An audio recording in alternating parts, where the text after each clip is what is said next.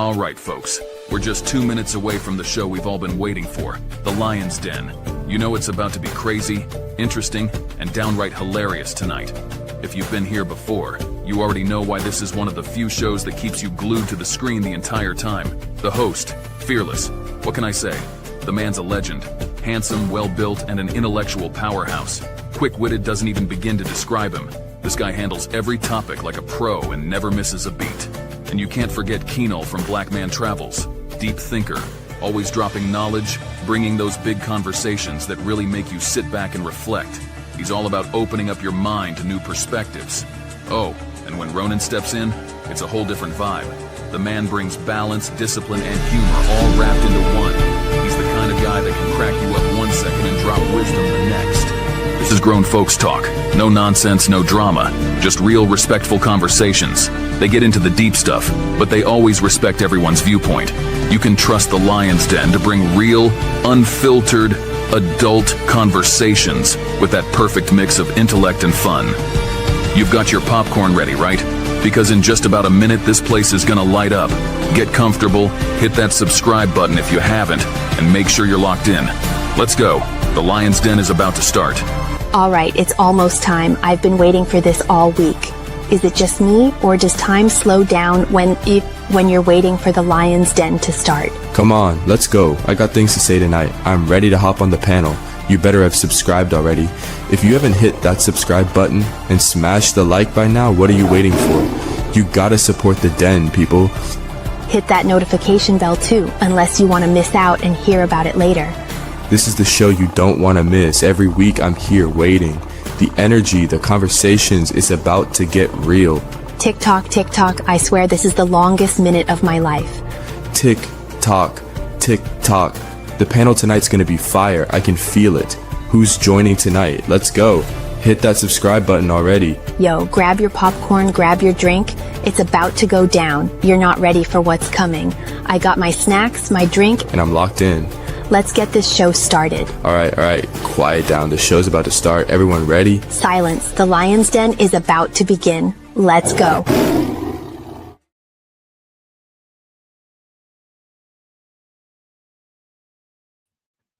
Oh man, how y'all doing tonight?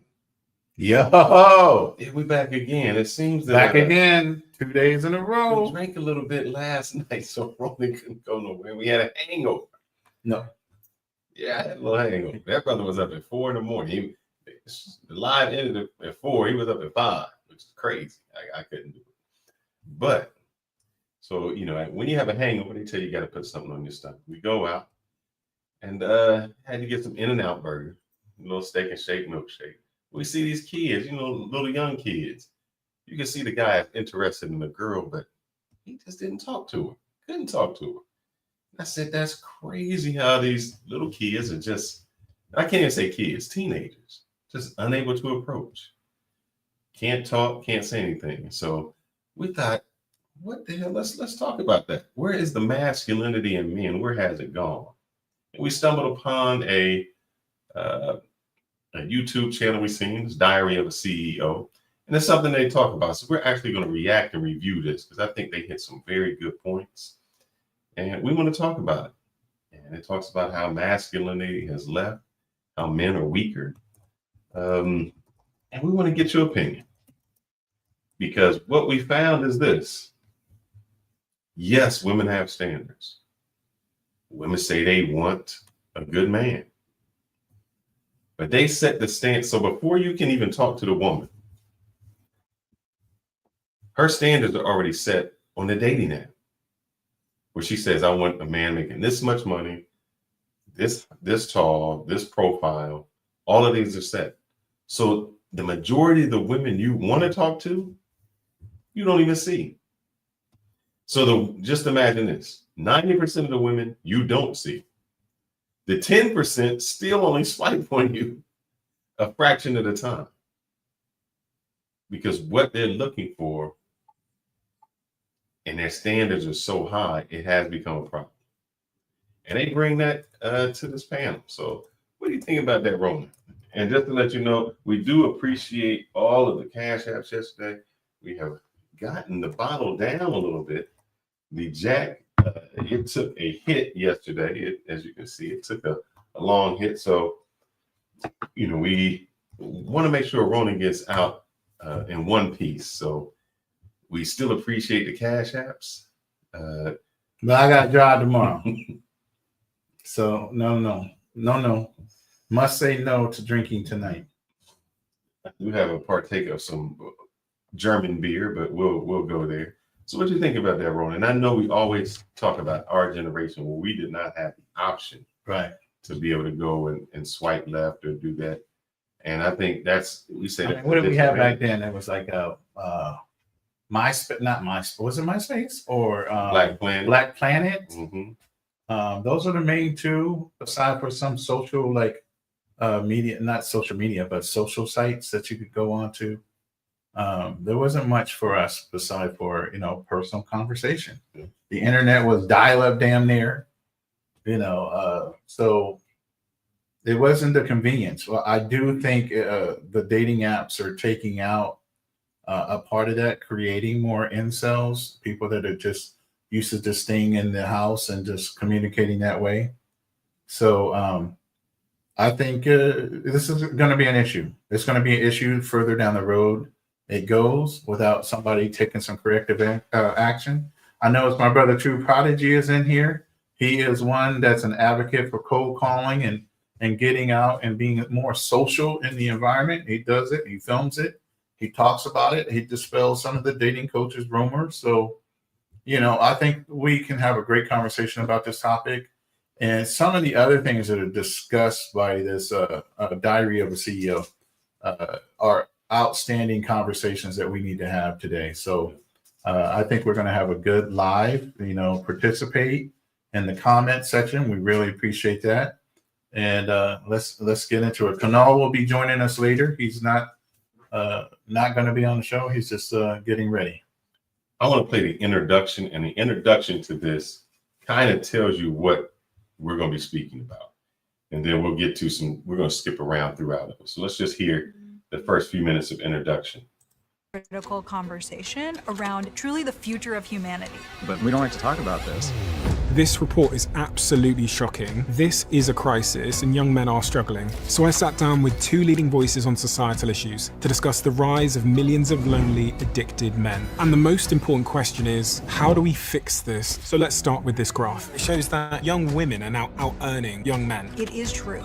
We have given women so many tools to achieve, but now boys are being left behind. And that the number of males aged 16 to 24 who are not in education or employment has increased by a staggering 40%. Yeah. And the data I've seen is that when the woman in the relationship starts making more money, they become twice as likely to get divorced. Because traditionally women seek partners who have more economic or social status than they do. And emotional intelligence is the new currency in dating. But these guys were raised not to be emotionally intelligent, but to be a provider.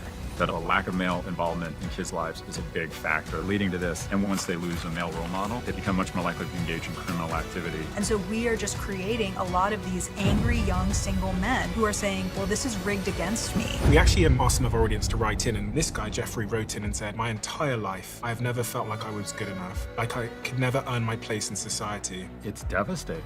But something that's controversial I've gotten pushback on. I think the secret weapon for men that they don't leverage is to... I want to hear a woman's perspective on it. Honestly, what I would do is... So those are some of the things we're going to dive into. As you can see, there are some studies that women are starting to earn a lot more. One thing they're going to talk about is wish I knew the term they used. What was that? The marketing term? Oh, God. I said it one time, and that was it. I didn't say it enough. Committed to memory. But what it is women say they want something. What women say they want and what they actually pursue, two different things. And we've said that a million times. Million. A woman will say, oh, I want a guy who's nice, who is emotionally intelligent, and they don't seek them at all. That's not even what they want. So we're going to jump through. I think, let's see. I had it at 113. So I want to talk about this because this is what we seen when we were out, was men no longer know how to approach women. I don't know if they're just scared what has happened in the world, but you guys are relying so much on the dating apps to try to make an approach that you lost the sense of conversation, the humor. And that's what really attracts women. So you want to start with that, or you want to discuss? No, let's go with it. Let's go with it. Continuing education. And you're going to ask them out for coffee. It's a friend. Hey, what are you doing? Do you want to watch the game? Do you want to watch the Liverpool game this weekend? Let's go to a bar. If it's a woman you might have an attracted to, hey, try and get a rap going. Would you like to have coffee? And here's the goal. The goal is no. And we're going to celebrate no. Because you're going to call me and I'm going to say, did you ask someone out for coffee or to a bar? And most likely they'll have said no. They'll be polite, but they'll come with an excuse. And then I'm going to ask you if you're okay. And you're going to say yes. And that's the victory. It's interesting because if you go on TikTok or if you go on X, you'll find a lot of videos of women filming themselves as a guy inappropriately came and made a gesture to them and then like publicly shaming them on the internet. It's very popular to do it in the gym. Yeah. They set up a phone, they're working out, a guy comes over and asks if they need help with the weights. It then goes viral online because that guy was being inappropriate. Like you shouldn't. So like as a guy, it's quite complicated to know how and where you can roll up without being filmed and going viral. I know. First, I want to talk about that. We hear a lot of women all the time on these shows where the women say, guys just don't approach me anymore. They don't talk to me anymore. But these are the same women that are in the gym with the shorts that show, their booty hole, basically. They're showing everything they can off the top, and then are upset if somebody approaches them. And I know this is kind of sad. If you don't want to be approached, you don't put them kind of clothes on. But as a guy, approach all you want. Because if they try to put you out there and you do it respectfully, the backlash gonna come on them. If you just come up to, hey, you look nice. I want to talk to you. Okay. And if she tries to publicly shame you, she's gonna look stupid. You know what I would do to counteract that? I don't know, True Prodigy, you could probably use this the next time you do an approach in the gym. I would say, yo, I just came over to tell you you were sweating up the bench and you need to wipe up your booty juice so somebody else can use the damn bench. But that's crazy. They wear leotards. They know they purposely dress to be provocative instead of dressing to work out. I can wear whatever I want. My body, my choice, all this other stuff. But now it's become a point where you're in the gym and it's more of a fashion show on what they have on and how tight it can be and how short it can be and how more revealing it can be towards showing every asset and every gift they might have worked out so hard to get. It's like now I can put it on full display while I'm working out. When did the morality of displaying your body to random men become acceptable?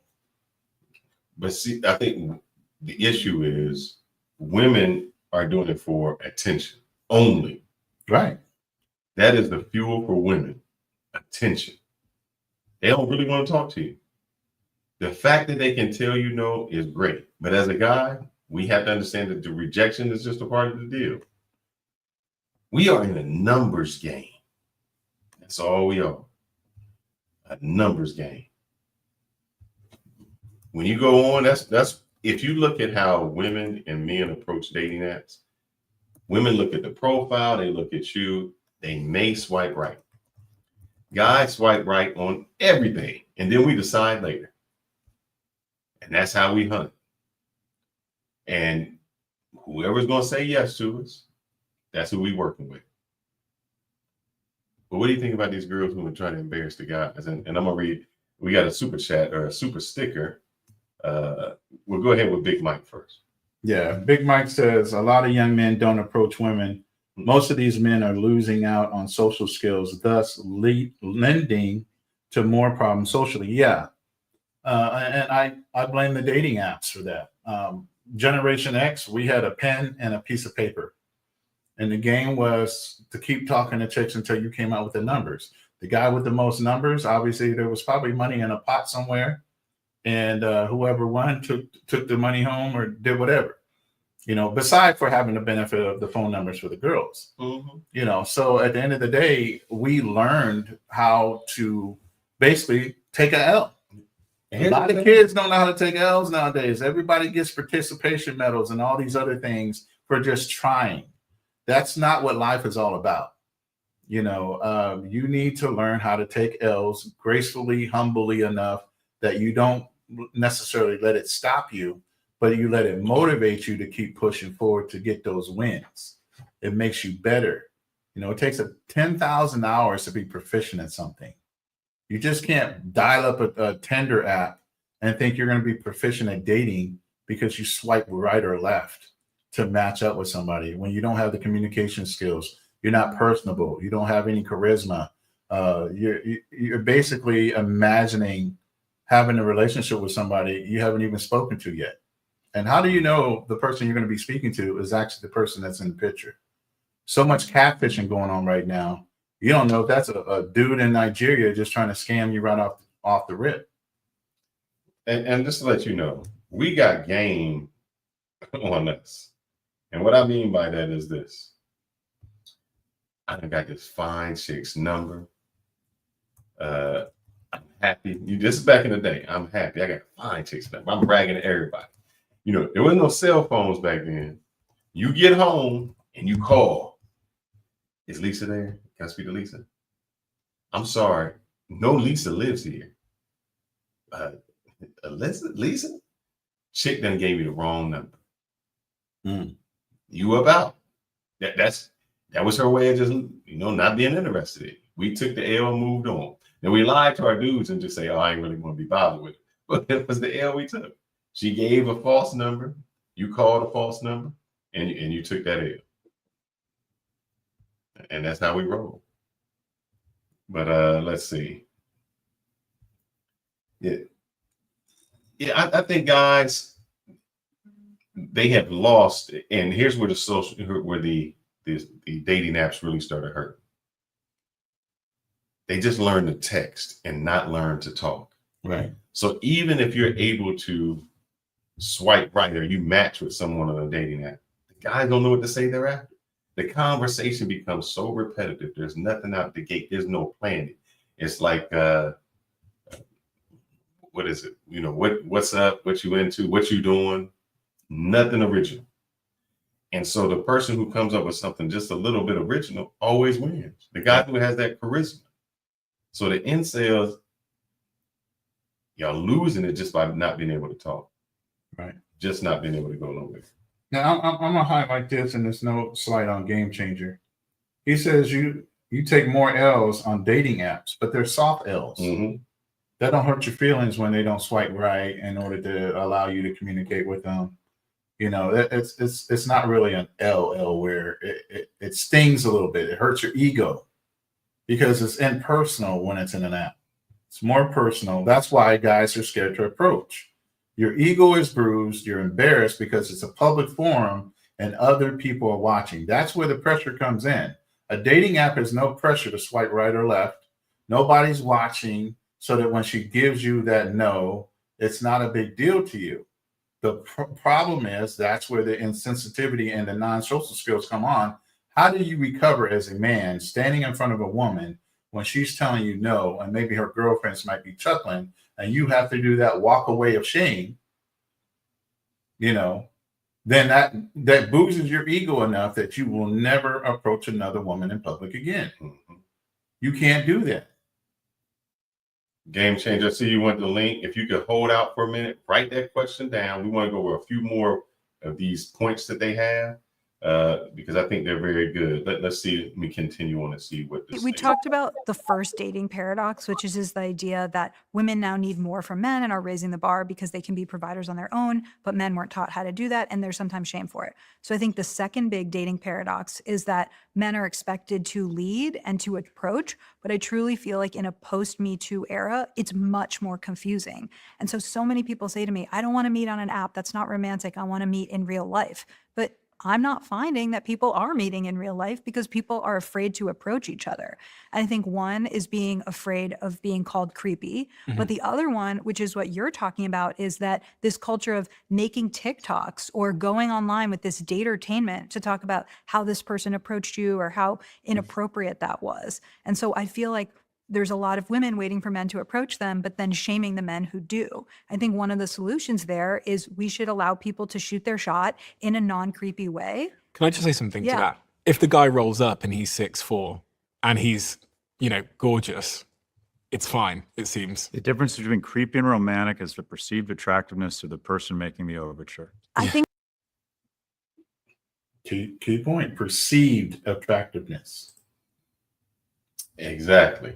So if you in shape, if you look, no matter what, you still have to have a certain something about yourself.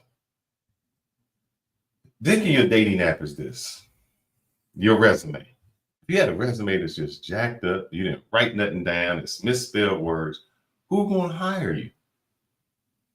They know nothing about. I just get a resume like this. I don't know nothing about the person. I'm looking at the resume, and I'm like, yeah, this person isn't intelligent. Now, they could be the smartest person. They could be Einstein. But all I have to go on is this resume. That's it.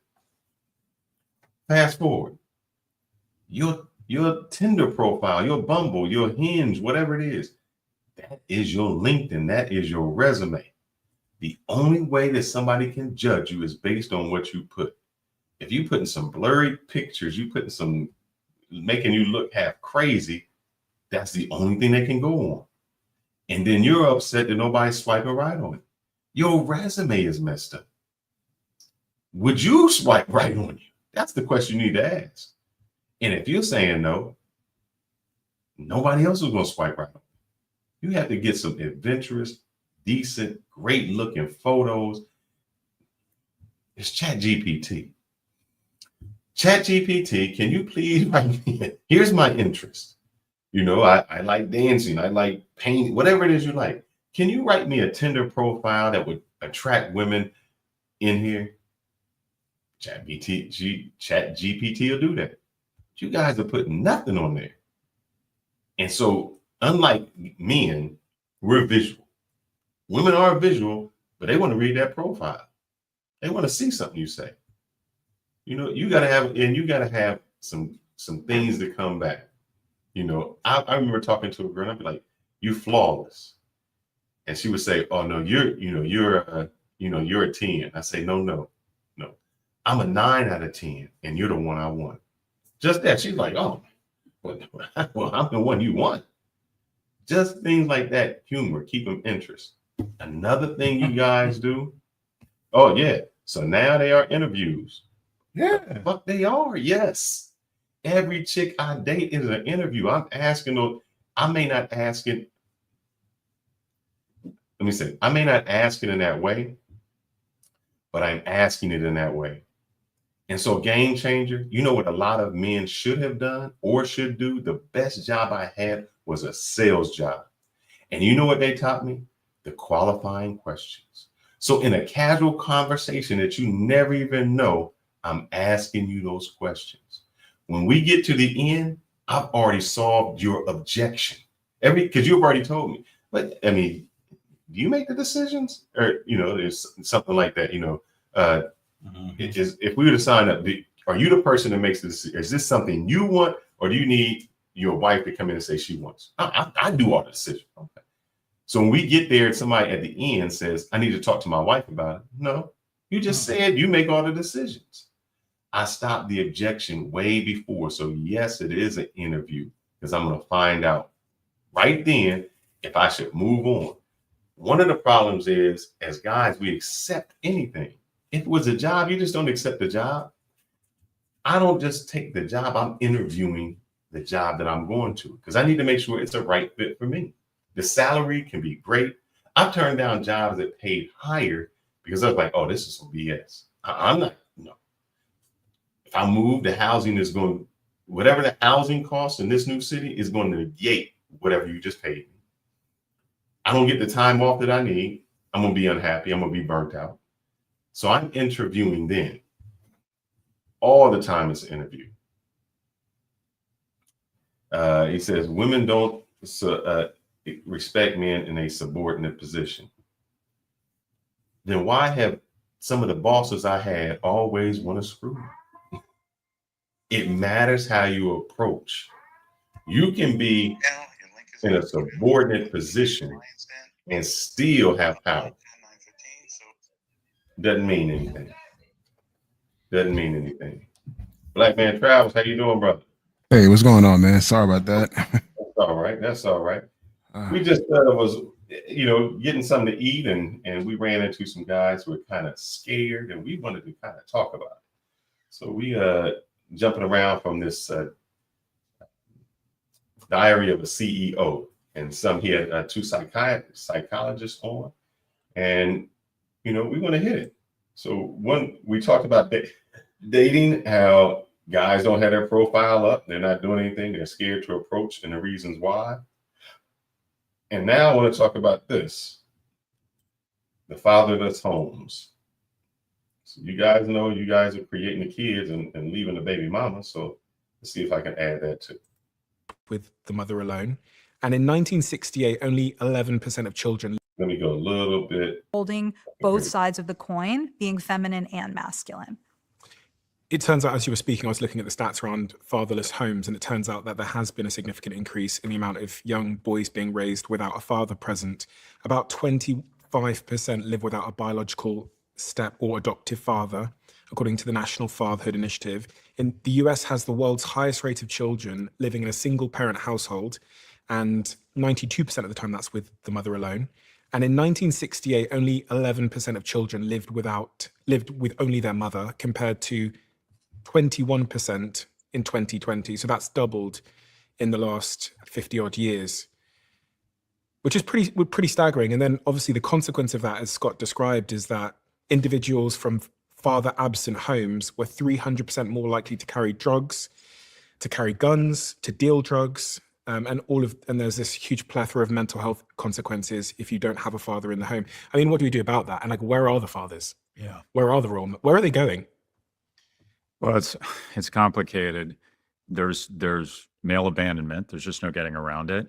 But also going back to family courts, sometimes the courts in the our economy make it difficult for a man to stay involved in the kids' lives. And also, family courts getting better at saying, all right, the kids, just a personal anecdote. I have a friend who recently has gone through divorce, 2 daughters, very much wants to be involved in their lives. They're 13 and 15-year-old girls. And quite frankly, dad's there on the weekends and they got their own thing going on. And they don't necessarily make dad a priority. And dad's not around for what I call the garbage time. And that is what I found with my boys is the moments of serendipity and connection happen randomly when you're taking them to school, when you're out in the back, jumping around or playing whatever it is, these garbage moments. And when you're not in the household, for whatever reason, there isn't that much garbage time. And I think slowly but surely I agree with that. And here's something that we talked about, and I found out when I had called the Texas child support people because I was just curious. In some states, I didn't know this. Me and the wife say we share custody. Some states go not by the time you have your children, but by the money you make. What I mean by that is I can have my kids 85% of the time and still pay child support because the mother doesn't make as much as me. That is crazy. Yeah, it is. That's the most ridiculous thing I've seen. That I can still have my children the majority, way more than the majority of the time, and still have to pay. And what he said was the truth. If you're a weekend warrior, every other weekend dad, 4 days, what was that? 4 days a month? Yeah, pretty much. How can you impact your child's life with 4 days a month when it's the moments that he's talking about, the garbage moments, the moments that you correct that aren't doing that weekend? Because what you're trying to do is shove every kind of scenario inside of a weekend, and you can't. It's just impossible. Just impossible. American Live, I'm glad you joined because our next segment after this one is exactly what we told you yesterday. Stay tuned. So how important are the fathers in the home? I mean, by every statistic and every scientific measure, it is paramount that a woman be present in the children's upbringing, more so than sometimes even a woman. At the end of the day, even a single father raises children better than a single mother. Mm-hmm. Statistically, has been proven. I don't know how many memes people have watched over the internet, TikTok, and everything else, where the mother is having a debate with their child to try to tell them to stop doing something.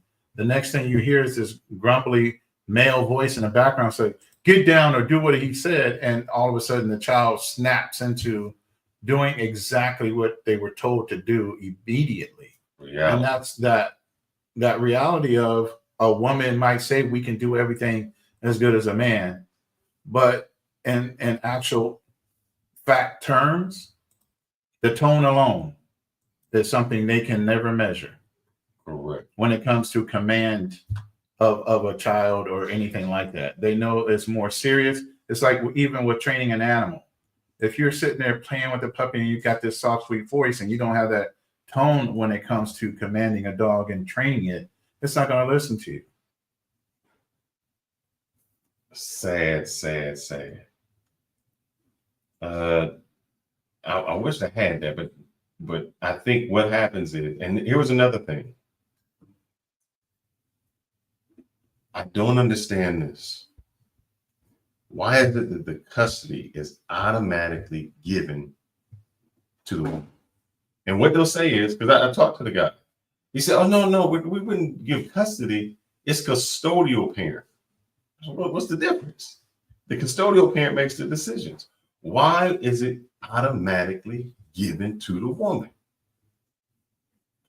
He said it's not automatically given to the woman. Yes, Yes, it is. because you gave it to him.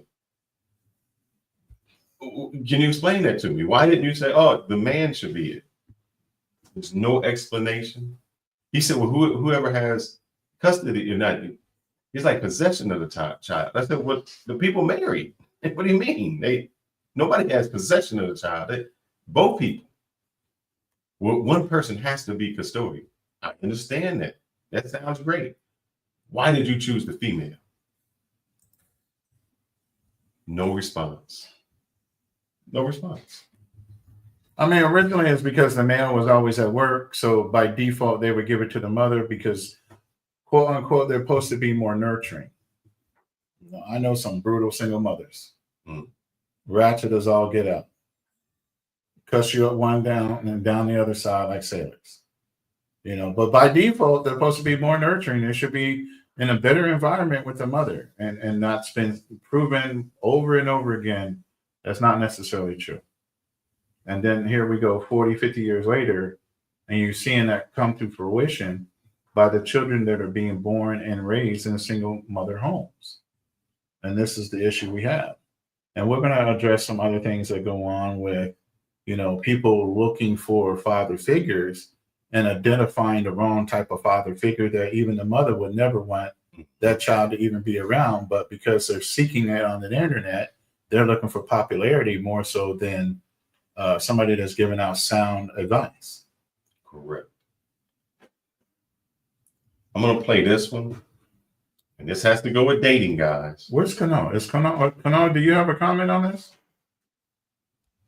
I'm here. No, I'm listening. I'm just trying to because I just came and had to rush and do everything else. So I'm gonna join the conversation. I'm here though. I'm listening. All right.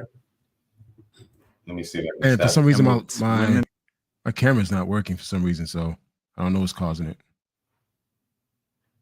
Before we get to this one, how many women say, and this goes to you, American Talk Live, you just said this, women want an emotional man. Last night during the live, you asked me, about how would you do with your daughter? And women need to be more masculine. And I said, I would never be feminine for my daughter. Playing tea and doing that is not feminine. I can still be. Why can't my daughter have tea with a man? If we have tea time, why can't she be having tea with, I'm having tea with the king? I don't have to be feminine to have tea. The king of Britain has tea. You don't have to be feminine. So I don't think I need to feminine myself. On your other channel that you watch, they'll say, oh, you guys are just too mad. Like you say, you're knuckle draggers. You know, Neanderthal. Let this woman explain what women say they want and what they actually pursue. And what we said to your friend who dated a woman for a year, Down there. never had any sexual activity with her, spent money on her. I said, you are the kind of man that she'll date. And I'm the kind of man she'll sleep with. Facts. But It's it's quick for QB out there. Congratulations, you played yourself. Congratulations. You played yourself. Since he wants to call me DJ Khaled. Yeah. So I'll let them do it. I really want to talk about this. This is the emotional in tune man. You to support them in their emotional journeys, but they're not as ready to have you open up in your emotional journey. Can I put forward a thesis, and I want you to respond to it because I haven't done the research. In marketing, we call it consumer dissonance, what people say they want, Yeah. and then what they actually buy. Consumer dissonance. That's the word. Consumer dissidence. Yes. What people say they want, but what they actually buy. Remember that. Women use consumer dissidence in order to convince you that they don't want you, but they really do. It's the reason why we get so much attention, because they say they don't want a masculine man. They'll hang out in these feminine, pro-feminine, male feminized rooms, but they come in the room to what? Get that energy. Because that old sad energy in the other room of non-disagreement is not something they're used to or even desire. I'm gonna let him repeat that and let him go through, because I think that's an important part. You to support them in their emotional journeys, but they're not as ready to have you open up in your emotional journey. Can I put forward a thesis, and I want you to respond to it because I haven't done the research. In marketing, we call it consumer dissonance, what people say they want, Yeah. and then what they actually buy. And what women say they want is an emotionally in touch man, and what they want is a masculine man. What that means is the woman says, I want a man who's in touch with his feminine side.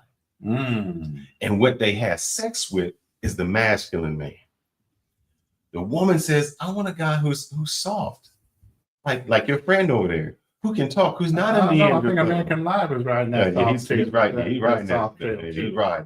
Yeah. You know, because didn't he say that? He's like, he's got more women being feminine. He said he was a male feminist. Oh, no, he said he had got more women being feminine. Yeah, yeah.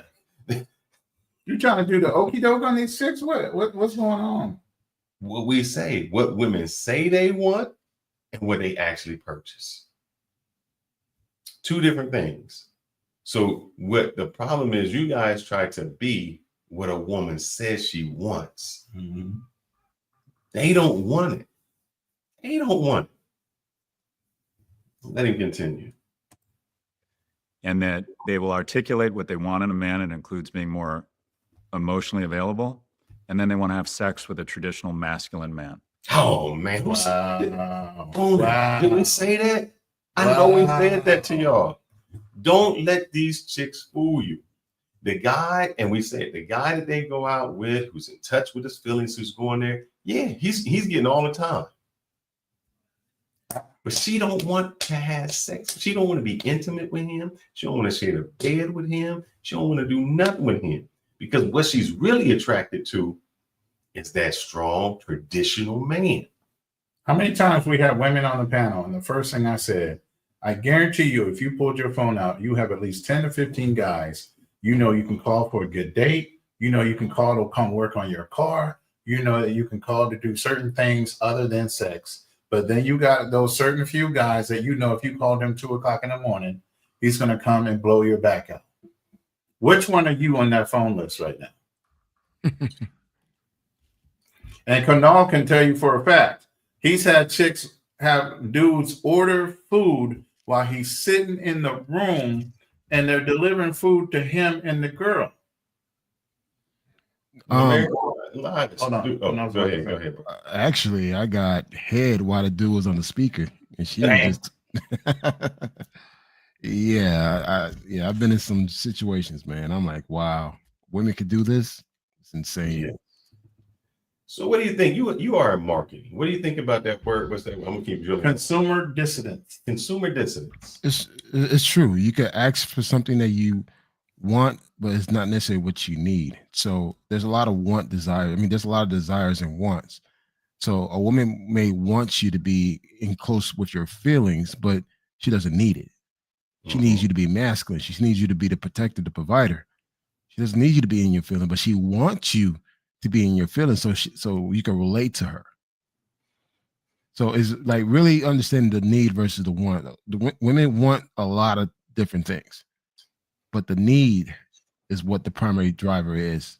And it goes back to our natural human instincts that need factor needs to be satisfied first. Correct. Now I'm just going to show you how ignorant means, it's not, bad words, just mean unknowledgeable American Live is. He says men buy cologne to smell good. That's kind of feminine. There's a few words. There's a few words that you just put. Cologne, not perfume. And when men buy cologne, it is what do we call it? Cologne? Musk. But it's like the musk. Yeah. It's a strong scent. It's a heavy scent. It's that what do we say? Outdoorsy, pinesy. Those are the things when we describe cologne for men, that's it. And it's not the sweet, because a woman walks in, it's like, man, he smells like a man. Tobacco smell, sandalwood, exactly. All these different scents that remind a woman when she walks by, you're like, wow, that's incredible. You ever have a woman compliment you on your cologne? How is that feminine? Correct. She's not smelling for. Women have a keen sense. And I've heard women say, I love the sweat of a man. Why do you think that women, it's not being feminine, because my wife has done it and many girls I have dated have done it. You spend the night with them or they spend the night with you. The next morning, they got one of your t-shirts on, one of your office shirts. Why is that? Because they want that smell around you. Your smell, because your smell is a man. Women want to know what a man smells like. Now, if you got all the feminine stuff, even my candles, man. I got I got the Bad Bath and Body, but it's the one that's the intense man smell. Women love it. It's the cologne type. I like vanilla smell. Yeah. I mean, listen, we have different senses and they have different senses. The point is you're putting that cologne on not only for your own gratification, but you also know that compliment is coming for the right one. It's kind of, it's kind of same for the men. Men love to smell baked goods. I love a good smelling woman, especially the right perfume. But there's been studies that shows that men like the smell of baked goods. Yeah, cookies, sweets, sweet. So if a woman has that perfume type, that will turn a man on, because like, damn, because he's naturally gravitating towards that. Oh yeah, yes, absolutely, and it's a conversation starter. I mean, women walk by and say, "Oh my God, what is that cologne?" Whether they are asking because they do have a man or don't, they're gonna let you know right off the bat. So real quick, I just want to read these two super chats so we don't get too far behind. Thank you, True Prodigy, for the $5 super sticker. Appreciate your support of the channel. And then Darnell, thank you for the $5 super chat. He says, upgrade yourself to first class. Come on, chat. 9 more super chats. $5 help Ronan reach his goal. I appreciate that. Y'all don't know, I'm already in transition. I have left Houston. I've been here in Dallas for the last day and a half. I'm headed towards OKC, and I'm going to spend some time with my mom in Kansas. And then from there, I'm jetting. I'm out. My mom just turned 81 March 18th, so I feel like I need to do a little, mom bonding time, because there's no guarantee by the time I come back she'll still be here. God forbid. She will be. But at the end of the day, I want to spend some time with my mom before I jet. And so just to let you know, he stayed because we done went through these bottles, man. We destroyed his big Henny and God I ain't damn. gonna lie. I couldn't do it. I was asleep. I was like, man, I'm Hey, you know tired. what? Honestly, I didn't know that you guys were together. Like Yeah. doing the live stream. Because yesterday Yeah. I'm like, yeah, why rolling background looks similar to Fearless? Well, granted, guys, I mean, I think this week I put in 75 hours this week, Ooh. like, HR planning. So, I was kind of tired, but when I was looking at the screen, I'm like, I know it's three in the morning. I'm tired. Is Fearless at Roland's house? I mean, Roland's at Fearless house? It's like, what the hell is that? It's like, but I was too tired, man. That you came up. But I'm glad, but at the same time, I'm glad you guys met up, man. Fearless is an yeah. amazing person, man. He's mad cool. I'll be up there in Dallas pretty soon, man. So appreciate I'll be it. checking out his spot too. We might have a little itis. The wife cooked for us, and Oh my we God, ate. And I yes. looked at the clock. I was like, "Oh damn, we gotta go on in like 20 minutes. I need that." So bad. But what do you think about this? Where women are really attracted to masculine type men? It's true though. I mean, you look at when a woman see a construction worker, who's in shape. We're not talking about the big gut construction worker, but someone that's in shape. He looks strong. He's good with his hands. That's a turn on to a lot of women. Right. And we were I mean, just that talking about that office earlier. wearing the suit type thing, Yeah. man. Look, that shit gets overkilled so much. I think the masculine blue collar look is the look. That's like why guys growing their beards out. Growing a beard is a blue collar. Oh no, we're gonna hear. I want you to listen to this guy. Okay. Yeah. But and also I remember when I used to work out, I used to always put the gloves on. And there was women that didn't like that. They wanted to feel the calluses. Yeah. They know they feel your hand and be like, I want to feel some soft. Yeah, I want some calluses on them hands.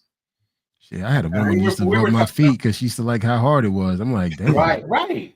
And that's why that's weird. And we were talking, because here's the thing, and we were talking about this earlier, Kanal. Women want a man that's rugged up.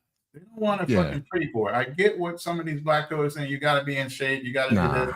You got to do that. The older you get, they expect the man to have some fucking scars of life, some things that prove that you've been through some shit. Yeah. You being perfect all the time, every time, that's not necessarily what a woman desires as you get older in life. They want to see that you're weathered. You've been battle tested. You got scars from what you learned, your life experiences. All those things fucking matter. Yeah. This whole clean cut look doesn't really play a lot. That's why a lot of guys is trying to grow out their beards or they try to have a certain masculine look. I mean, if you have it naturally, it just comes to you. But some guys got to work on that. Now, here's a study that they were saying, and this is where it went wrong. There's a time that when a woman ovulates, they took a photo book and they showed women pictures. And they were finding out when they were at on their ovulation. When a woman was not ovulating, she was fine with a softer face of a man. When she was ovulating, they picked the one who had the chiseled look, the strong look. Because women instinctually think, when I need to procreate, I want the strong man, strong jaw. Instinctually, it was biologically, that's what they did. They said what has messed women up is they started taking birth control, which suppressed that entire cycle. But when they're on a cycle, that's why that woman can be with the guy, and then when she cheats with that man she want to be with, instinctual. So then let's throw out that stat that somebody said earlier. Most sex is being had by 10% of the men, 85 or 15% of the men, and 85% of them are not having sex. Mm-hmm. So what's that say about you? If you're one of those ones or not? I'm just saying, my seed is set. I got 4 sons, 2 grandchildren already. Battle tested and proven. Believe what you want to believe. You get what I'm saying? You can say whatever you want in the chat. But guess what? I pulled it off. These guys on this panel have pulled it off. You listen to a whole bunch of other guys that are crashing out overseas just for clicks and views and ain't pulling nothing. Scared. Haven't proved nothing. Don't have a legacy. Don't have children. Don't own shit. But you paying guys, it's not pulling a girl when you paying for her. That's not pulling a girl. You just paying for it. That has nothing to do with pulling. You just got there first before somebody else grabbed her up and paid the same fee. That's all. That's it. Nothing more. But the reason I really wanted to talk about this is when the guy says women, give me that word again because I'm gonna fit it. The marketing tool. Consumer dissonance. Yes, I'm gonna make you remember. It's because what happens is women are raising these boys, and women are telling these boys what is it? They painting a picture like, oh, this is what we want. They don't want that Disneyland white knight, and that's not what they really want. Yeah. And that's not the men they're choosing. And when I say the women are raising the boys that they won't date, that's what's happening. Let me let this dude smoke a little bit. And what I hear from a lot of, and this is anecdotal evidence and it's pulse marketing, and you tell me what the data says, but there's just so many single women in my age group. And it feels like there's literally no men in my age group. As bad as it is for people in their 20s and 30s, try being a woman in your 50s trying to date, right? And they tell me the same thing. These are liberal, progressive, educated women. They say, by the way, I like a manly man. Yeah. And they say it under their breath. So there's what supposedly is stated around, I need more emotional availability, someone who's touch with their feelings. But what the research shows is they want a guy with facial hair, who's still women. Who just said that? No, Black Man Travel said that. Why do you think them guys is growing their beard out? Mm-hmm. You just said that, Black Man Travels. Yeah. Women are wanting that beard on your face, that rugged look. It's not that pretty boy, I'm shaved cut. You just said you know what? It's kind of funny. Typically, I tend to have just a goatee. But now lately, I've been growing out my beard, and it's just I've been getting more looks and compliment growing out my beard, which I don't like it. I don't like having that much. Being a silver fox is a thing. Okay. Say that again. Being especially with the grays. Like you know, I'm noticing I'm getting more looks because of that. Versus when I typically have my goatee, it's like whatever. So it's just interesting, man. Because that shows a sign of maturity, a sign of masculinity. We just looked at, I showed Ronan a video today that in Germany, what the guys used to do is get in the fights and get their face cut with swords on purpose, because that made them look rough and tough. And if you go through a dude and you're like, man, he's scarred up on his face. He ain't no pretty boy. He done been through something, and I don't want to go through what he trying to get through. Let me get to these super chats again. Darnell is on fire. Darnell with another $5 super chat. Black Man Travels and panel, but it isn't true for both sexes, i.e. men that try to wife up strippers but claim they want to be good women. Is it? I'm reading that. Yeah, it didn't come out right. Black Man Travels, but isn't it true for both sexes? Example, men that try to wipe up strippers but claim they want a good woman. That's true. It's no different than guys going overseas. Oh, I'm looking for that submissive woman, but yet you fucking with pros. What's the difference? And then his part two to that question was, because of the savior complex, why don't women fall for thugs? Do you believe both sexes feel they want to be a hero and change someone like a Disney character, I guess? I mean, the thug provides that masculine, strong, protective, like I'm gonna be there, you know, I'm gonna do whatever it takes to take care of you. Versus the stripper tend to be more of the sexy, soft, it's just they give out that false illusion of what they consider attractive. Correct. Exactly. A guy wants a woman who's willing to do anything and do all those things and be sexy doing it. That's why they like that. Where a woman wants that guy to be like, they look at the thug like he gonna choke her up. She might get out of line and he gonna snap on her. And it sounds crazy, but they get attracted to that. They like that, man. They love it. So that's why they attracted to it. So women, so that's that Disney fairy tale. It's like, yeah, I would love to have, this fairy tale and this. And it's not always about money, because you have rich guys who make money and the woman cheats with the trainer. Bro. I.e. Xavier Washington from the Kansas City Chiefs. I.e. Tom Brady. So let's see. Women are still very attracted to traditional masculine attributes. Yeah, I mean, I think we're just in such a hard moment because you have women who are saying, I don't want to date a guy who earns less than me. And you might think, okay, well, the data hasn't caught up with the dating. If more women are in higher education and more women are earning more, then maybe you're going to be the one who earns more in your relationship. But what they feel like is projecting out, I'm going to end up doing most of the housework, most of the childcare. I might as well get a guy that can contribute financially. So they don't want to change their expectations around that. And so I think we truly are in a moment where women are being asked to do more masculine things and men are being asked to do more feminine things. And I think a lot of that is progress, but it also seems to be creating a lot of confusion in the dating world.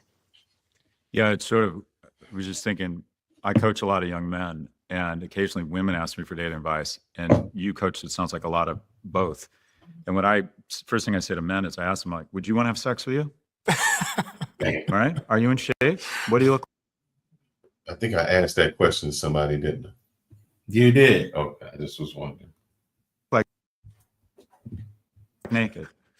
Do you have a plan? You don't have to be rich now, but do you have a plan? Right? Have you found means of being confident? Can you demonstrate kindness and excellence across anything? And the only advice I give women is second coffee. And that is, maybe it wasn't great. I mean, if you don't like the guy and you're just like turned off, fine. But if it was just okay, maybe give it a second coffee. I have a chapter in my book called Make the Second Date the Default. Yeah. And it's really I always get to that second coffee. Unless I don't want to. But I think that's important. We have started to feminize men so much that men, you got men that are calling themselves feminists. Yeah. That's a shame. Do you think all that's changing now? Like now that, President Trump is running things, and I'm seeing a lot of narratives being shifted. A lot of storylines are starting to be shifted back to more traditional masculine, everyone playing their role. And which community? I'm sorry? Which community do you see this? Just general. I'm not talking about anyone in particular, but I'm just noticing based on the frequency and the airways that I'm seeing through media, I'm seeing a big push to like going back to the 80s, the 70s type of man. I was going to play this a little later, but let's do this. I want you to listen to this and all. Let's do that for the first time in history. Like her gut reaction was, why is this a problem? Then I started telling her these stats. Let's go a little bit further. The Bank of Korea warns that if current trends persist, the Korean economy could begin contracting in 10 years' time. And this presents a national service risk as the country relies on its conscripted military. And this will fall by hundreds and hundreds of thousands of people by 2025. Though half, oh my gosh, could fall from 250,000 troops to 125,000 troops. Politics is the last thing I wanted to talk about, and how this sort of intertwines with everything we've talked about today. Obviously, Trump is now in power. And as we saw in the data, and it was touched on earlier on, young men have become more right-leaning and more conservative than ever before. Yeah, I just said that. The left hasn't necessarily offered the best vision of masculinity to young men, as something Scott's talked about previously. And I've said that before. And I said that on shows. And I wanted to show you this, because to answer your question, I seen a show where it said Trump won the election because of masculinity. A few things happened. One, if you looked at Kamala Harris's 16 points of what she wanted to do, men were not on that list at all. It was the alphabet community. It was all these other communities. They never addressed men. Trump went on every male show there was. Joe Rogan, all the other shows. Joe Rogan got 50 million people following. He went on every masculine show. They never backed down from the masculinity of the show. You know, the one where they were shooting guns and doing all this crazy stuff. He addressed men. Men, not only men, because we say, oh yeah, you know, in order to win the election, a lot of women voted for Trump. And the reason those women voted for Trump was, I think this guy had talked about it on CNN. He said that the mothers were looking at their sons. They were proud of their daughters. But they looked around and said, their daughters, they made it. Now they have nobody to marry. There are no men out there. There were no men like their husbands. So their daughters did all of this work to find nobody.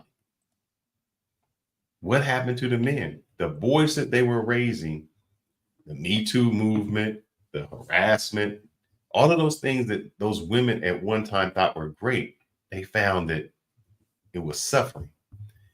And I played a video before where a guy got called into HR. They were sitting down at lunch. A woman goes like this. She can't breathe. The guy is like, oh, you know, she's choking. This universal sign for choking. He gets behind her. He does the Heimlich, loosens it up. He got called in because the woman said, while he was saving my life, I could feel him pressing up against me. He's like, what the hell? Mm-hmm. And so this pendulum swung so far that men just felt they couldn't be men. No such thing. We always say toxic masculinity, but no one is ever talking about anything with femininity. And there's no such thing as toxic masculinity.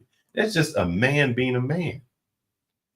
So to answer your question, politics played a big part where guys said, oh man, I can be a man again. There's two bathrooms? Trump said there's only two genders? What do you mean? There's men and women and not all these other things? It's not. I seen a debate where they were like, hi, I'm John, he, she, Jay, something identified. They were saying he, she, something before they went out everything. And this is how it's like, how can you get through anything? You can't just call somebody that, you know, they get so much affected. And so the Republicans just said, you know what? Nah, we're men again. It swung an entire different way. The people didn't like him, but the whole Andrew Tate, he said, man, I can be a man. I can say these things. I can feel what I believe. And it doesn't mean anything. So it was a whole aspect, man. That's why them liberals, man. I was wondering, I think this morning in the hotel, I was like, how is the left going to get men back? They're not going to get them back. Because the vision of masculinity, this is something Scott's talked about, that the left portrays is not, doesn't seem to be in line with all the things we've just described that we feel intuitively as men. The things we think are important, like economic viability, being strong, you know. I'll let Scott go first. He doesn't like. Well, on the right, they've conflated masculinity with coarseness and cruelty. The two kind of role models, you know, President Trump, who in my opinion demonstrates a lack of grace and a lack of empathy and a lack of kindness, and Elon Musk is currently being sued by two women for sole custody of their kid because he hasn't seen the kid. I mean, is that those? They say that, but here's the thing that they don't understand about what Trump does. He was non-apologetic. He just said whatever the hell he wanted to say and didn't have to go back and say, I was sorry. Where today's guys, you say, oh, excuse me, sir, I'm not a sir. And then you're like, they blast you and you feel bad and you can't do anything. And you're like, what do I do? And I'm just said hello. And he said, no, you a man. And you a man. I'm going to call you a man. And next. And that's where it got to. So it seems crass, but men stopped apologizing for being men. And that's really what happened. We had to apologize for being men. Doing the same thing that we do, approaching a woman. Now that's bad. The woke What do you mean? I didn't do anything. Oh, we voluntarily had relationships. You said yes. Mm-hmm. And 10 years later, now it was wrong. I don't know. That's not how it works. My body, my choice, until it comes down to accountability. And then all of a sudden it's everybody else's fault. Mm-hmm. Why a woman at 26 years old has 6 children and pregnant with a 7th and no husband to speak of. Entirely different. So I think the left really messed up because they left men behind. It was, even when Obama got on there, said you can't vote for a woman. Well, women weren't voting for. You got to give me some other reason to vote for a woman than her just being a woman. That makes no sense. But they never addressed the issues of men. When you start leaving men out of the equation, what happened? Women did not see the consequence. I think that's all it was. I want to make more money. Great, we're going to pay you a lot more money. Well, now I make more than men, and now I can't find a man. I can't find a man. There's only no men out there. Well, that was the consequence. I'm a strong, independent woman. Okay, you can be strong by yourself. Well, this costs a lot to be strong. It costs a lot to be independent. And now I need a man. But there's no men because you were the strong, independent woman. All these things they fought for. What was it when they say the dog catches the tire, the car? You know, the dog's chasing, and they catch the car and don't know what to do. Mm-hmm. That's what happened with women. They said they wanted all these things, and they caught it. And now they're like, oh shit. Now what do I do? Now what do I do? What do I do? Did I go through fatherless homes? Men approaching. Let's see. Boys. Oh, this one's kind of scary, man. Kennard, do you think men, let me say boys or girls are weaker? Who's weaker, boys or girls? Okay. How would you define weaker? Emotionally weaker. Your dad leaves you when you're 7. Is that more harmful for a girl or for a boy? For a boy. You're in a group home, and another one was, which I didn't know. I think you disagree. Bless you, my friend. Bless you. A assault happens on the girl at a certain age and on a boy at the same age. I would think the girl would suffer more. That's not the case. So our mentality, I didn't know this, is much weaker. I'm gonna let them explain. The brains really develop at a different stage. I want to talk about that sort of early education experience and how it can be adapted, but also just like if the environment of the classroom is right for boys. As we were talking about the point about fatherlessness as well, I found. Let me ask you this before we get there. Me and Rona had this discussion, and I want to ask the panel this too, or the audience. Do you think the classroom is developed for, young guys? Do you think it's developed for boys or for girls? You got a 7-year-old that's going to school. How do you think that his education is different from that of a female? It's a lot different. Boys learn differently compared to women. To girls. Boys tend to be more hands-on. They tend to move around a lot more. Mm-hmm. They view things slightly different, so the education style is going to be different. That's why boys and men tend to gravitate towards the math and science because it's more practical, while the girls and women tend to go more towards the reading subjects or the reading professions.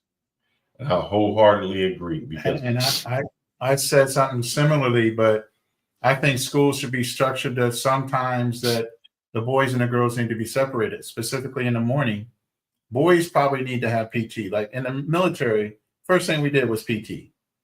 Run off some of that extra energy so you can focus once you get in the classroom to learn what you need to do or start doing your job. Men are more apt to focus more if they work out first thing in the morning, where women towards the afternoon should probably be working out more. And then at that point, men should be in certain classes while girls are doing their PT. And then they can come back together in other classes. But I think if a school was structured that way, there would be better learning on both sides. You know what? It's interesting. Right now, there's a huge debate in TikTok about black men are not going to college. Like why black men are not going to college. You know, why there are more black women than black men going to college. And there's a huge debate right now. Like literally, like my feed is flooded with this whole debate. And basically, black men realize there's no true value for them to go to college. They want to get something now and something that they can use. So more men, so more black men are opting for the trade schools. But black women are looking down at the men at these trade schools. So it's just interesting, man. So it kind of ties into our whole education system and how boys and men. And the interesting thing, the interesting fact, men, regardless of race, are scaling back from going to college and picking up a trade. Yep. The cost isn't worth it. You don't get a chance, you know, especially when you need to make money. You want to have a trade. You want to have something going on. You don't get that in education where you could spend your entire time going to school and all of a sudden, man, I'm in debt and don't have a job. Hello. But I agree that women and boys and girls learning completely different. I think the guy said something, I don't know if I skipped, where he said, you don't train a dog when it's got full of energy. You got to wear him out. You got to run. When he's run and doesn't have it, now he's apt to listen. And that's how little boys are. We used to have recess. You go outside, play, you wear it out. But we go to school and we tell the boys, sit down, pay attention, sit. And a little boy can't do that. He want to play. They want to grab each other. All of those things are what boys do. And and who is the teachers? Females. Females are trying to teach these boys and they don't understand. They're like, oh, he's just out of control. Because the way they do it is you should just sit down like all the other girls. And guys don't learn like that. This graph, which is also pretty shocking. And it goes into something you said, Scott. It basically shows that the absence of a father on a boy causes depressive symptoms, but the absence of a father on a young girl doesn't cause the same depressive symptoms, which means that the absence of a father for a boy drastically increases their chance of being depressed, whereas if for a girl it doesn't. There's a lot of other graphs that look like that in terms of women and young girls are just actually a lot more resilient in childhood. So if you are in foster care as a young woman, you have less negative outcomes than young men. And so there's this theory in parenting of, is your child an orchid or a dandelion? And so the orchid really needs very particular situations to grow. They need a certain amount of light. They need to be watered in a particular way, and they'll thrive in some situations and they will not thrive in others. Whereas a dandelion can really survive in many situations. And so women, young girls tend to be more dandelions in childhood. And so that's why when you have a boy and a girl both in negative situations, the boy is more negatively impacted. Boys are just weaker. There's a crazy stat I read that two 15-year-olds, a boy and a girl, both sexually molested. And to be clear, they're equally heinous crimes. But the boy who's sexually molested is 6 to 10 times more likely to kill himself later in life. It ends up that boys are just less resilient. And I don't agree with that. Do you think there's somehow more of a stigma there? Exactly. Like, I wonder why that's Shame, so they dramatic. can't talk about it, aren't comfortable, feel there's a lack. I mean, I think just until a few years ago, the social incentives were to never speak about it. Right. I was on Lewis Howe's podcast, and he just openly said, I was sexually abused as a child. And it was so shocking for me to hear this big, handsome guy. Yeah. I don't think he would have said it 10 or 20 years ago. I think people would have assumed that it was his fault. It made him less of a man.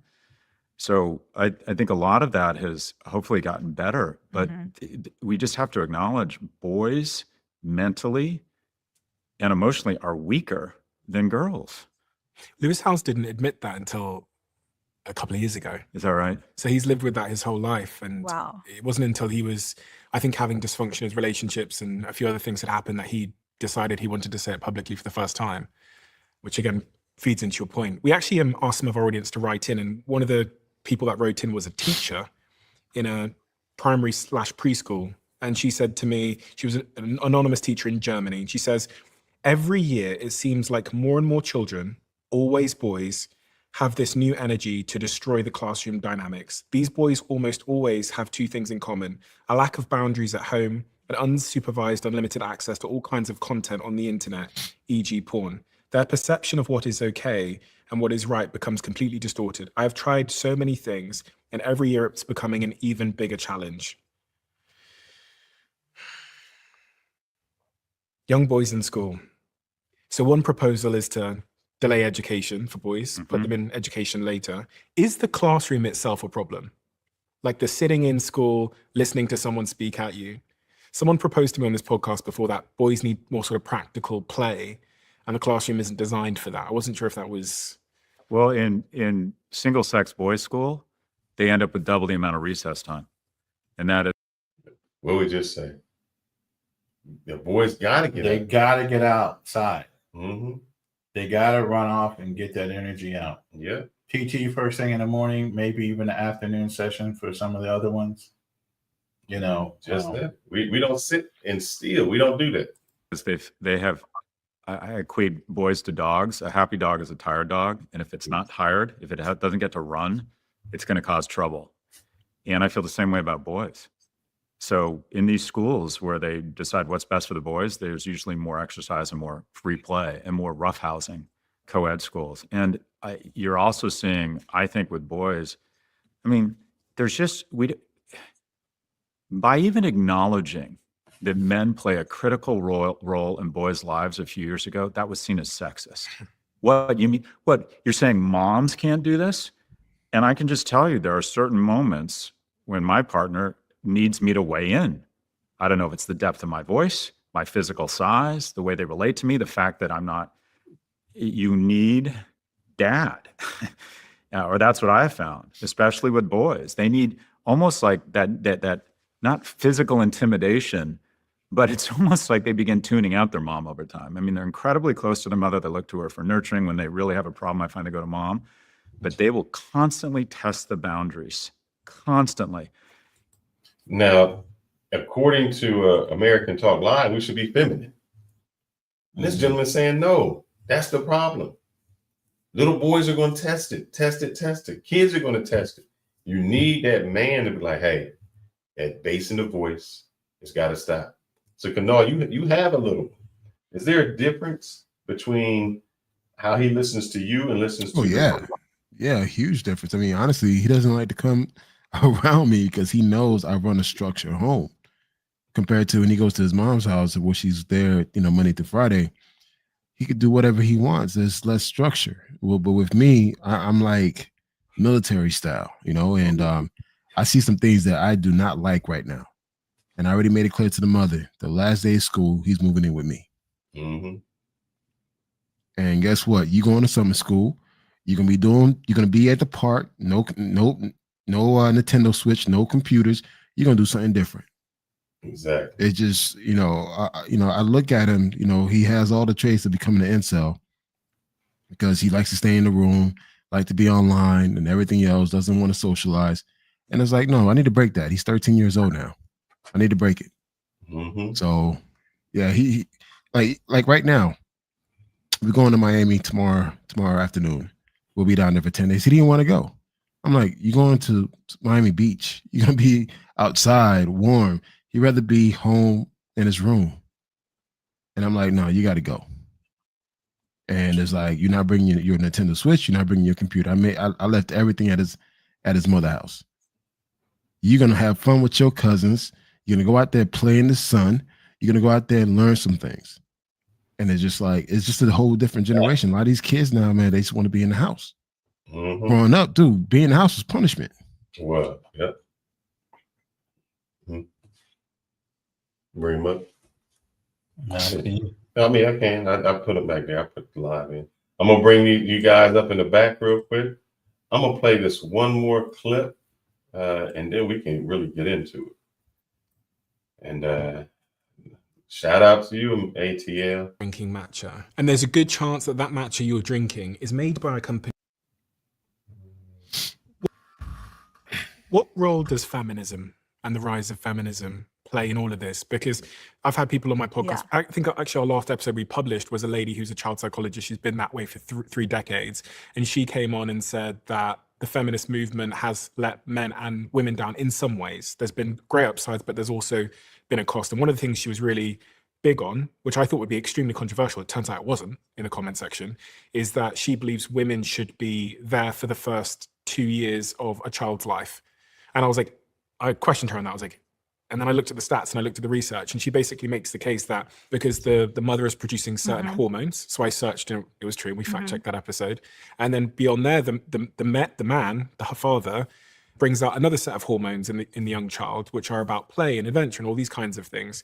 So she makes the case that we've kind of lied to women, and we've told them that they can have it all. They can have an incredible career. They can also be incredible mothers. And she says that in her office, she often sees mothers coming in saying that they're 39 years old, they're struggling, they're trying to do IVF, they feel like they were lied to, throwing all of that out there. I'm going to quote Scott to Scott, which is, you can have it all, just not at the same time. Yeah, I don't, we can talk about what is the best hormone balance and brings out the best in kids. And then there's the real world. And my partner was working at Goldman Sachs with 2 babies and getting up at 5 a.m, and it was hell for her. And at the same time, I was struggling with trying to get economic traction because my whole identity as a man, I'm not proud of this, has been defined by money. So is mine. I don't think men say this enough. Like, yeah, of course.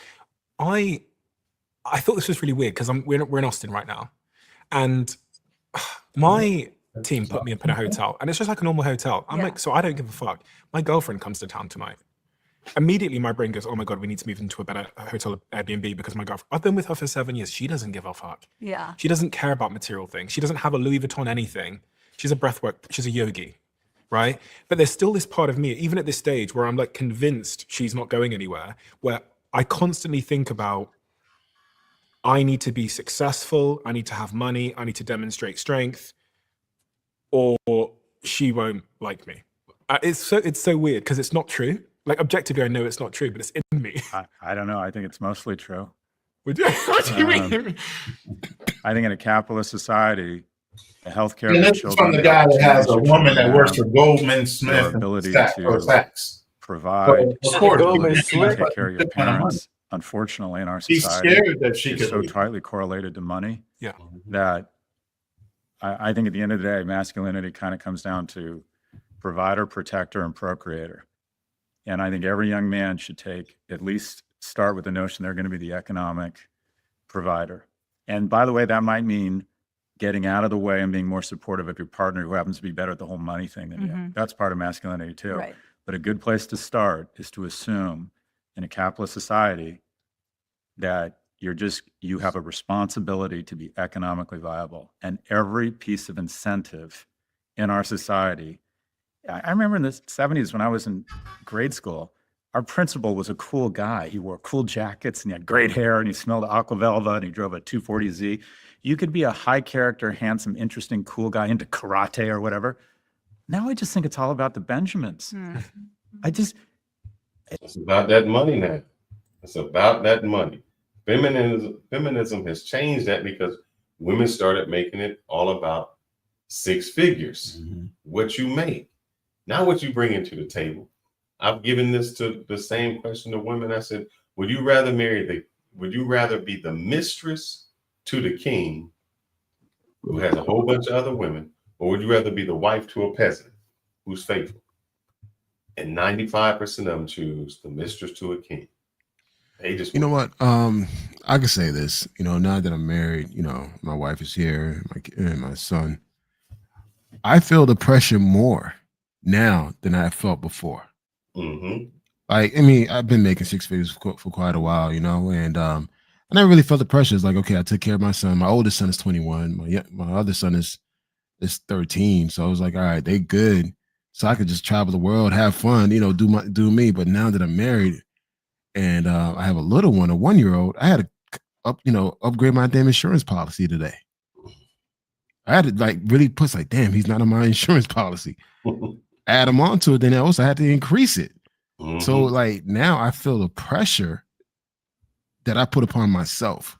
She's not putting any pressure on me. It's just me being a man, being a provider, a protector, and just understanding that, hey, I want to make sure that my family's good.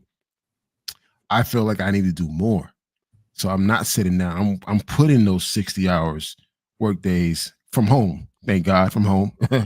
And dude, you just got to do what you got to do, man.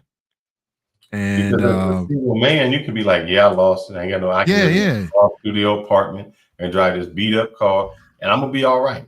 But when those people are depending on you, you know, it's different, man. So that's why, like, you know, when a man understands his purpose and he has someone that is greater than himself. I look at my 1-year-old, when I look at these other kids, it's like, man, okay, what can I do else? I mean, I've traveled, man, dude. I've been so many damn countries. I'm trying to go to China next year. Look, I banged out. You know what? I'm kind of impressed with China right now, man. I'm liking what I'm seeing. So I thought you was going to Australia. I thought you was doing Australia. You changed because I was also gonna do Australia. Well, I mean, we'll see. We'll see. I mean, it's just like right now, China kind of has my interest right now for some reason. I don't know. Let me know if you go to Australia because I'm also heading down there. I'm supposed to go to Sydney and Melbourne. And I mean, what's his name? Roland Travels says a lot of good things about Perth. So I kind of want to visit. I think Perth. for me, it's like, and again, that this is taking me away from the subject. The reason why I think China has my interest is the culture experience. It's something different. I've done the typical places, and I'm like, all right, I need something challenging. And what I'm seeing from China seems very promising. And it's like, okay, I could definitely do that. But just going back, just understanding your man, your role as a man to do these things. Like you could go out there and live the bachelor life, but that shit gets old. I mean, it's kind of weird to say that sometimes. Like, damn, you banging so many different women. How can that get old? But it does. It's just like, all right, what else can I do? Like, how can I challenge myself? So I'm I'm literally at that stage now. It's like, all right, cool. I'm not living for me.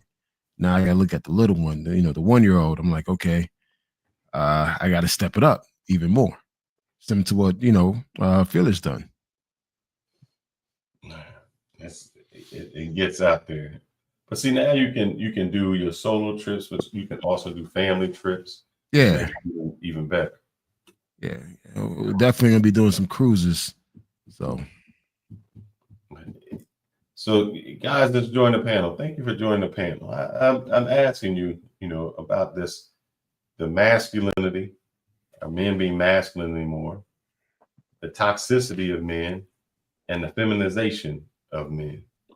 We talked to American Talk Live yesterday. He said women don't want masculine men. We just said, no, that's not true. But isn't America Talk Live? Is he celibate or something in Thailand? Yes. No, we're not. Hold up. I want you to. We're not joking when we say this. Like, yes, he's a violent. And it wouldn't be violent. It would be a voluntary celibate. Yes, he says in Thailand. Yeah, I call a cap on that. First of all, hold on. He's 67. So it is possible for an older man to say, "I don't want to have sex." But in Thailand, drive anymore. Well, the real question is, hold on. First of all, I don't want to speculate on a man that's sitting in the chat. He has every ability to hit the link, and maybe he will join us in a little while.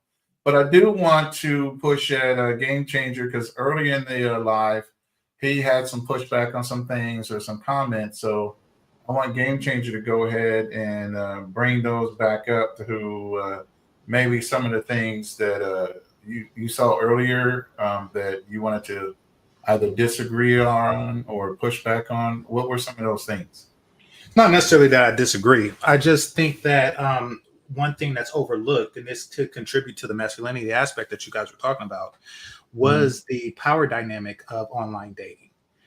You see, basically what you're doing is very similar to what a person, you even compared it to sending your resume to the woman, meaning that she is in the position of power. She is the one who is reading the resume and determining if the individual is worthy of them.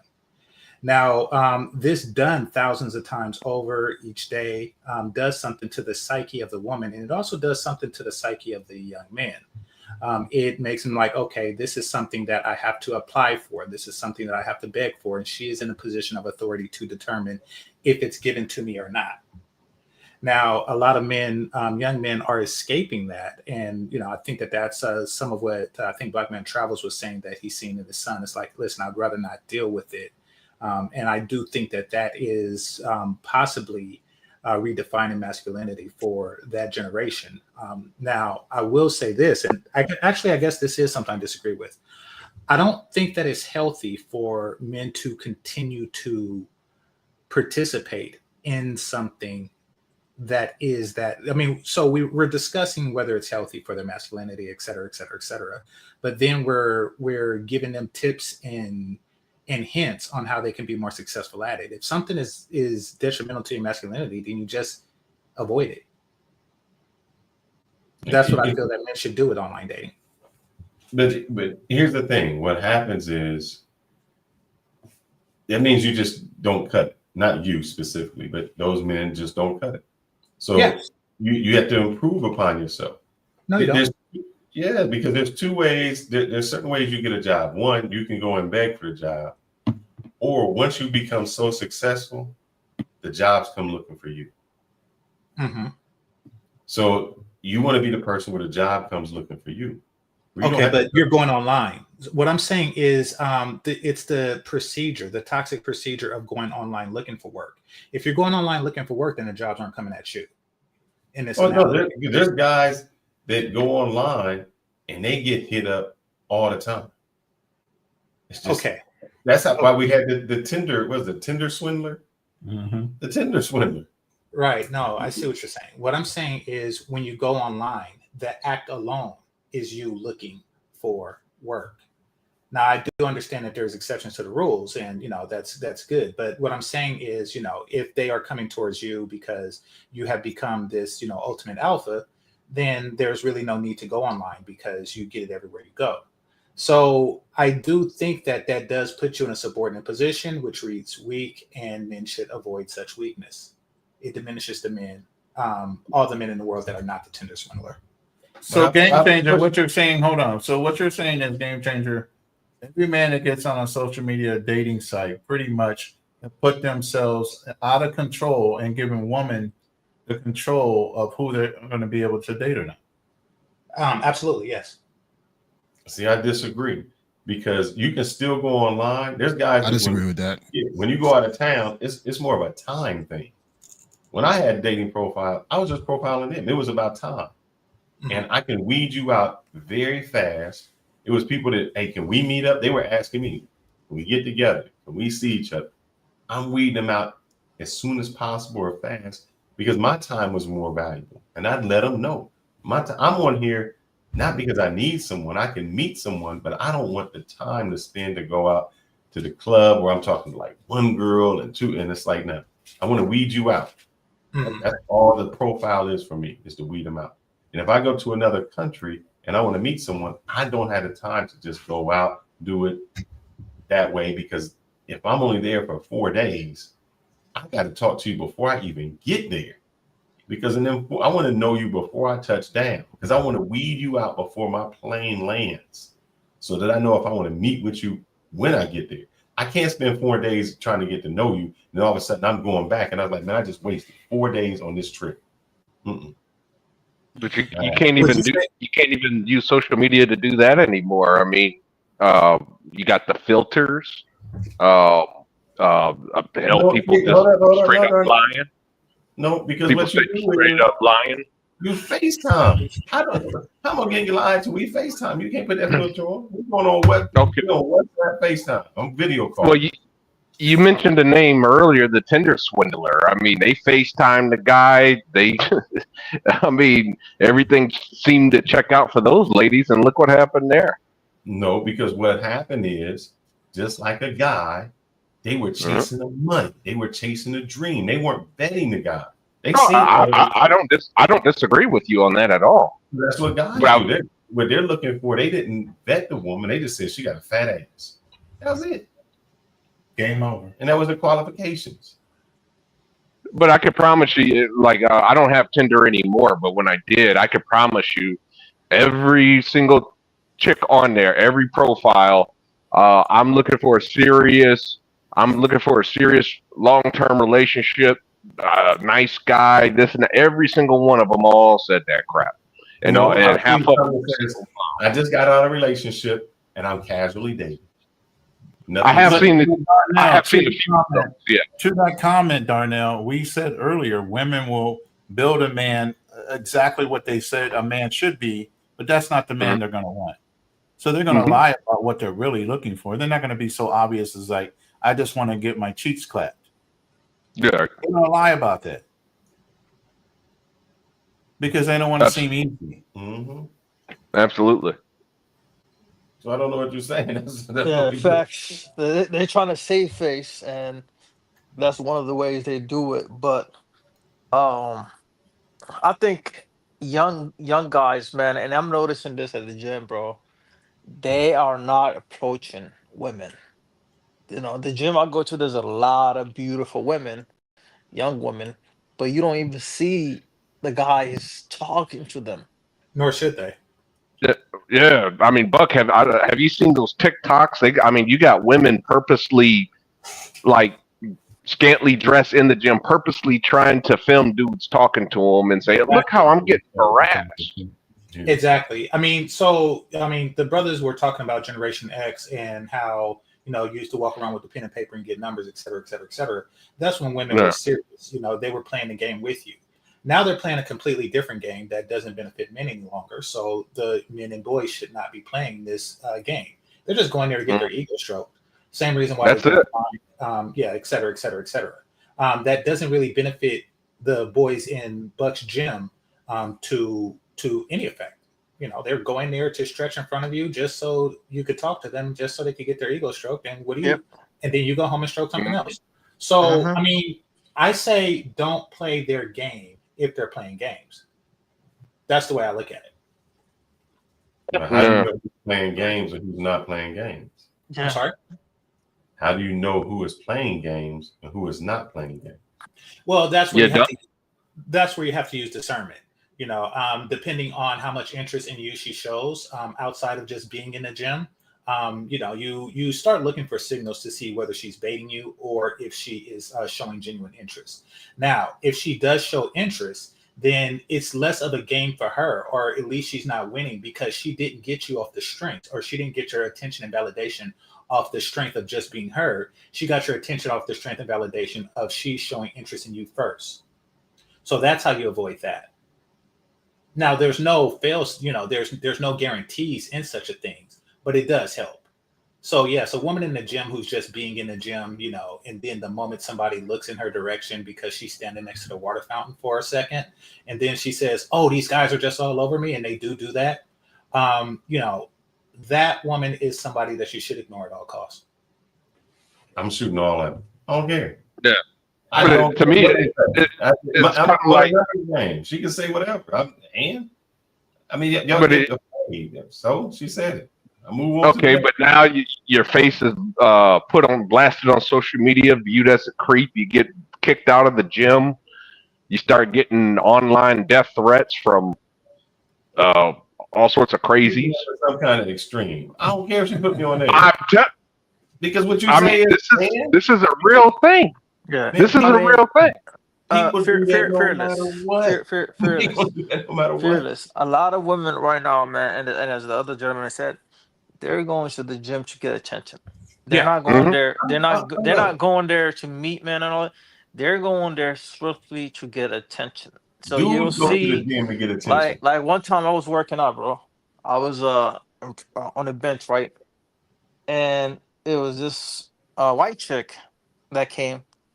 There was like plenty of other benches in front of me, right? There was like empty ones. She came, the one directly in front of me, and she started doing rolls, and she bent it over. Her ass, everything was showing, and she was like within 3 feet of me. And just instances like that. It's like chicks will do shit like that in the gym just to get your attention. Even if you just mind your own business, they will do that just to get your attention. It's not about choosing side. She got it. To Buck, what I would say is, yeah, we as men should be more strategic about who we give our attention to.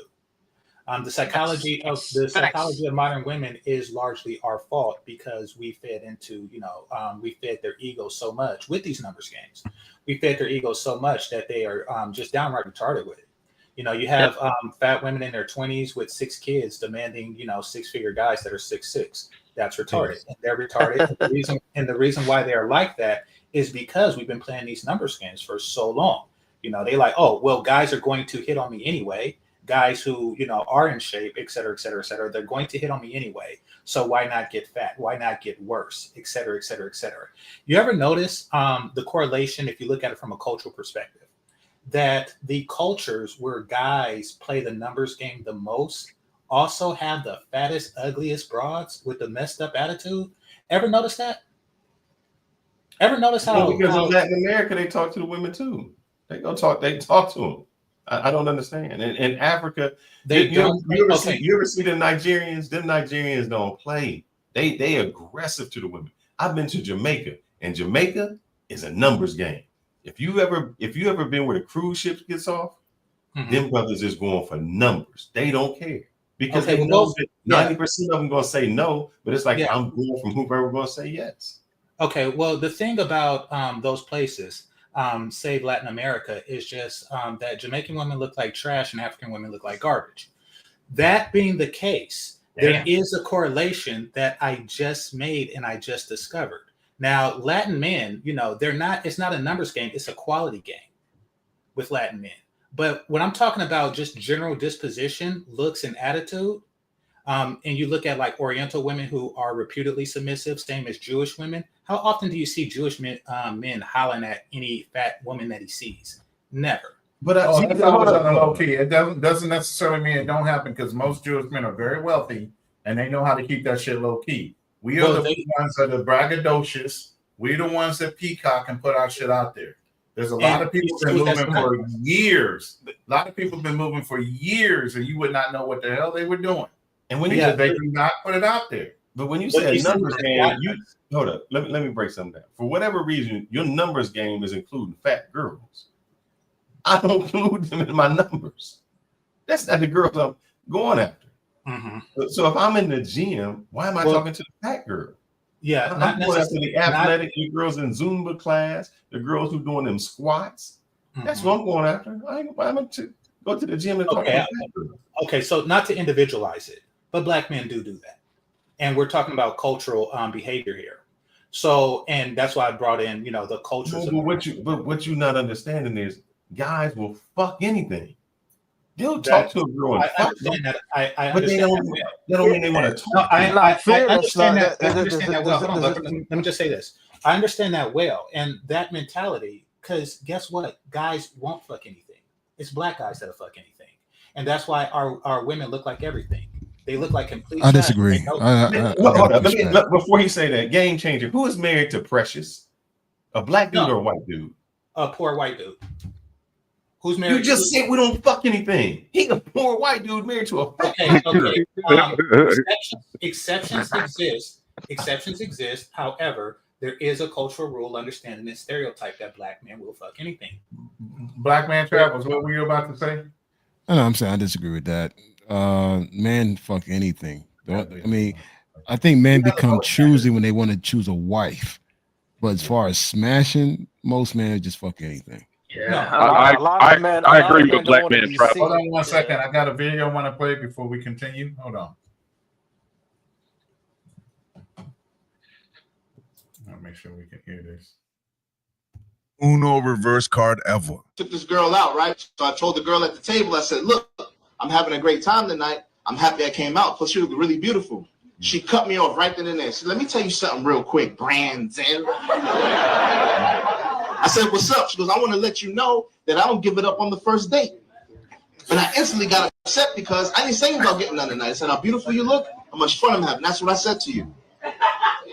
But why you don't give it up on the first date? She said, well, I don't want this relationship that we have to be just based off sex. I want you to respect me as a woman.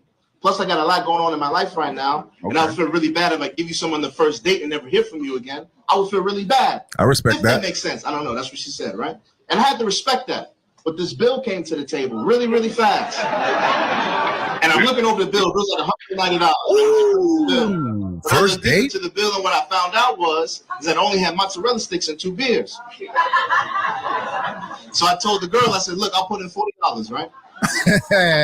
Because that'll cover the tax and the tip. Plus, that's more than my portion of what I had. And she lost her mind. She said, are you kidding me? You invited me out. I thought you were paying. I said, listen, I want to let you know something. Oh. I don't pay on the first date.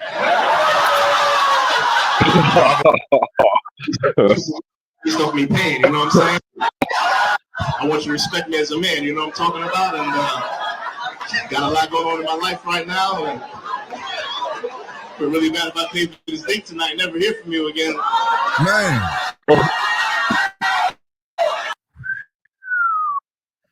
Touche, young man.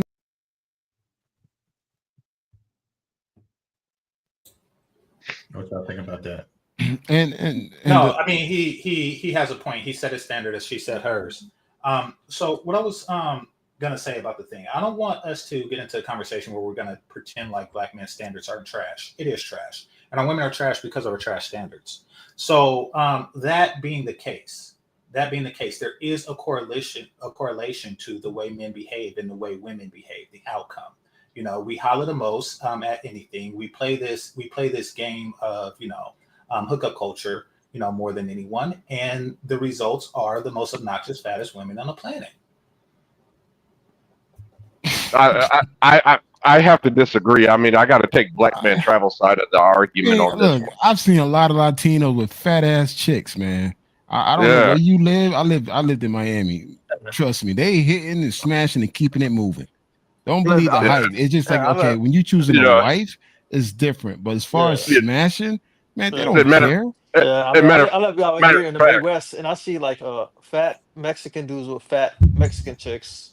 Yeah, I mean, the thing so, is, the whole thing about black men don't have standards. I mean, I think you focus too much on what Pookie's. What you're saying? No, the problem is you focusing on so much on Pookie's standards and not what the real black man standards. Because based on what I'm seeing here in Atlanta, I see a lot of brothers with a bunch of fine women here. Mm-hmm. So I don't know what you see. I don't know where you live at. I don't know what your experience is. No, it's completely different. No, you're being disingenuous. No, I'm not. I'm speaking my truth. No, that everybody who speak their truth is lying. Listen, you're being disingenuous. The truth of the matter, bro, it's like, dude, you talking from a hurt place, man. It's like saying, black men have no standards. What the hell that's supposed to mean? What I'm saying is, I know women here in California who take their fat ass to Atlanta just so they could get a nigga that'll put up with her. So don't tell me that that she y'all comes to have Atlanta. high So standards. well, first of all, Atlanta got shitload of women here. Trust me. Atlanta is a man's playground. I'm talking about quality because quality. Yes, our unqualified women take their fat ass. California got no fucking women. There ain't shit in California. Okay, that's because they're leaving to go to a place where niggas tolerate. No, there was never shit in California. California's overly hyped. California don't have the badass women that y'all claim to have. Y'all don't have that shit. I've been to California plenty of times to work. Put back on that one. No. I lived there for 31 plus years, brother. There are plenty of baddies. Most baddies come to California. I gotta disagree as well. Man, listen, man. Look, I'll take the entire South Florida and bury California. I gotta disagree, man. When I went to West Coast, ain't no disagree. I'll take that. West Coast got one of the finest Latina chicks. Wait, gentlemen, hold on for a second. That sounds like we can table that for a future live. Florida versus Cali. There's no battle. It's a fact. You're gonna sit here and talk that bad about California like they ain't got no baddies up there. No, they don't. They really don't. Okay. It sounds like it's turning personal. No, I mean, I'm going based on going to Sacramento, San Francisco, LA. I've been all of these places. I ain't seen shit. Yeah, I get it. It don't matter because I never made the assertion that California has the baddest ones. What the assertion that you made is that in Atlanta, dudes are walking around with badass women, and I'm calling cap on that. I think that you're capping on that. Period. Now, I don't know what you're trying to do or prove with that. And also you want to make the argument that everybody dates down and everybody fucks down, but we don't do that in Atlanta. So which is complete and total cap. And I have to call the bullshit. I didn't imply that. I said everybody smash whoever they want. You make it seem like only black men smashing fat chicks. Man, all men fucking fat chicks. You just said keep it a buck here. anything. You said black men have no standards, right? So I'm telling you that most men will smash anything. Most men will smash anything. I've been to Europe, I've been to South America, Central America, been to Asia. Trust me, a lot of these men are smashing anything because I've seen it myself. Okay. So this whole thing you saying that black men have no standards is complete bullshit. Now you're just saying yeah, it is. Listen, now you're just saying stuff that feel like you're right. No, I'm not. Dude, you said black men have no standards. We smash whatever, right? So nothing you said countered that. That's the thing. All you're saying is that European men smash everything too, which means that you agree that I'm speaking as men in general. Men, all men. All men. You are unless you choose unless you decide to pick a wife. That's the only time you take the shit serious. But you out there in the dating game, you don't give a fuck, man. Most of these dudes just want to get their dick wet. They don't care. Yeah, okay. What I'm saying is you haven't countered what I said. I said that black men don't care who they smash, and you just said all men don't care who they smash. So you didn't disagree with me, but you're still trying to drive this ridiculous point home. What I'm saying is that we have a bunch of fat ass bitches because of the behavior of the men. That's what I'm saying. Now, perhaps if European men continue with this behavior, then they'll have some fatter bitches too, wearing other people's hair as well.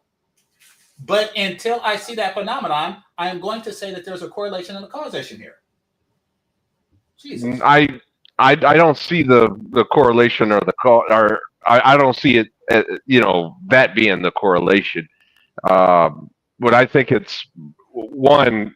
I was in the military, and Ronan was in the Marine Corps, and we'll both tell you, dude. I mean, when them ships pulled in, I'm willing to bet white, black, Hispanic, they was going out there, going to town on anything with a vagina.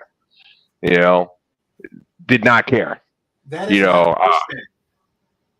I'm sorry, that's not what? That is not pushback. What you're saying is that everybody smashes, everybody fucks down. What I'm saying is that black men do it to an excessive extent. Let's be clear on that.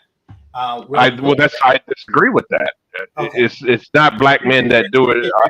Then we agree to disagree. And black men we're not different. We're doing everything the same. That's why our women are like Jewish and Asian women. Jesus. The thing is, it's like, okay, just being in the military, you notice things that are different. Okay. So it's not like, hey, I'm just saying, okay, this is my little city, my little pond here in Phoenix. No, I've traveled the world and I have seen it with my own two eyes. Black men aren't running around creating this standard of overweight women. Yes, we are. No, it's more. Okay, so you don't think society has anything to do with that? Maybe the stuff that they put in our foods, that creates these overweight women. Perhaps. Absolutely. How about the body positivity movement?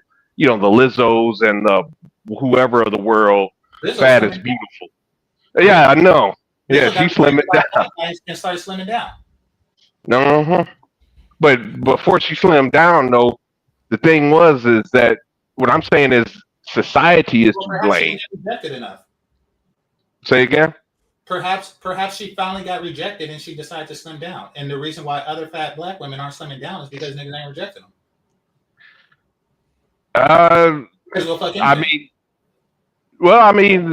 Well, again, I don't think so. I don't think it's because black men will just fuck anything as you're putting it. Yes, I just think y'all just want to justify your lifestyle of fucking anything. Listen. That's not my lifestyle. I mean, that's not my lifestyle. We can share our receipts, man. Can you? Until we develop standards. Black women won't see a need to develop standards. Period. Do you date black women then? Nope. Hmm? You don't date black women. I could tell. Oh, you're asking me?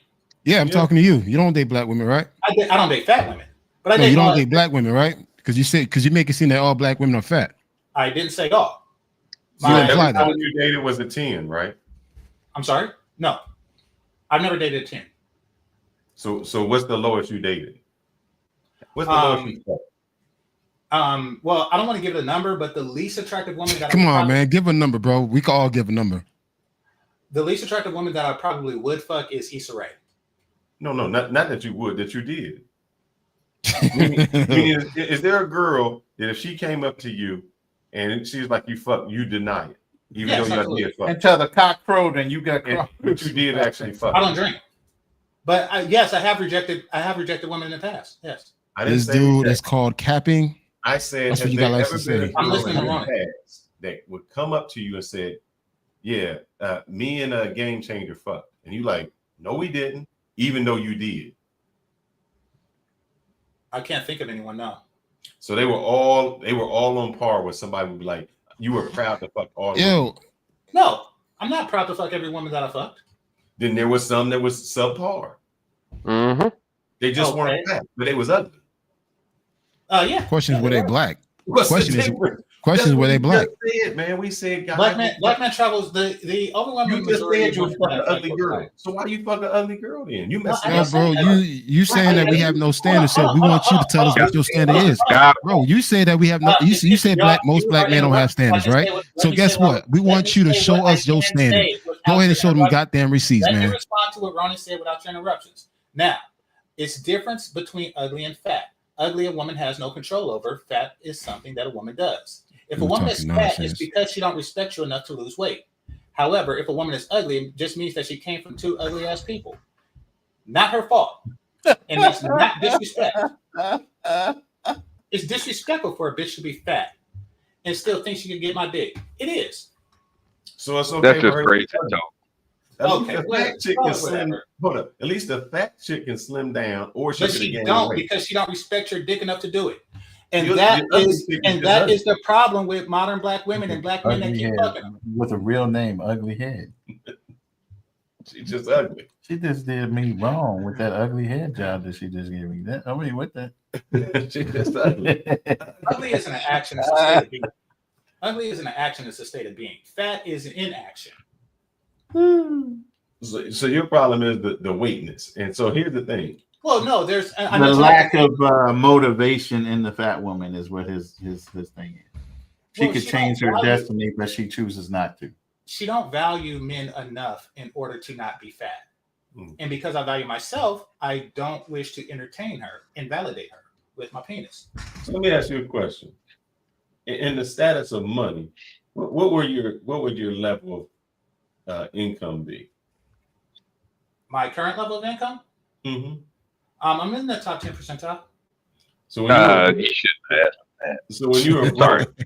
so when you were broke and women dated you, they didn't have the standards to date up because you can change your monetary. I And they did was change just dating myself a poor, monetarily. but when they had sex with you, they was dating fucking a poor dude. Yes, absolutely. So they didn't have standards. Well, their standards So wasn't you was tied- fucking chicks that didn't have standards. their standards wasn't attached to my economic standing. But you were fucking chicks that didn't have standards. Once again, their standards weren't attached to my economic standing at the time, meaning that I met other qualifications that they required. Now, what those qualifications were depends on the woman. However, I met other qualifications. Hey, I see that comment from Drew. Motherfucker, that shit was last year. So, hey, y'all niggas continue to hate on my damn trip. Cause I showed them goddamn receipts. I ain't them niggas that talk about one thing, don't show a goddamn thing. Shit. I read that comment, Drew. Shit was from last year. But yeah. American Tuck Life said he dropping gems, but he's the same guy that said he dated a girl whose grandmama was a whore, his mom was a whore, and she was a whore. So I don't know what she is. So I guess, all right, so what if she's a whore? Is that okay as long as she ain't fat? I don't understand the difference. if she's a whore, is that okay? You asking me? Yes. By whore, do you mean a woman who sells pussy or a woman who is both promiscuous and sells pussy? I fuck both. Yes. So that means you have no standards. Then you fucking pros. If you say so. Isn't that it? So this is you. I mean, so wait a minute. You're in the spotlight, game changer. So this is about this conversation that you're having right now. So okay. So you put a pro above, let's say, overweight woman with a body count of 1. You would put a pro over that. I would put a pro over a fat woman with a body count of 1. Don't try to placate these fat broads. They're fat, not overweight. Yeah, look, how many fat women do you need a day, man? Shit, you stuck on this fat women thing. Like, do you really meet them a lot? None, because I don't fuck them. What I'm saying is that hookup culture is made for women to feel comfortable being subpar. Then you just was fucking whores. You was hooking up with whores. And you made them, hold up. So you made whores feel comfortable. You made chicks that was out there giving pussy for free that they could achieve anybody. You were the problem. What? Yeah, so you're part of the problem. Who were fucking everybody. You gave chicks the opportunity who was fucking everybody. Think that they were on a special level and can get other people and can get that traditional man where they were not traditional. No, what they're doing is what I did was let them know what they already know because they're whores, and that is if you look good enough, I'll fuck you. They already know that being whores. But that means you have no standard. It doesn't mean it means that my standard isn't tied to their sexual promiscuity. Bro, you just said black men have no standard, so you're one of them. Listen, my standard is not tied to their sexual promiscuity. So what is your standard tied to? Just their weight? Well, and other things, their behavior, their hair, and shit like that. Their behavior is a whore. Yeah. Their was sucking dick and then kissed you. What? I mean, we told you I kissed them. But anyway, I'm pretty sure everyone you kissed something they did before. But nevertheless, nevertheless, the fact that you guys are here trying to justify you fat fucking, really says something. We're not justifying that. We're not. Yes, you are. No, we're not. No. Yes, I'm not going to go back and forth with you. Listen, that's not even the topic. The fact that you're trying to say, all men do it, it's okay. We never said that was okay. Listen, No, hold on. Here's what we said. No, this is what you said. She wants to We said basically a man will fuck anybody. We didn't say we was fucking fat chicks. I don't fuck fat chicks. But have I got a few ugly ones that back there that I'm gonna deny to the grave? That's something that we have in common. So what's the difference? I didn't. No, we don't have it in common because here's the thing. I wasn't talking about you. See, but but one thing you did say was you don't talk. What I said was I'm talking to them all. When I say all, if I'm at the gym, I don't care if she's filming me. I'm gonna be. How you doing today? Well, see, I don't talk to them all because I'm not talking to fat ones. So here's what I don't do. Now, if you want to say I'm going to talk to all of them that are not fat and that looks good, whether they're whores or not, then we are on the same page. You are a man after my own head. Nevertheless, I would never go to the gym. Well, I'm just not talking to fat girl. I mean, I'm not going to the gym. Neither would I, but fat women exist in the gym and you know it. Therefore, when you say that you're talking to all of them, you didn't say except the fat bitches, did you? So I'm going to put you in that category until what you said just now. But usually at my gym, I don't even. How old are you, man? I just got to ask, how old are you? I don't even see them.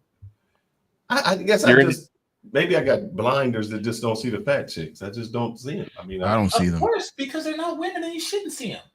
But I mean, hey, bro. I mean, were you traumatized by a fat woman? Did she sit on your face? Like, yeah, man, bro. Because you sound hurt, man. You sound like really bothered by that shit, man. And by fat, can I ask what do you consider fat? Meaning, is it the BMI of the woman? No. Said Listen, they're there's no need obese? to put a number to it. You know a fat ass bitch when you see her. Like, you do have to have a number. No. And the reason I say that is because if you go to Thailand and you Lord bring somebody like Jesus. Kim Kardashian to Thailand, they're gonna say she's fat. Okay, So everybody has a listen, different standard of fat. we all know, you've lived through the 90s and stuff. You know a fat ass bitch when you see one. Let's not be obtuse. Let's not be obtuse, because then when you bring up a BMI, somebody bring up a 7 foot tall muscle bitch and say, look at her BMI. I don't want to deal with that crap. You know a fat bitch when you see her. Okay, so just so we have a number, would you say a woman that weighs, say, 125, is that fat to you? Okay, a regular heighted woman who weighs 125 is likely not fat. Is likely not fat. Okay. All right. So what about 135 then? Is that fat to you? Yeah, no. Stop. Just Why does it have to be a number? give us a number. Exactly. Just give us a number. You don't know a fat bitch when you see one? Let me say this in Game Changers defense. I don't go looking for fat bitches. Nobody does. Okay, if you got beer goggles on and you're desperate and you just want to hit something because it's the end of the day, the club is closing, and the chick you were interested in already got scooped up, then you're gonna do what you're gonna do to get that nut off. Pause. But at the end of the day, nobody really goes looking for them unless you have a preference for fat chicks. And yes, there's guys out there that have preferences for fat chicks. One to get smothered by him and everything else. Who gives a fuck? That's not me. That's not my standard. That's what he's saying. That's not my standard. I'll look at an ugly chick before I would look at a fat one. But are you saying, Ronan, that all black men are going around purposely inflating the market? Nobody's saying it's all anything. What I'm saying is that black men's standards is trash, and it's been trash since 1999. And I'm saying that if your standard is a whore, 1999 is a specific date. Why 1999? But if your standard is a whore, don't that mean you messing up the process? I'm talking about physical standard. Listen, you're creating whores, man. I just want to know about the 1999 correlation. What happened that year? What happened that was the last year I recognized where people were making movies and stuff that openly insulted fat bitches. Like, I think that's when next Friday. Man, you have a disdain for fat people, man. You did some research on this Game Changer. I got a channel. People like I know. I've seen your channel. I mean, I know who you are. Yeah, but just I didn't know you did a show on that. Like Superhead, all of them should be celebrated. No, I'm not saying that they should be celebrated. What I'm saying is that you said they're acceptable to be fucked, but not. No, what I'm saying is that yes, I would let Superhead suck my dick. Absolutely.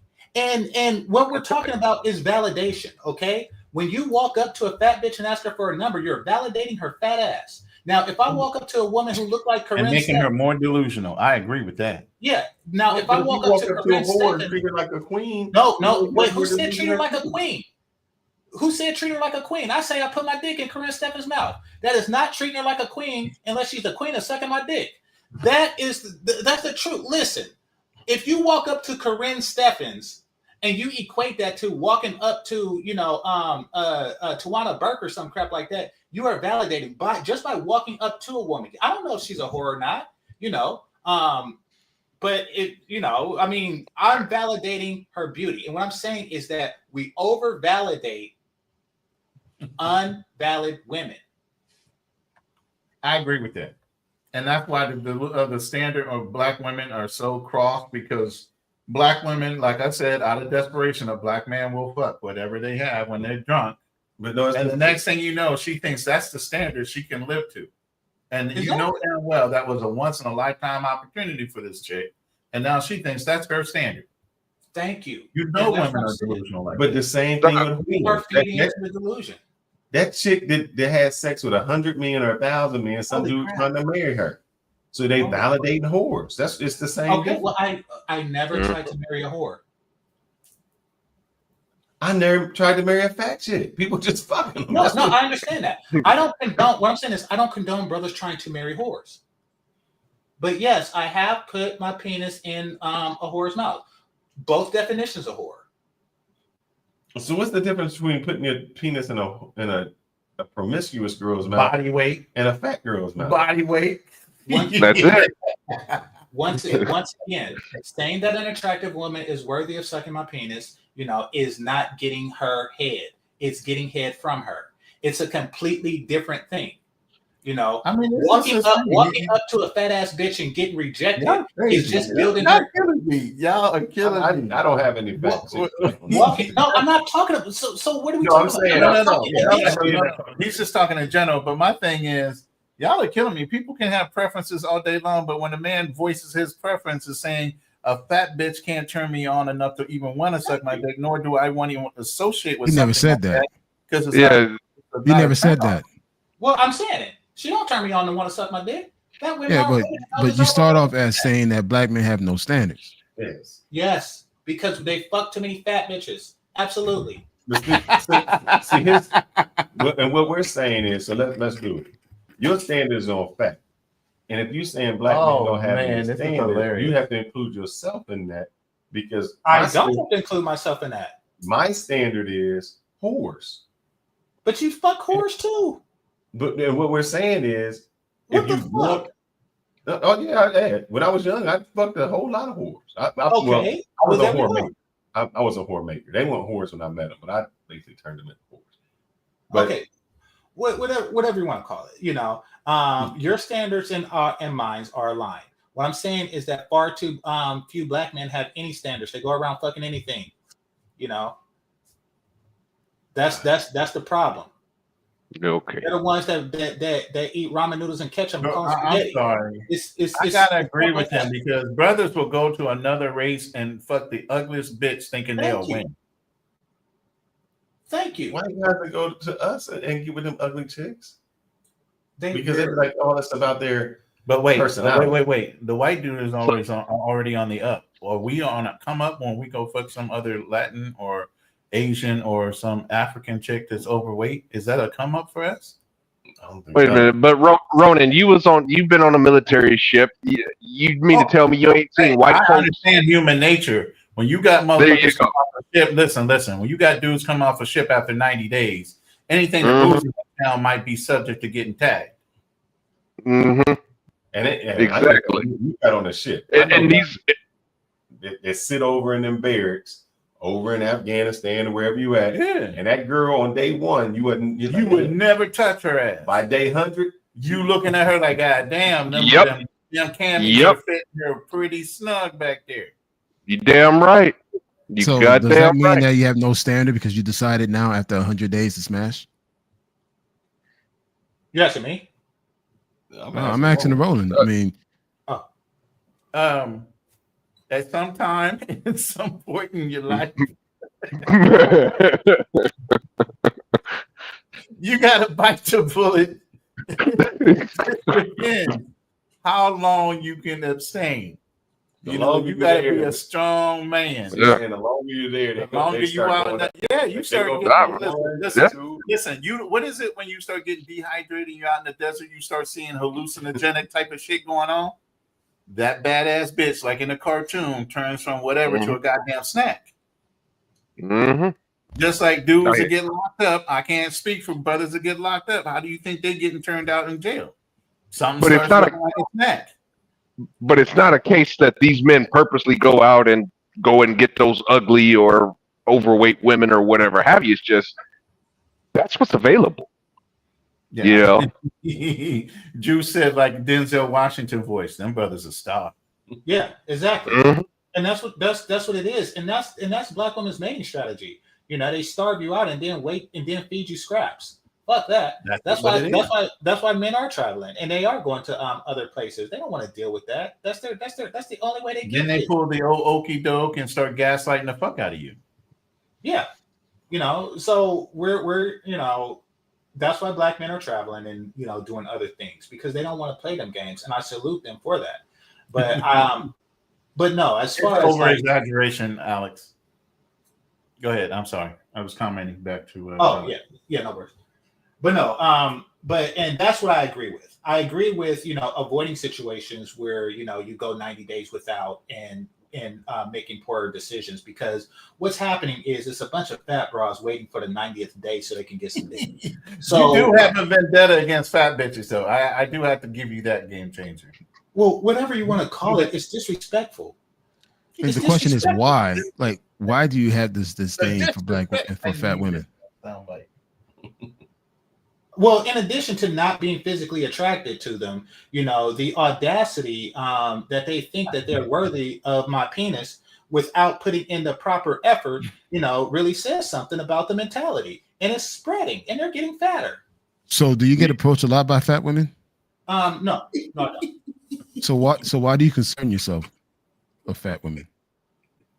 Once again, this is a subject matter. Like, I don't online date, but we came up for that show. You don't have to personally experience something, in order to have an opinion on it. Even so why don't you online date? Yeah, but why don't? But you're in the. Go for it. No, why don't you online date? Well, I talked about a moment ago the power dynamic that goes along with it. I prefer the company of submissive. Yeah, I prefer the company of submissive women, and very few of those are online. Most, in my experience, most of them that were online, and I haven't done it since like 2015. Most of them who are online are just looking for validation. I do not give validation freely. You have to earn it. You have to earn it, and that's why I don't validate fat broads. You have to earn my validation. If I walk up to you and ask you for your number, I am giving you my validation. And I'm very selective. You don't talk to girls that come up to you first? Well, I don't validate them. I mean, them coming up to me first, it's not like I ignore them and pretend like I'm a monk or something. No, but what I'm saying is, how do you talk to women? Because if you're not approaching them, approaching them and talking to them, I'm not saying that I don't approach them. I'm saying that I approach the valid women. If a woman meets my physical criteria for validation, then I approach her. All right. So if you're online and there's a pretty girl and you swipe right, that would be the same thing. You would think so. But once again, there's the power dynamic, and there's the reason that she went on there. There's a higher concentration of women who are going. I'm sorry. So where are you meeting these women then? In various venues. Just as I like. Hold up. So she went there to be looked at. If you met this woman at a disco, at a bar, or somewhere, she went to that bar to be looked at, to be talked to. The last woman validated her by going up to her. The last woman that I've been with was my Uber driver. She didn't do that. You got turned that into a whole corn video. Not necessarily. You met up with the damn Uber driver. No, it's not complicated. I mean, no, she was my Uber driver, and I asked for a number, and one thing led to another. So no, I wasn't out looking for pussy, and she wasn't out looking for validation. Most of the women online are, and most of the men online are giving them just that. You don't think people online just to meet other people? No, I agree that they exist, but just like I agree that lottery winners exist.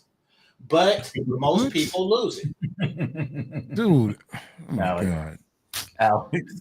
I mean, I do agree with him on that standpoint about about the validation thing. I mean, let's face it, you just open up a chick's Instagram and I look at all don't know how many months or years ago I told you guys to go on your Instagram.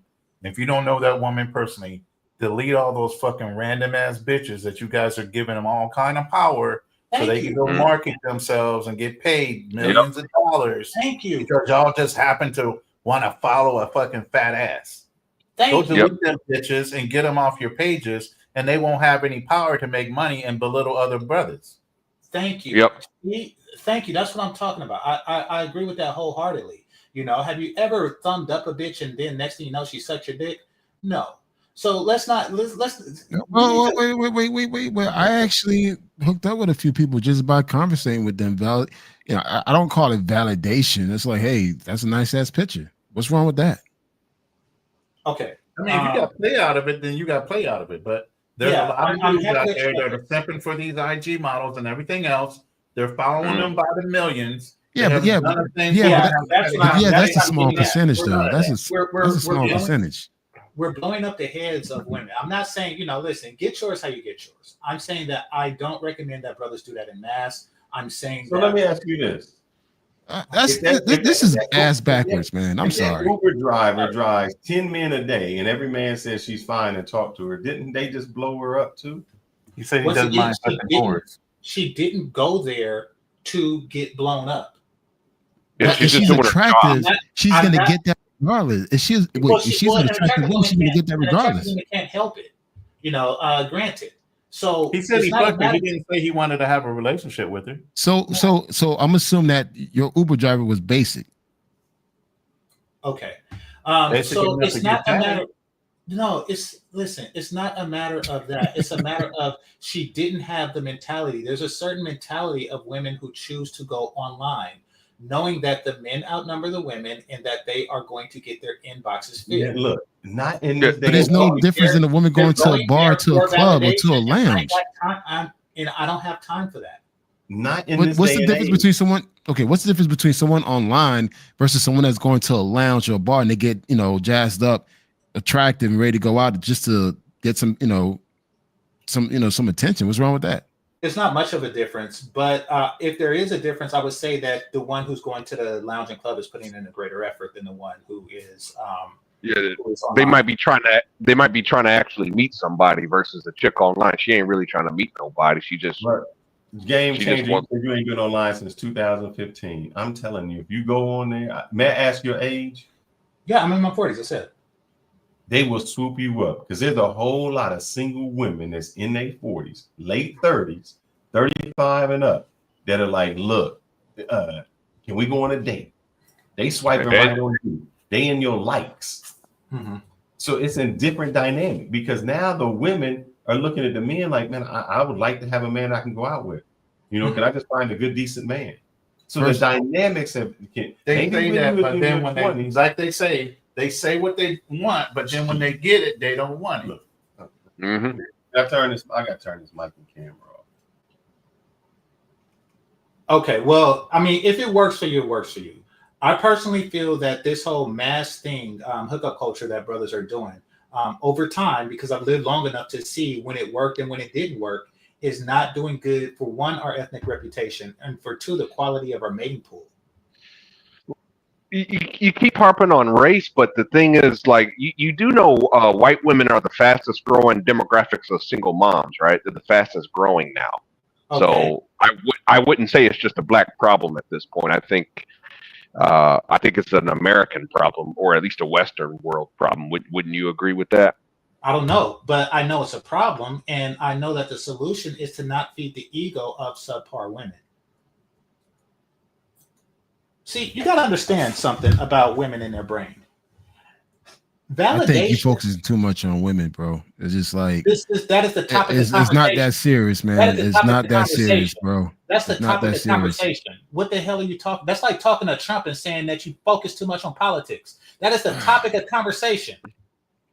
First of all, man, listen, you need to let go of the hate that you have towards fat women. I don't know who played you, who fucked you over. I don't know. But bro, chill the fuck out, man. Because dude, I can hear it in your voice. You sound like a fat broad ass woman traumatized your ass.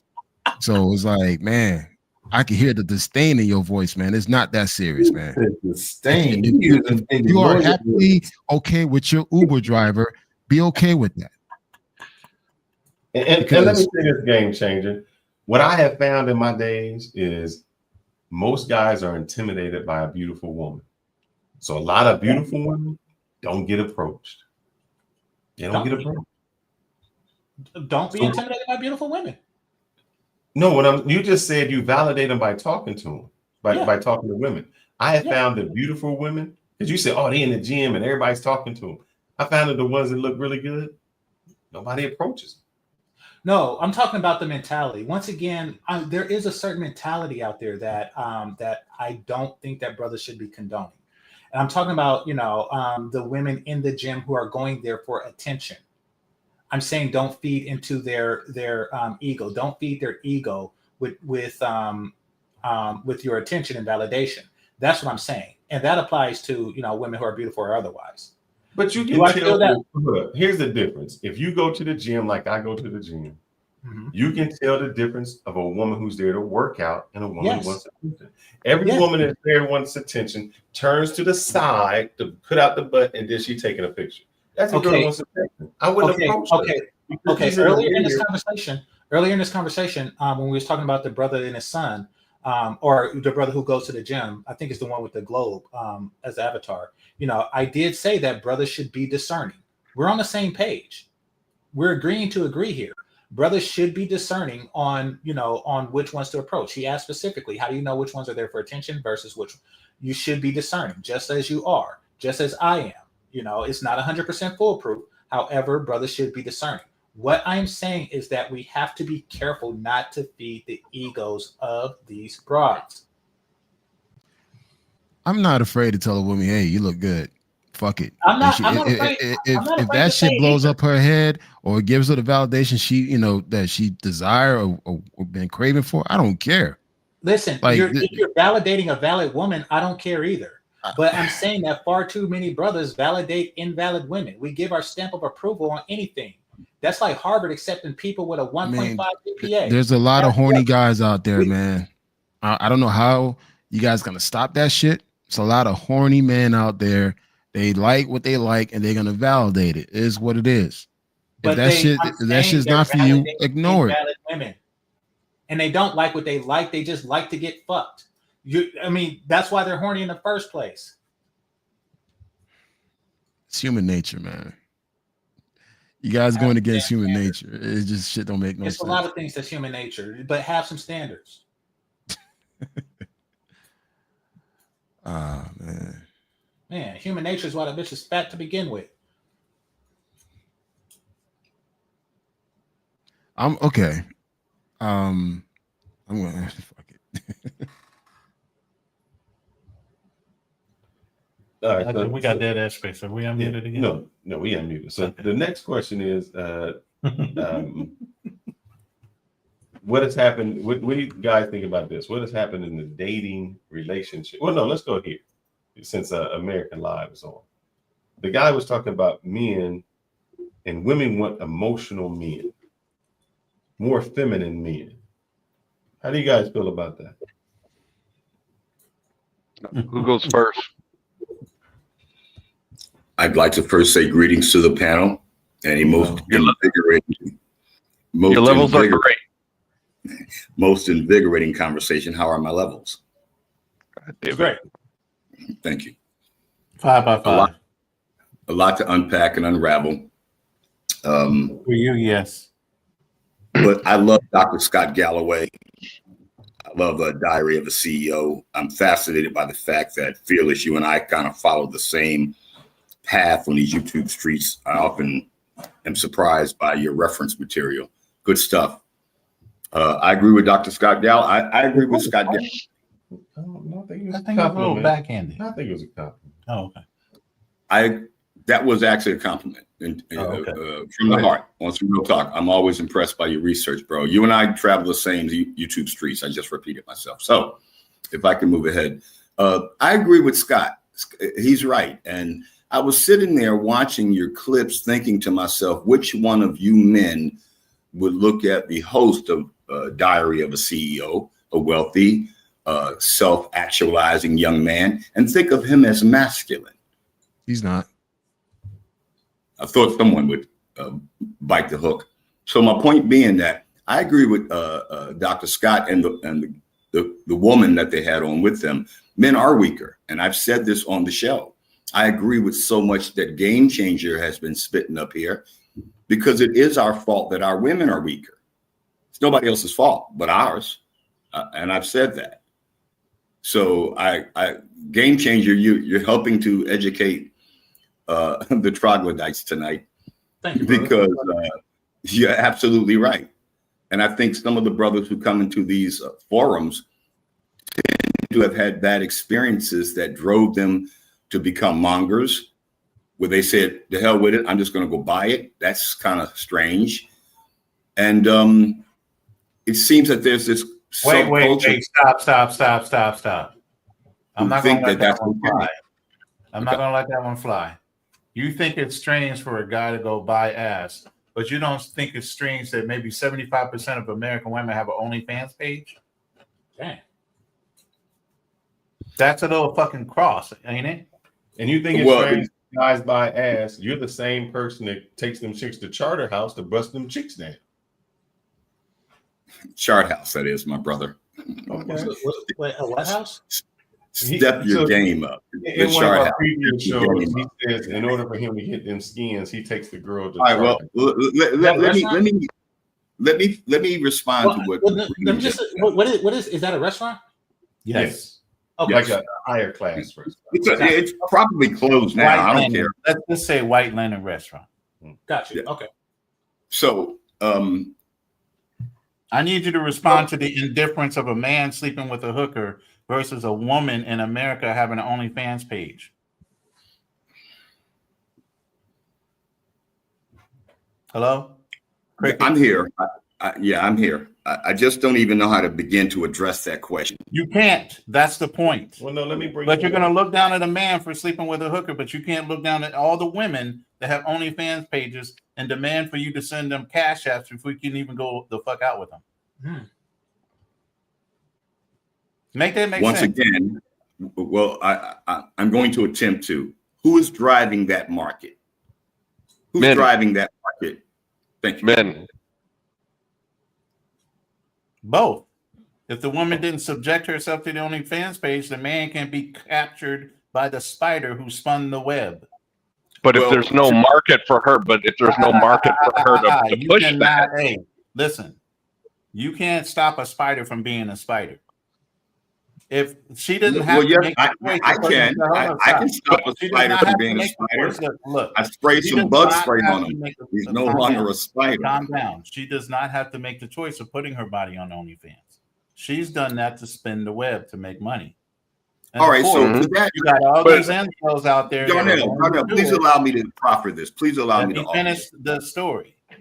Of course, you got all these desperate men out there because of my body, my choice, and all these other things that are going to take the easy, low-hanging fruit by going on OnlyFans. The man is not forcing the woman on OnlyFans. It's the indifference of the woman offering herself up on OnlyFans that lures the man in. Who is the actual predator and who is the prey? Don't make it seem like the woman is innocent. I never said she's innocent. I'm not saying you. I'm not saying you. We know who we're talking to, which is American Live, who has not justified the point that he was making with men paying for hookers. But again, the woman wasn't forced into becoming that. She chose to do that in order to what? Lure in the prey. She is the predator at all times, but you guys are so disillusioned by the mental picture of it. You think the woman is the one that's the victim. And she's not. She's taking advantage. But using your analogy of the spider that spins a web to catch prey, right? What happens when they catch no prey? How many spiders do you think are unsuccessful in this world? I would imagine quite a bit. But the point is that I'm trying to make is they move on to where they are going to catch prey. If there is no prey, So i.e. in this case. Listen. So to your own point, was the spider unsuccessful, or did she know how to move to another location in order to capture the prey she was winning? But that's the So the point I'm trying to again, who is the predator? Your analogy would be wrong, Darnell. Thank you. Who is the predator at this at all times? It's the woman. Your analogy would be more like this: if a spider couldn't catch prey, it would die. It'll move on or die, whatever.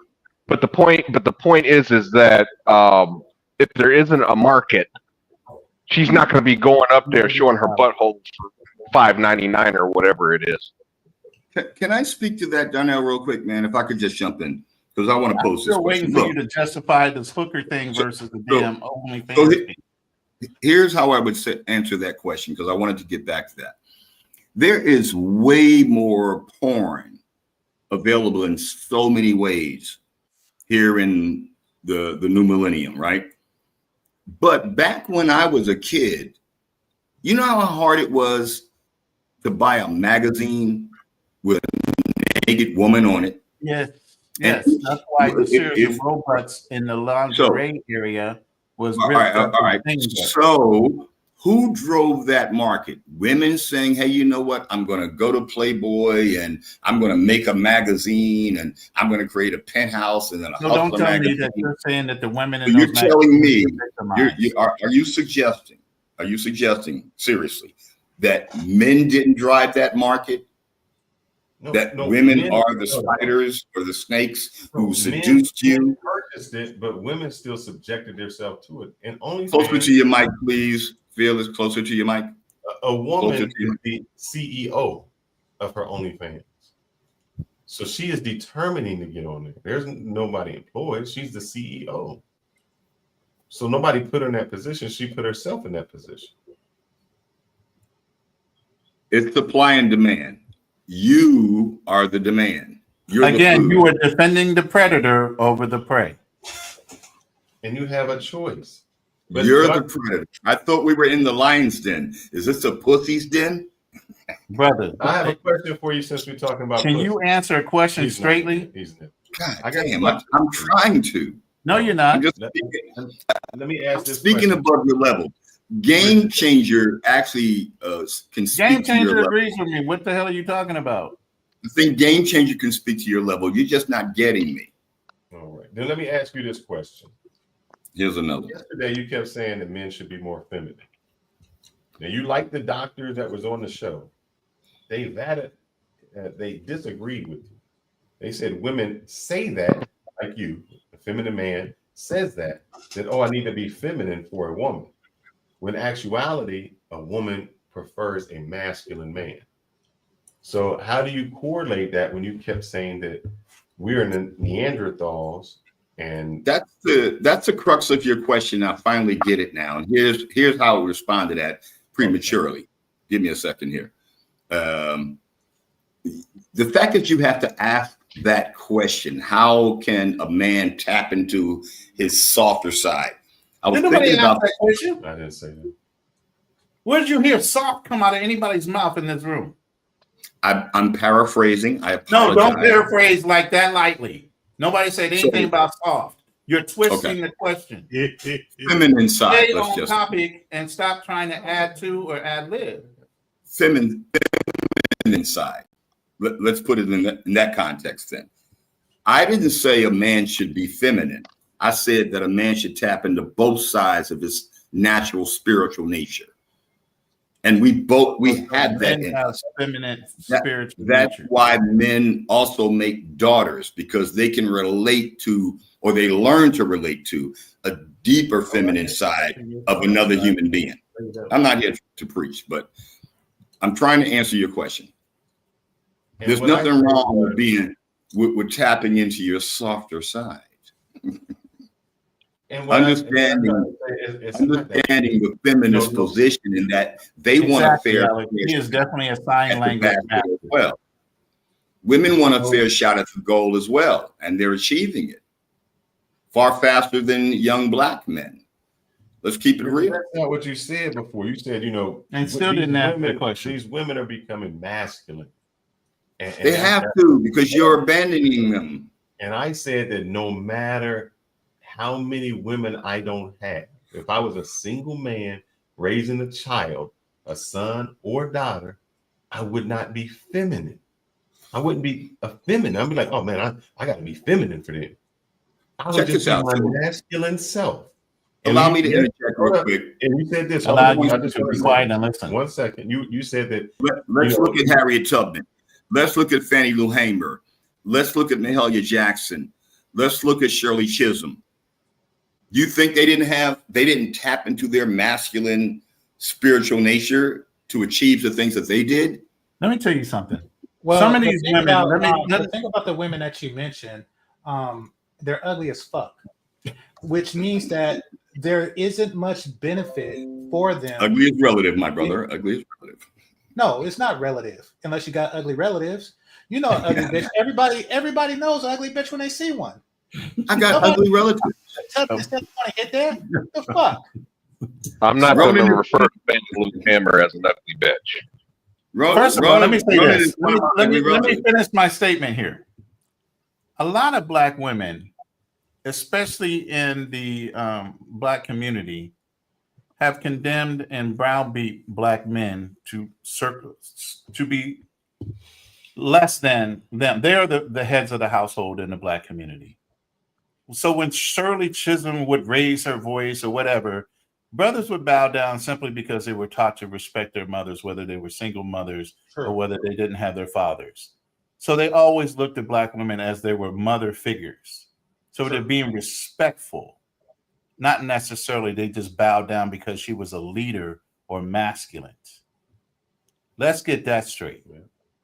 Okay. And then so when you use examples of black women of power and their perception of perceived power, it was during a certain time that those men were disrespectful to black women and they wouldn't do anything to be harmful to them unless forced out of respect. And it's motherly deference. But what I want to say that the reason why let me say this one time, Game Changer, just so he understands. And it was during a time when it was easier to put the women up front and the men because the men were more threatening. That's why Rosa Parks sat in the place on the bus, and that was planned. Yeah, and not Richard Parks. Richard Parks had a whole different effect than Rosa. There were Richard Parks and stuff. There were men who did it too before her. They just decided to make her the poster child, just like there were male abolitionists. But I mean, the reason why the women that you described behaved the way they did is because they look like shit. And there isn't. No. Yes, it is. Yes, it is. Hold on. No. Hell no. Yes, no. No, I mean that's ludicrous. That is ludicrous. That is ludicrous. That is ludicrous, and it is not even accurate. It is ludicrous, and it is not even accurate. It is not even accurate. Hold on a second. Nah. The truth of the matter is that when you are a woman and you want to be valuable to society and you don't have the advantage of looks, you find other ways to be valuable to society. Okay, so you think Fannie Lou Hamer did that because of the way she looked? Yes, it is. Have you seen Coretta Scott King? Coretta Scott King is an attractive woman, especially in her day. And you want to know what she wasn't doing? She wasn't getting attention by being a activist. She's still hold on a second. Well, here's where I'm going to correct. I've listened to your bullshit. No, you mind listening to mine for a minute? It's from femininity. What we are dealing with is ugly bitch syndrome. And they no. This is ludicrous. Listen, beautiful women want to be seen, ugly women need to be heard. That's why they out trying to do shit and trying to make their mark. I like that phrasing. Because it's the only way they can make their mark on anything.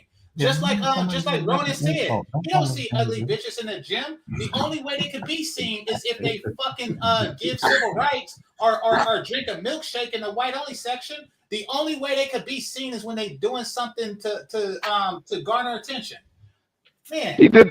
First of all, Fannie Lou Hamer did not do all that to be seen or to gain any attention. Yes, her husband, hell no. Her husband, nigga, I ain't gotta listen to you. I don't gotta listen to you about no goddamn black history. I'm not crashing out. Don't accuse me of being crashing out. Somebody want to disrespect a civil rights legend? You just called her a bitch.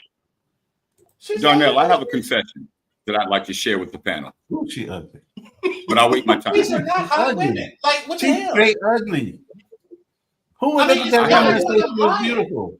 Exactly. I have a confession. I never said she's beautiful. What I'm saying is that woman did a lot. Her husband walked out on her, had to raise her kids, went to the goddamn fields to be a goddamn sharecropper, stood down the president of the United States. What have your fucking ass done? Nothing. I'm handsome. Fuck have you done? Not a goddamn thing. So, anyway. Can I share my confession? All right, I'm never gonna get what I want to say. Yeah, I'm really like something cold. Game changer. I didn't mean to step on you there, bro. Go ahead. Coke or anything like that. Yeah. All right. Y'all go ahead. We're just having a conversation. I'm being hosted, so you know. You want to hear my confession? Go ahead, bro. I was traumatized by a fat woman. Really? She was my mother. and would take the strap to my ass, not sexually, don't get weird. She would beat me when I did wrong. And she was overweight, big old puffy arms, fat round the waist. I love her still. She's in heaven now. But maybe all my aunts were fat. They were Southern girls. They came from North Carolina. They made us fat just by feeding us all that good food back then. Maybe that's why I kind of get where Game Changer's coming from, because Game Changer, I don't like fat. I don't even like myself when I get fat. And I've been fat off and on throughout my life, but not fat. That's what's kept me slender, even as an older man, where it works better. But I totally get where you're coming from. And I almost want to relate to you in terms of, like, if you let yourself go that far, you don't respect yourself enough to even have a glimmer of respect for me. So I get that. I get that. So I get where you're coming from. But I think Bam said earlier in the chat, the delivery part. And I said, no, he's speaking to troglodytes. So he's got to come down to their level. But your conversation and your references are incredibly erudite and well-researched. I know you know your shit. I think that Ronan, and y'all can hang up on me when you're ready. I think that Ronan and Fearless still live in a myth of youth that is going to melt off them as time goes by. And here's one last thing I say. I just found a parking space. I'm gonna put it in park. Here's one last thing I'll say. Here's when that feminine side comes out as you get older as a man, when you don't want to punch anybody or fight anybody anymore. Like, I got hands. That has nothing to do with femininity. Let me put it in park. Stoicism. Stoicism means that instead of acting on your emotions, you will eventually tap into this other side that you so want to resist, that you call feminine, because you think it's a matter of submitting yourself. No, but it's not. It really is. As you get older and more frail, you start realizing your mortality. And if by feminine, if by mortality that translates to feminine, trust me, just keep waking up. You'll get there, God willing. I just found a parking space. All right. One is not practicing that. It's practicing stoicism. So that just means I don't react emotionally to situations. That's all. So if I'm not punching someone, what I've done is saying, instead of react, see, the punching and doing that is feminine. That's where the feminine part comes in. And I said it before, the jails are filled with guys who are emotional and could not control their emotions. Just like a woman, when you say something to a woman, they emotionally go off and don't understand the consequences. That's being in your feminine. So if you don't punch the guy, that's actually been in your masculine. Because you said, I can do this, but I'm going to control myself and control my urges and emotions, and don't do that. So that's where you all jacked up. So you don't even know your own definitions, man. How many you had today already? I just got started. So give me about another hour and I'll cuss both of y'all out. Well, we are not going to be around for an hour like yesterday. I know, I'm joking. Listen, man, I agree with Game Changer, man. Queens follow kings. I said this on your panel before. Hashtag that. King, yeah. Let me just correct you. There's not a lot of queens out there. Okay. That's your fault. Everybody is not a queen, and everybody is not meant to be a queen. I'm a queen maker. Let's get that straight. You finna go to the Philippines and create a queen in the Philippines. Stop playing with me. Let's talk about that. I'm a little worried about you. You don't have to worry about me. I'm fine. But you never really answered the question. The guy just said, you always say that, man. The women are attracted to masculine men. And you keep saying feminine. And the guy that you just talked to, he said no. What's the definition I'm looking for again? The marketing? consumer dissonance. Dissonance means disagreement, meaning you have an internal conflict. You say what you want, but you don't really want it. Exactly. And now we got it. You actually listen. So women are saying they want something, and that's not actually what they're choosing. But what I don't understand. Let me give you the scenario. There's a gentleman by the name of Chris who is in his feminism. Matter of fact, he calls himself the male feminist. So does Richard. He spends $1,000 on a girl because he's in his softer side. That girl was getting drilled down by another dude who was not in his soft side. So he thought he was what she wanted. I can talk, I'm emotional. And yeah, she spent his money and went out. But when she wanted to get dick down, he wasn't the choice. That's the difference. And that's what I try to tell you. And that's what this gentleman said. He said they like it and they say they want that, but they really want the rough man. The guy. But and that's the same reason the woman that formed that whole YouTube channel runs in and out of our panels. If she wanted to be entertained by them, she could have just stayed in her own room. But she doesn't. She comes in here. She goes in other rooms where they're the direct opposite of what she's looking for. Why do you think that is? She said she hates passport bros, but she can tell you every passport bro because she's in every channel chasing that masculine energy that she doesn't even get from her own channel. Crickets. There are other people on the panel. I want to defer to them. I have an answer or a suggestion. I don't have any answers. You don't have an answer, and the suggestion is not an answer. All right, so here's what I would say. Here comes that incredible line that you jogged between the two dots. How am I level? You don't think we look a mess? I mean, like black men from America. I'm not taking blame for none of that shit. Having come from to a foreign land, wanting to reestablish themselves. Bro, get over that shit. That was over 450, 500 years ago. What the fuck? I'm not even talking about that. I'm saying not America, like moving abroad. What about it? And then men have those been moving people, and exploring the planet since its inception. I got it. That wasn't my point. But moving abroad and the people whose country we move to, like me, see all of the mess that's happening in our particular community, black folks, right? What are you doing to change it? I gave up.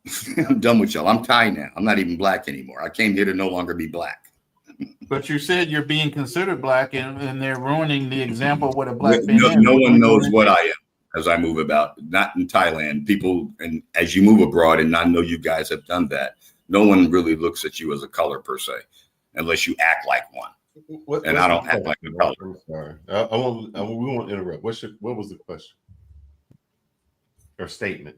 Either one. What was it? Well, my comment overall, the overarching point I'm trying to make to you, brothers, is that, you know, this abandonment of the black family, the black woman, the roughneck stuff that started to permeate our culture so that black women felt more comfortable with a guy who's a little edgy and dangerous, but he kind of wants to home to a roof over his head every night. So let me let him in. All right, we having sex, we have a baby.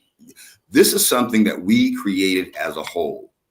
And I think that's where I find, I think that's where I find some common ground with Game Changer. No, because without trying to align yourself to other people and stay on top of it. What you just said was a guy is homeless and had nowhere to go. And then what? Tell me the other part. He got let into the house? It's not what I said, but no, let me move. You kind of. No, you said, just tell me. You said what? The guy was, repeat exactly what you said. I'll paraphrase. Okay. Since Alex likes that. I'm saying to you that the failure of the black woman lies squarely on the failure and the fact that young black men bought into drug, stripper, and 304 culture. The most famous black stripper club in America, I think everybody knows its name, it's Magic City. How did that become a thing in our community amongst our men? How? Why? Why is it okay? Thank you, counselor. What you said was you still said the same thing in a sense. You said that guy came in and he went in the door and he knocked her up. It still goes back. Okay, let me get back to that just to help break this down for you. I got to break this down for you. Listen, meaning that the reason that black women started moving towards the thug culture type of guy, because she felt a little safer. Maybe she was a single mom living in Harlem or North Philly, and this guy came along and hollered at her. Go watch Jill Scott's song, "Let's Take a Long Walk Out in the Park." Hold up, Richard. So these sisters started accepting these men into their lives. That became a mainstream of our culture.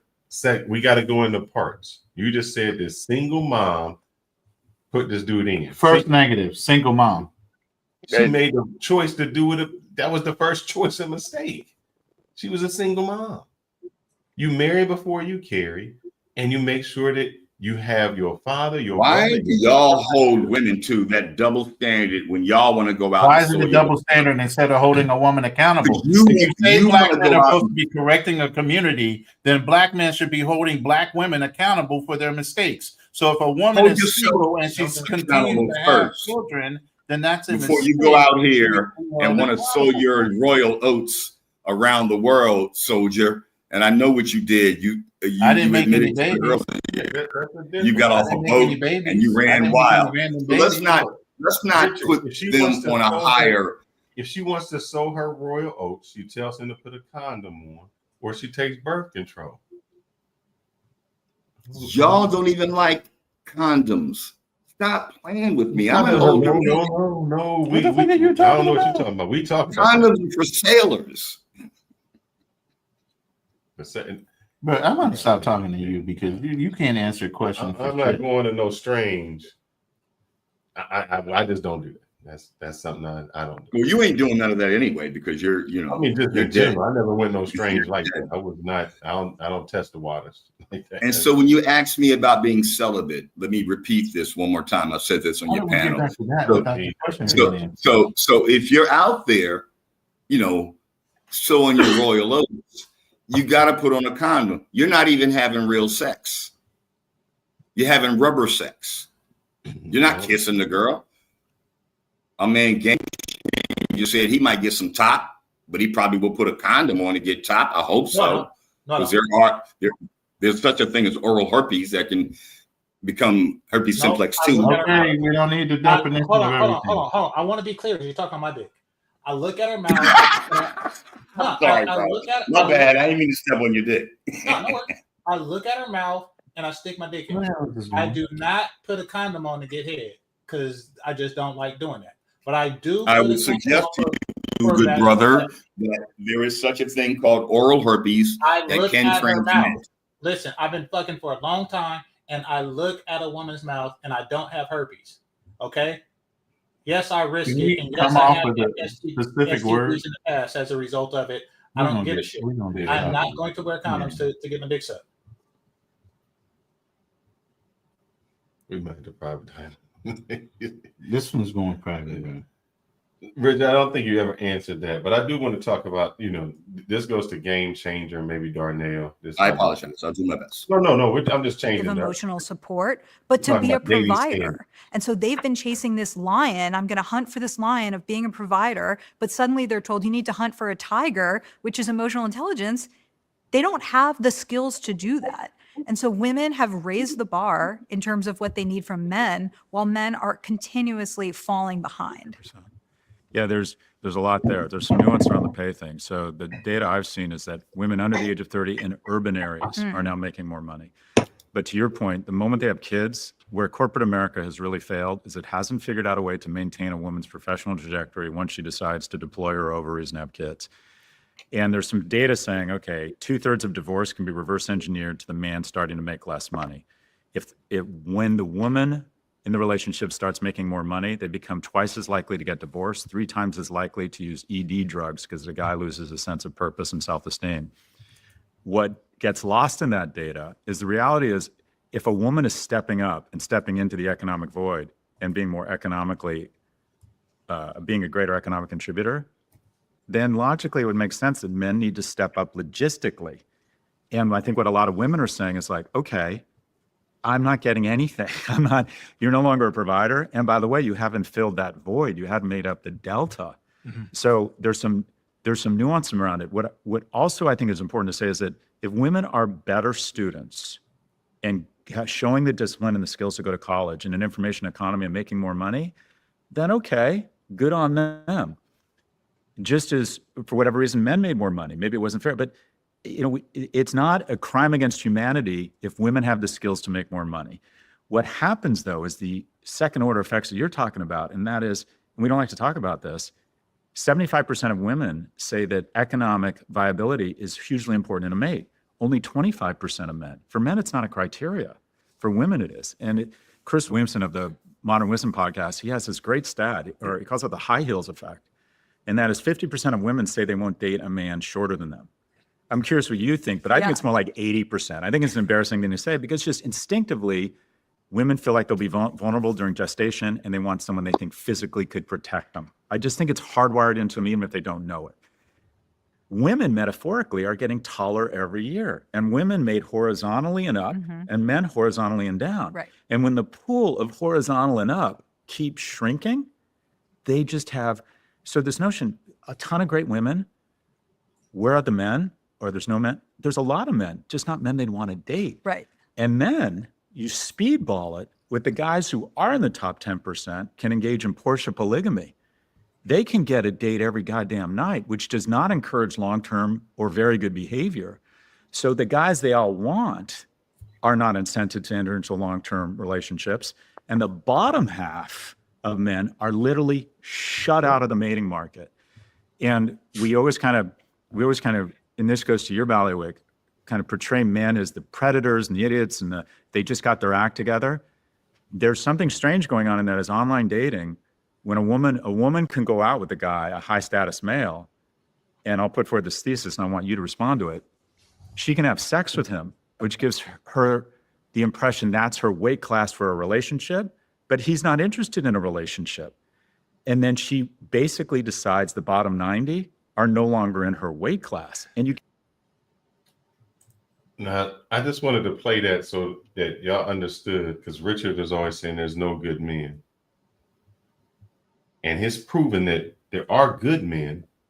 It's just the women start overlooking them. They always want something better, bigger. Go ahead, game changer. So, I mean, I definitely agree. And he's talking about what I was stating earlier about, dicking down. That's what it's doing to them psychologically. If you are significantly more handsome than a woman is pretty and, you go and validate her, then you set a new bar and, you make it impossible for her to get with the broke fat nigga that she should be with, because you set a new thing. That's what I'm saying. So in a very real way, we did contribute to making them this way. Now, as far as some of the other things, because he said a lot, but as far as some of the other things that he said, as far as I do think that there's a hyper focus on what they want, as opposed to, I think both men should really focus more on what men want from women. And this goes back into the interview conversation that we were having a moment ago.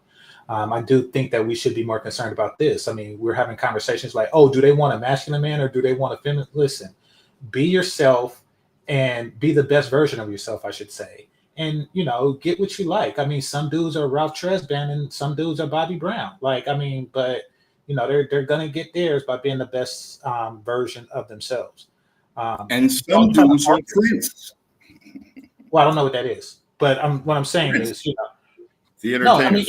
If you're a Pookie, be the best Pookie. If that's what gets you what you want. But don't try to be something. Don't be me. I'm a nerd. I'm not gonna go out and poop these streets trying to impress these ratchet bitches. No, I'm gonna be myself, and I'm not concerned on how many women like nerds or what have you. I am who I am. I want more brothers to feel that way. Yeah, I mean, I'm with you. But I think what he was saying was because Richard kept saying it's the man's fault, and it's not really. The women have made more, and because they've made more, the pool of men that they want to date has decreased.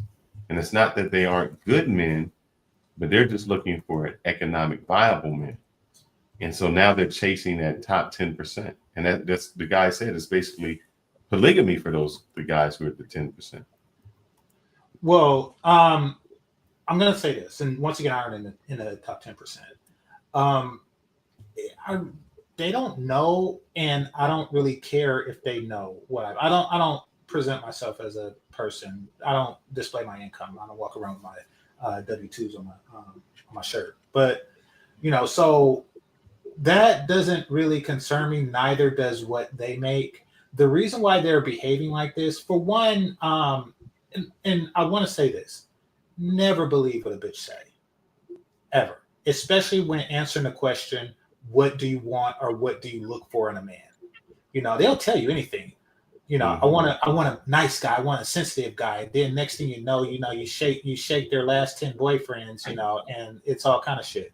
It's all kind of prison records and shit like that. So or they say I want an economically viable guy, but if you shake the last 10 dudes they fuck, you'll find an African barrel pusher or some crap like that. Never believe what a bitch say. They just say shit to say shit. I mean, they just do that to keep you guessing. My thing is, I have a question for you, my brother. Go for it. You ever did a bid? No. Okay. That's why you're talking like that. Like what? Like a free man? Yeah, like a free man. Exactly. Have you ever done a bid? That's right. No. You think I'm gonna talk like a prisoner? So why would you ask another man if they did a bid and you don't even have the experience of what a bid feels like? What is the point of that question? One of the things that connected me to this show between you and Fearless is that I know Fearless did a bid. No, I do no What bid. the fuck? I'm making you a Pookie, Fearless? No. Fearless, you've never been locked up. I thought for sure. Don't make me run your archives, kid. No, I no. And okay, say less. Say less. Okay. Talk I'm just like curious. that.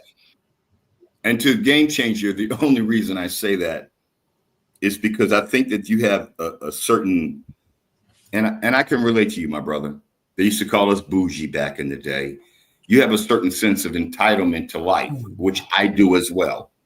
Meaning I have my expectations. I expect not to do a bid.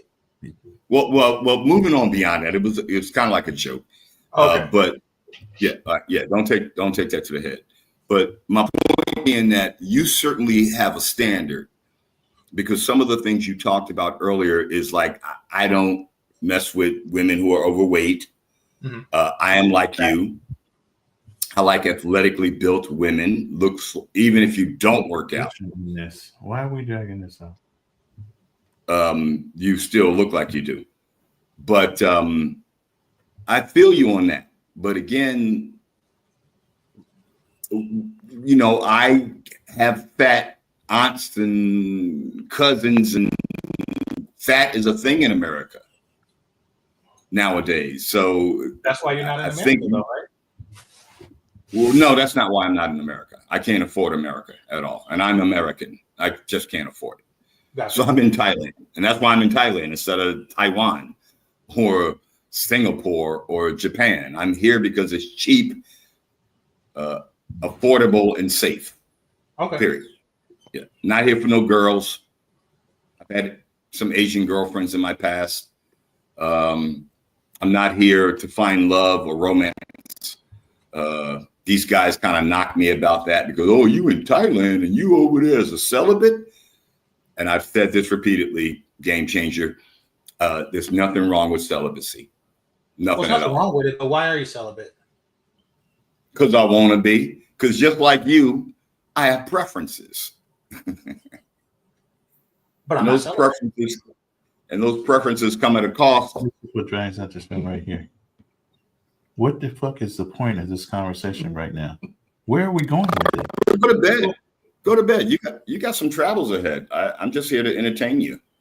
Well, I mean, I'll finish. I'll finish what the host was where the host was going as far as his response to what the doctor was saying, and that's the economic qualifications.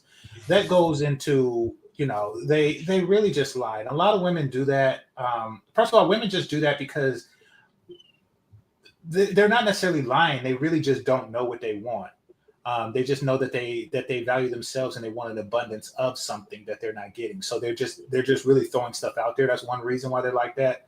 But another reason. Not true. They know what they want. Okay, enlighten me. They get what they want.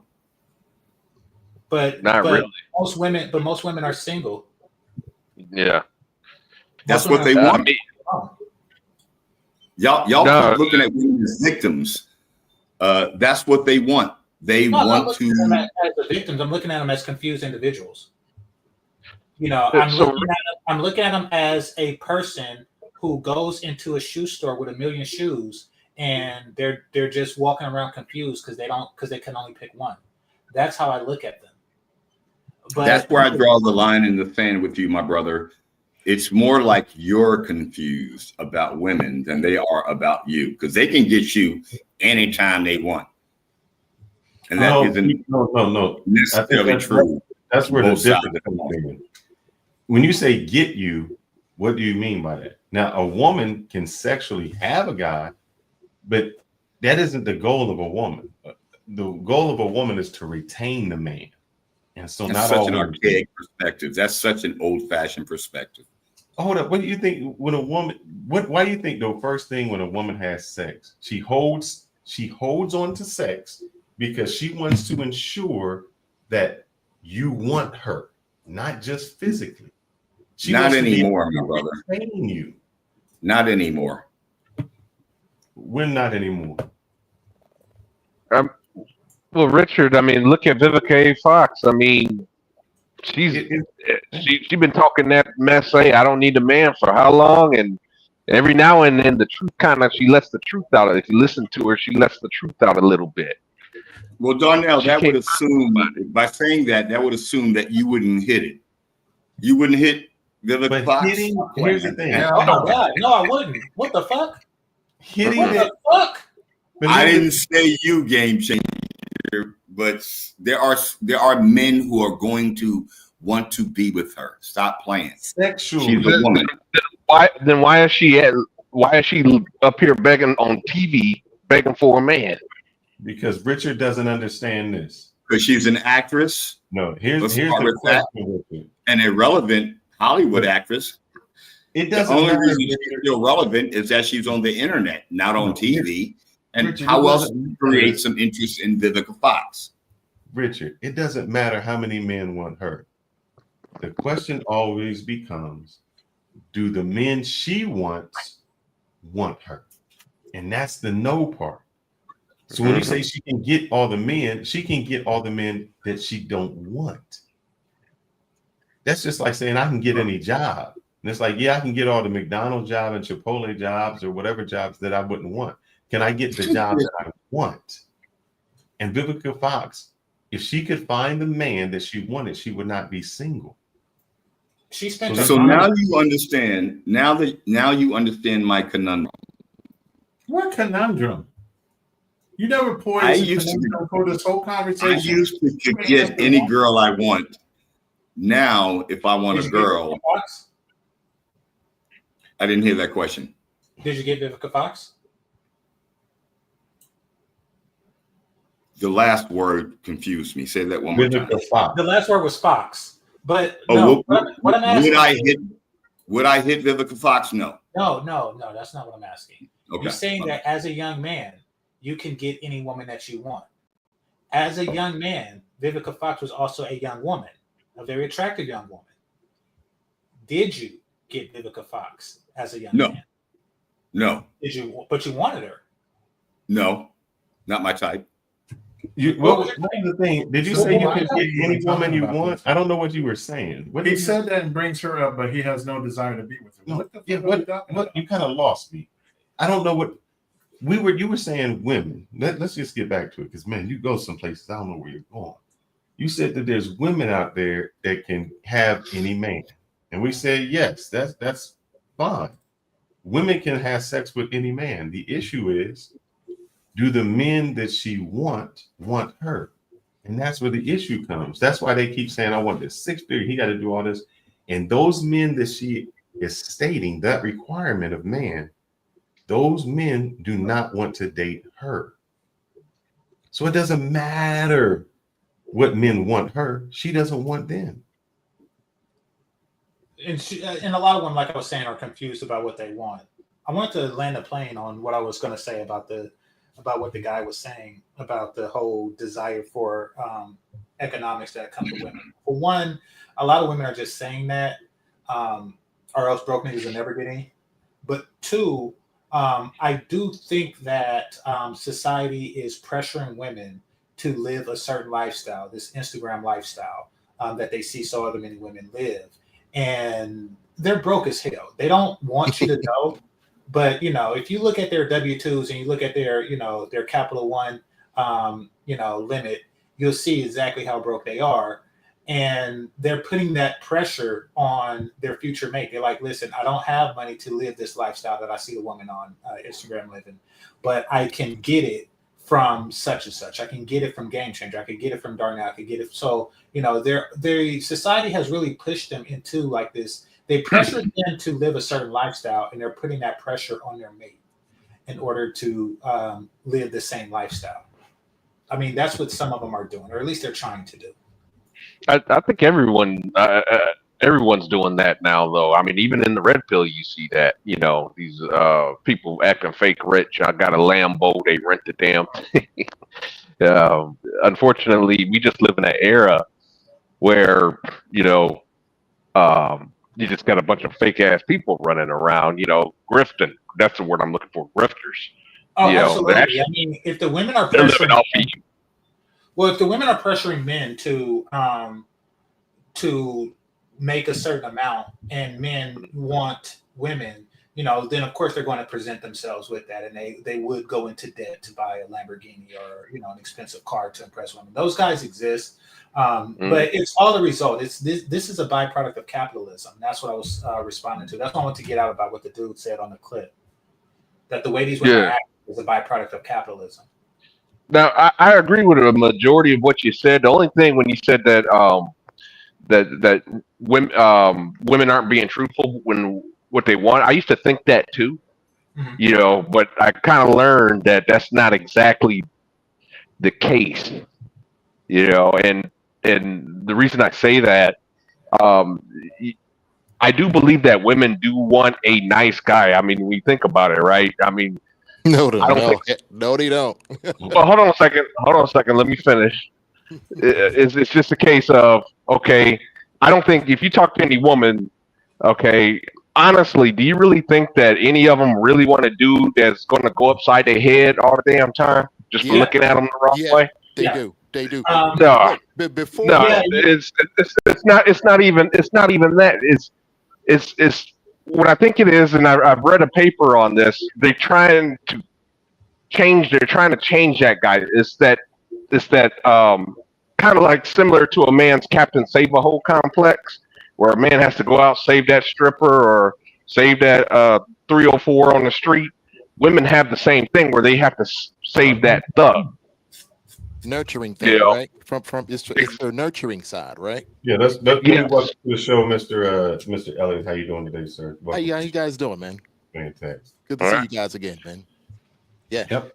I don't think the bad guy thing wasn't a big deal until NWA hit the scene. Good guys were the norm until NWA hit the scene. And I'm going to disagree with you. I think the bad boy has always been the one you want to get. If you go back to Happy Days, it was the Fonz. If you go back to Lost Boys, it was always that guy that was a little edgy, the one that they couldn't control, the James Dean guy. So I get women what have Dewan always said. wanted that guy that was just outside the parameters. I get what I see what both of you are saying. Well, I mean, I get what both of you are saying, but I don't want to conflate the two. The Fonz is leagues away from NWA, as far as on the bad boy scheme. Yeah. We're talking about, He prison was a staffing caricature. versus- yeah, Yeah, I mean, exactly. versus the guy that skips, third period gym or some crap like that. Right. Drives a motorcycle. Yeah. So Okay, well let's use David Ruffin. That was a real person. Well, okay. What I'm saying, I get what Dewan is saying, because before that, the standard was something along the lines of Kid and Play. Luther Vandross. Yeah, that's the type like of music that sisters listen to. these cats dominated the scene. I'm 50, so yeah. Having grown up slightly after you, I can say that it did seem like the appeal, just because I was in school when NWA was out. Mm-hmm. Not high school, and they were the only ones with money, Mm-hmm. And it really, I think that's what it came down to, is they were the ones with money. I had whatever money that I worked for doing odd jobs, or my father would give me, or family would give me. I grew up in the hood, so I think that was really the appeal. Like, they can take them to get something to eat. They could take them to Jack in the Box, or they could, like that's really what it came down to. I mean, I know that's where I would lose out if I ever lost out to one of those type of guys. They had money and I didn't. So I didn't take it personal. They were just, hey, these guys can buy you shit and I can't. Yeah. But what I believe is I mean, I'm not denying women don't want those guys. I'm not denying it at all, because they do. But at the same time, they still. This is just my opinion. They want to change him from being that NWA, so they don't want him to be.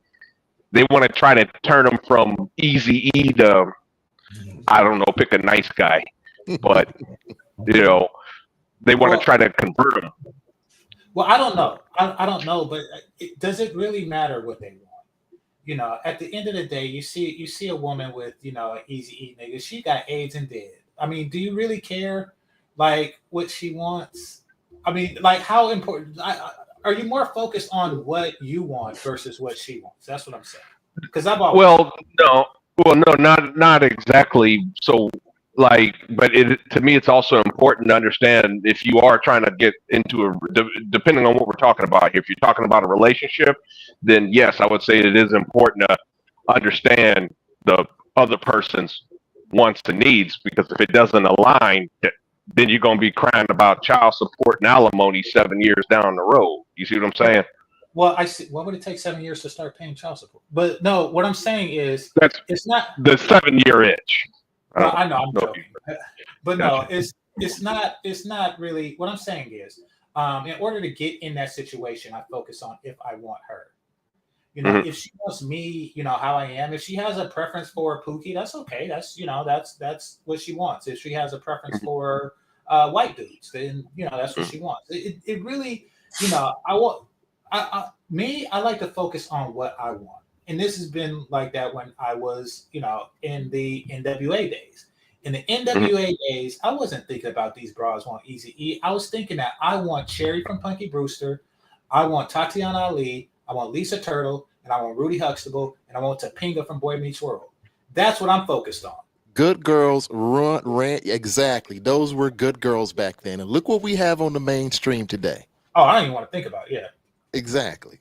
Guess who did that? We did. We let it all go. Black men. We let it go. Mm-hmm.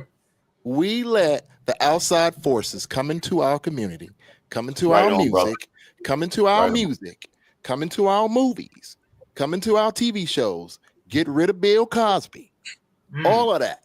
A different world. Look at what we had back in the day. And the women reflected that. Agreed. When we let it go, the women let go. Well, women by nature follow. In general, queens follow women kings. by nature follow men. Okay, I gotta give you some pushback. Give you some pushback because we like to look at the past as some utopia shit, but You know, and you It's mentioned never in the Cosby perfect. Show. It's never You perfect, mentioned the bro. Cosby Show. I gotta bring up Good Times. Mm-hmm. Good Times. You have James Evans that looked like, you know, he could bench press JJ and Michael at the same time, Mm-hmm. and then you have Florida's fat ass. You know, Mm-hmm. and then you have Louise Jefferson's. You know, and you know you can't deny. And this is stuff that's made by Black people. Mm-hmm. You know, we do put ourselves out there, like, you know, and George Jefferson was rich. We do put in the same time slot as I Dream of Jeannie. We got rich Black men messing with, you know, some Louise Jefferson looking chicks getting disrespected by the maid. Mm-hmm. I'm saying brothers could have been doing better. You know, Cosby was on point, but a lot of brothers, you know, they was on some, you know, we as Black men should settle for less and condone what was going on. Now, I mean, I think that we moved away from that after like the Good Times era, and because then you look at shows like Martin, where they were openly making fun of, you know, fake hair. You know, the Shanae character was just a shot at subpar women. So was the Wanda from Living Colors. You know, we used to make fun of these broads. Now we ask them out and see if we can get some. Like, you know, we have diminished, drastically. Drastically, yeah. And we're the only culture that's like that. Exactly. I mean, brothers was giving me what was it? Black Man Travels was talking crap like other men do it. Come on now, let's be real. Who is the Louise Jefferson of the 70s on the white side? Mm-hmm. Come on, we've been at this crap for years. Mm-hmm. Yep. We let it go, man. Well, wait a minute. We let you it said go. Who was the Louise Jefferson? Yes. Who was the guy that was getting with a fat, obnoxious, subpar woman and calling her wifey back in the day? Archie Bunker, Roseanne Barr. He was fat himself. Excuse me, gentlemen. My father. Wait, hold on. No, hold on. My father did. These were, yeah, I understand that. These were equally unattractive dudes, and they were broke. I'm talking about, you know, James Evans could do better, and because he was more handsome than she was pretty, and so could George Jefferson, who was freaking rich. But hold up. But push back on both of those. James Evans was living in the hood. It was straight up in the hood. So was George Jefferson met his, and George Jefferson, and I've seen episodes, I know this is all fictional, where he had a pretty woman, and he told the pretty woman, you could have had me, but you wanted to go with the other guy. Mm-hmm. George Jefferson got with a woman who was with him, and he was nobody, and built him up. Built up with him. So, I mean, you know, we can say she may have been fat, but shit, she didn't wait for him at the finish line. She got with him when he didn't have shit. Yeah. Okay. Look at what they were promoting back then. No, I get it. I'm saying that, but what I'm saying is, on the white side, you had women who got with the dude when he wasn't shit, and they look worth a damn. Like, these guys are having the best of both worlds. Look at Fred and look at Wilma. Look at Homer and look at Marge. Look at Peter and look at Lois. These are all, you know, fat, dim-witted jackasses with wives that are significantly hotter than Louise Jefferson. And that is the message. They're not taught to settle. We are. Marge got a big throat. That's not true at all. That's not even. Don't tell me that you wouldn't grab Marge's by the fro and smack that from the back. Don't tell me that. And then you gotta understand. I'll do that well before I do Louise Jefferson. That's a damn sure. And hold on. And then with your mess, Wilma, I guess that's the Flintstones. What you're referencing is what's the bus driver's name? Glenn. Actually off of a real show. The Jackie Gleason show. Yeah, the Jackie Gleason show. The Honeymooners. And what you always do, because as a guy, even on these, when I make a thumbnail about going somewhere, I put an attractive woman on there. I know the guys are going to look because there's an attractive woman. Women really don't care about the guy's looks. You just say, oh, he's a hardworking man. And he's good. So you're making references that have nothing to really do with it. That's for people to watch. What I'm saying is the men, even back then, it's gotten ridiculous now, but back then there was that subtle strain of, you know, guys settling. There was a Black man settling. You know, it wasn't as pronounced as it was. But they knew their levels and they married within their levels and never reached above where they should have been. Yeah, exactly. Everybody knew their own lane. They knew their lane back in the day. Yep. Right. Sure did. What do you mean? They knew what lane to stay in, and they married a woman that was appropriately leveled at where they needed to be, so they had commonality. They were evenly yoked. They understood each other's situation. Yep. You're not evenly yoked if she's fat. See, you're being discredited by the one term is fat. Now let's say this: George Jefferson married Louise. They had a child together. How do you know Louise didn't pick up that extra weight after the baby? Now that's true. That is a very good point, and thank you. So then you're supposed to not love the woman. No, you're supposed to not love the woman. Let me finish my point, game changer. So you're not supposed to love the woman after she's giving you a child, and because of some medical condition, she can't take off that last little bit of baby weight. No, I'm not saying that at all. I say that you want. But I mean, I'm going to say that the optics is bad, but you did win because if they are displaying the relationship as this is the panel is open obstacles real quick. Yes. If they're displaying the relationship as a woman who was once attractive and she got with a man who was poor but had potential, I would agree if they push that message home.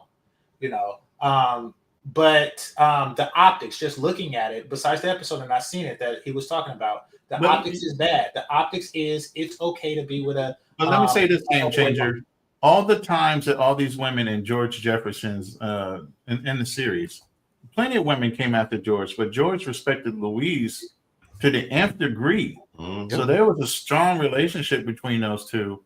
Agreed. Way before he came up with the money that he had. And he saw through a lot of these women and their desires of him basically because he was wealthy. Agreed. What I'm saying is brother, what I'm saying is the optics is bad.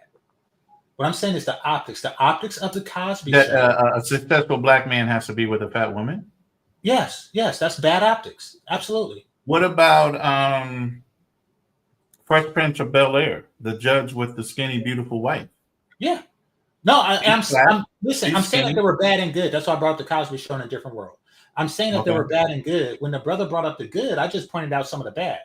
But no, there was bad and good back then. And I brought up Martin and I brought up In Living Color where they made fun of it openly on the movie Friday.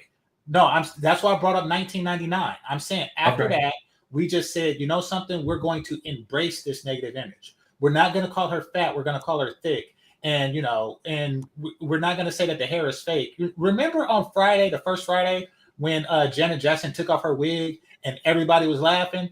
We're laughing because fake hair and fat is funny. But now it's normal.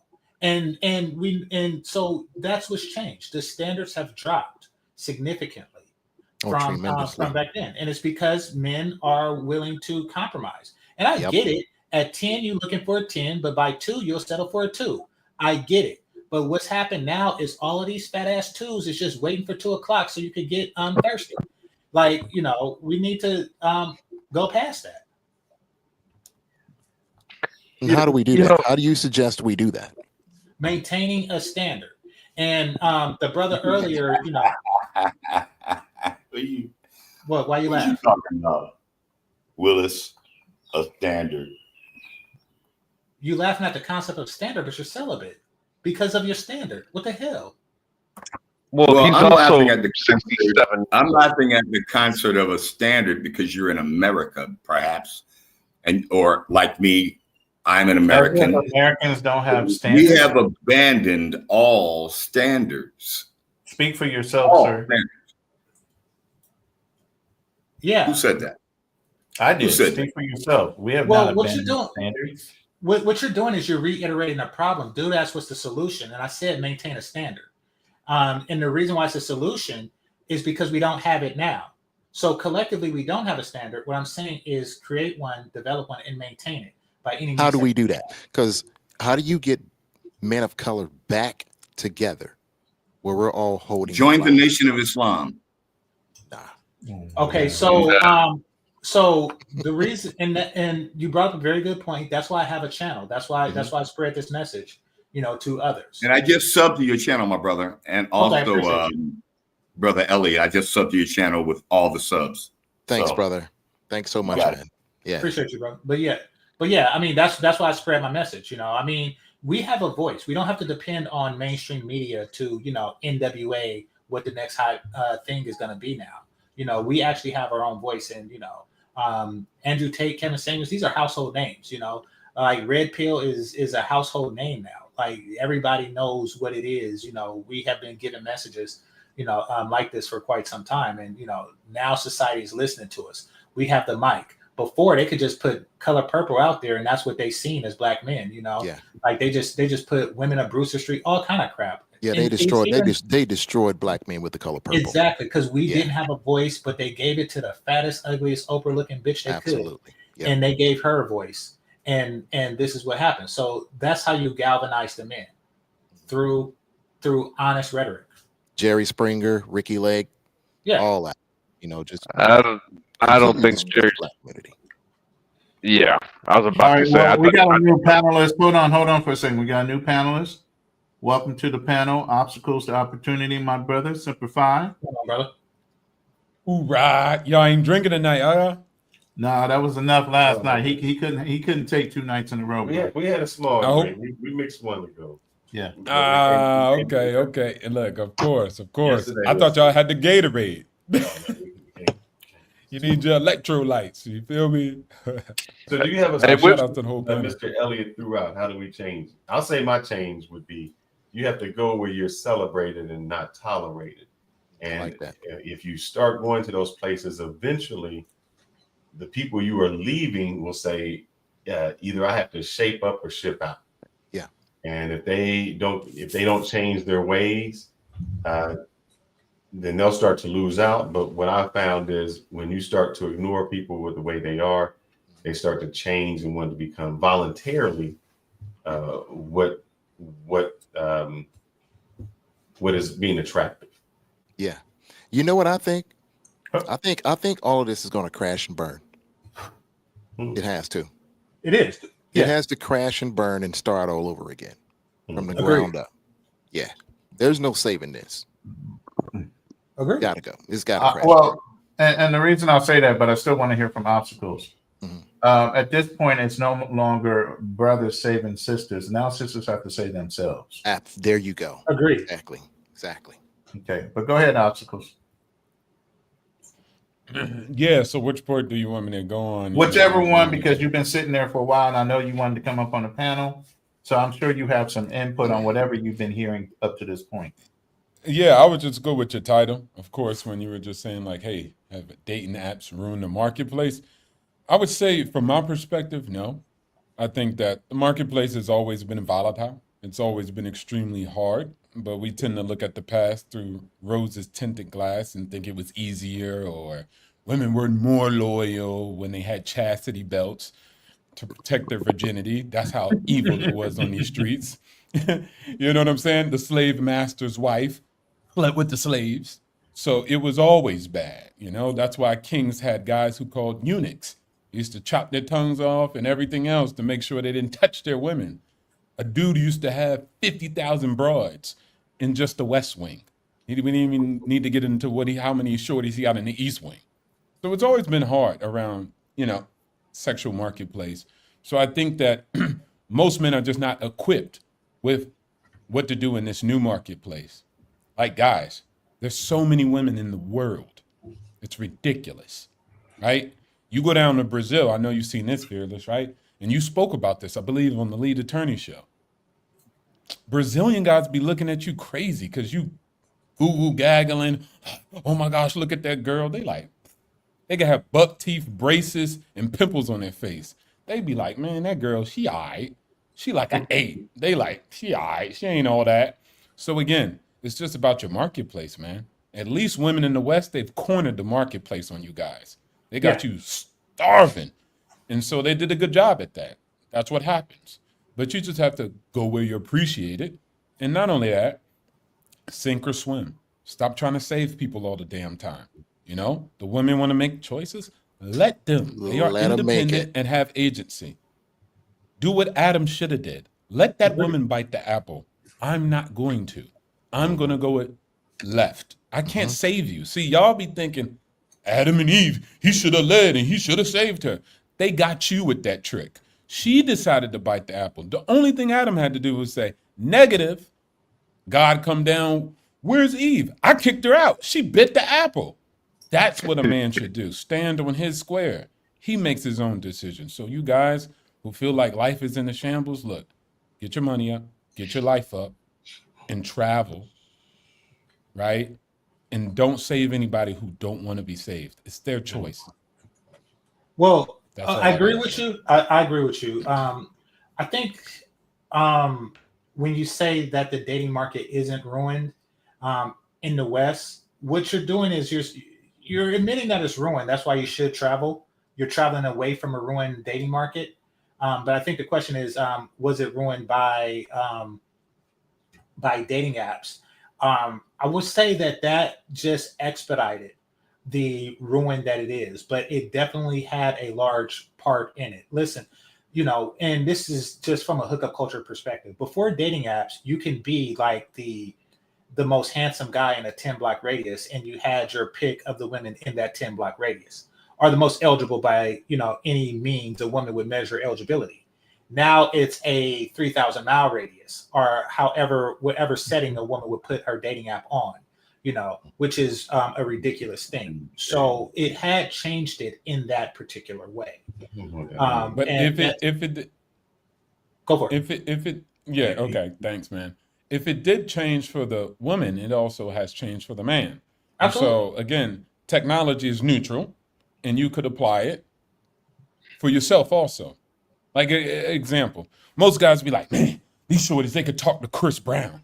Us mad opportunities with the dating apps. Bro, I could talk to Grant Gordone with the same apps, meaning mostly Instagram, right, which is the largest dating market. So I've been able to build a great life for myself and build myself up as a man, leveraging the same technology. But I get what you're saying. And what I'm trying to tell you guys is, since I live in the world and not only the West, it's everywhere.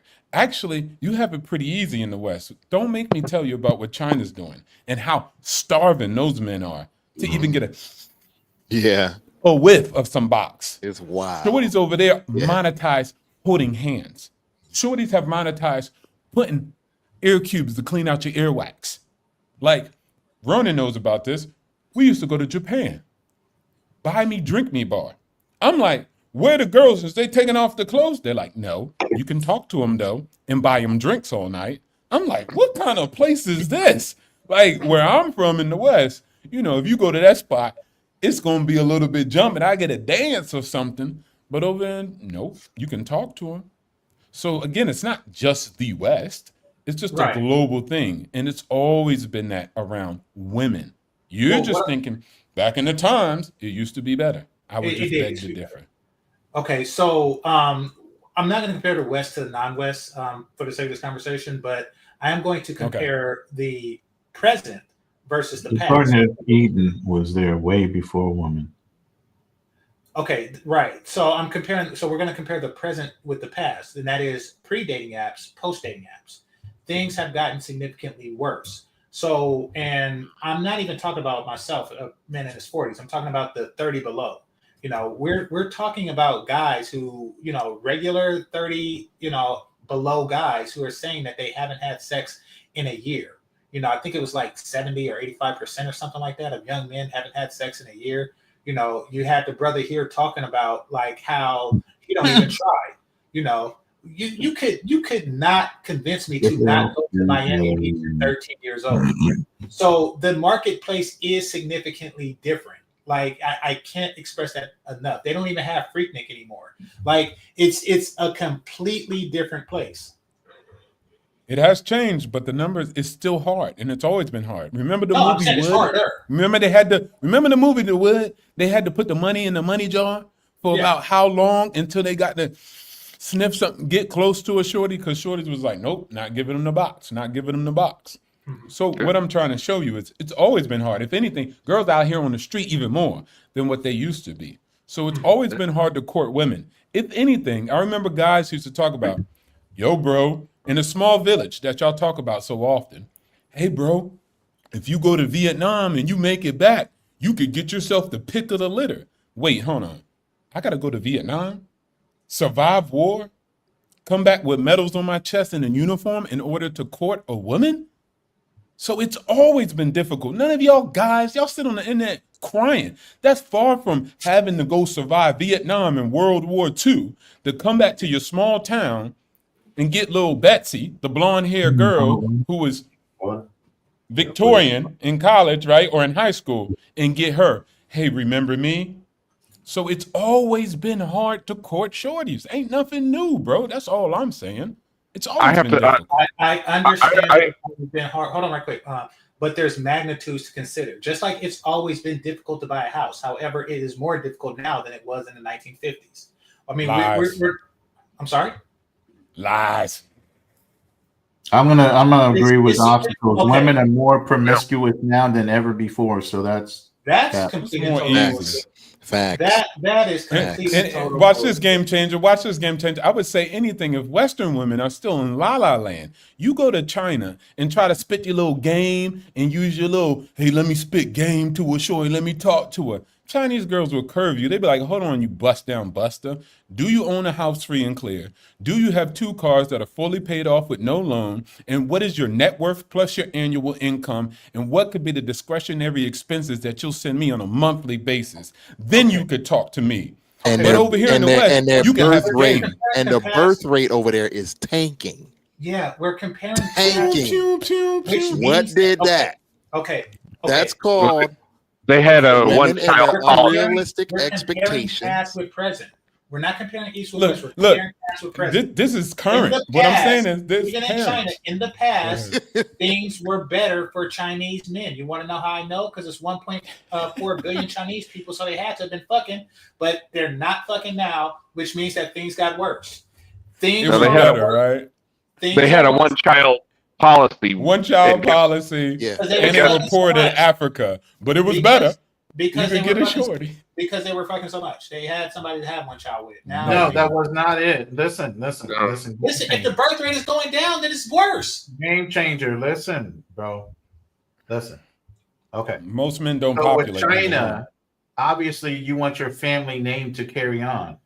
So if they had a one-child policy, they would kill off the daughters so that they could keep sons. But again, if you have so many sons born to every family and no daughters, where's the birth rate going? Because there's no women to produce the next lineage of sons.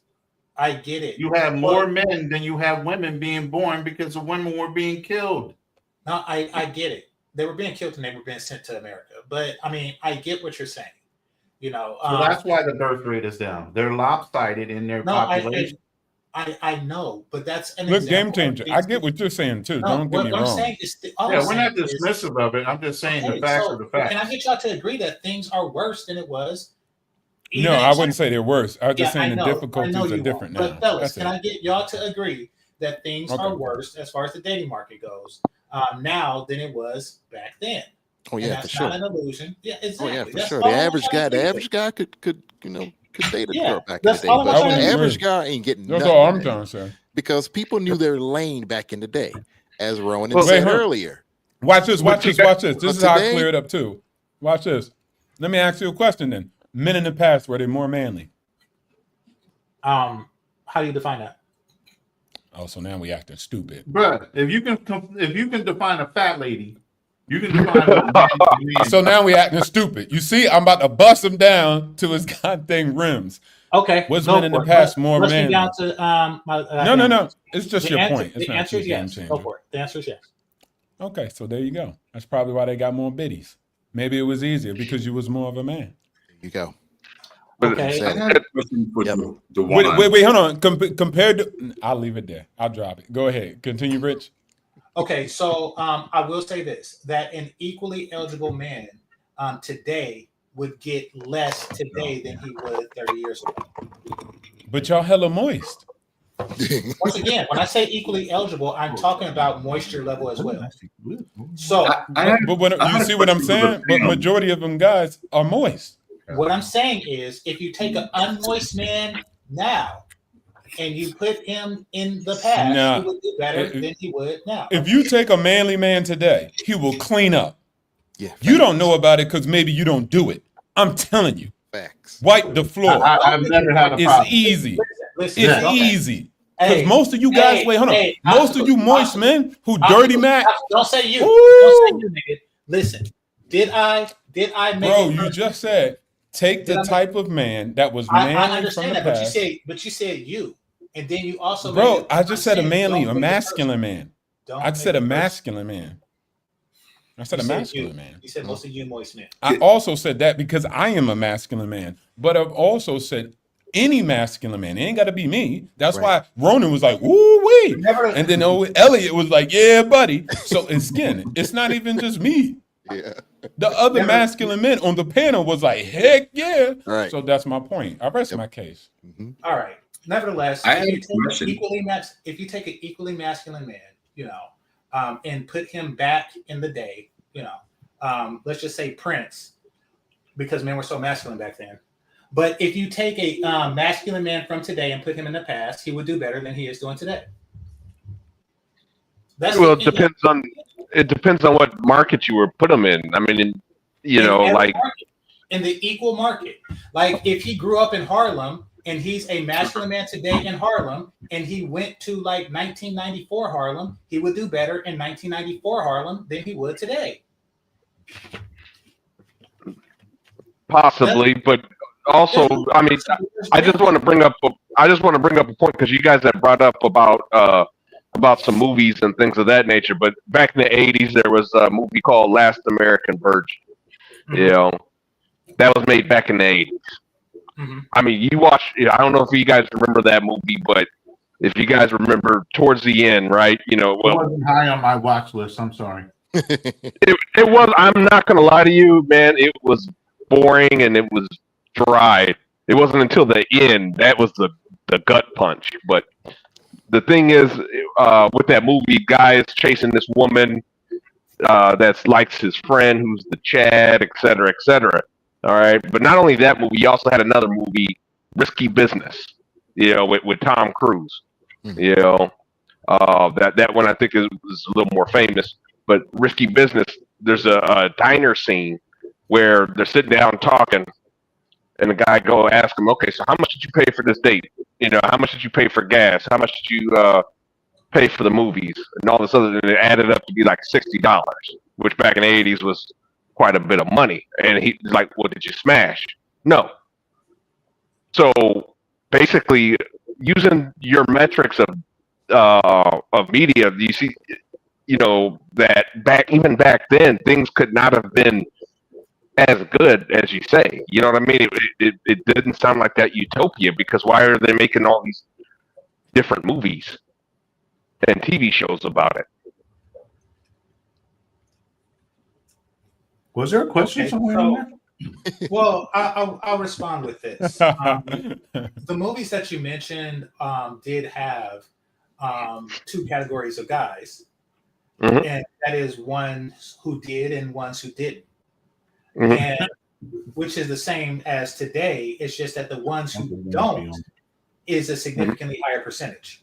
Let me add this too. Let me say this.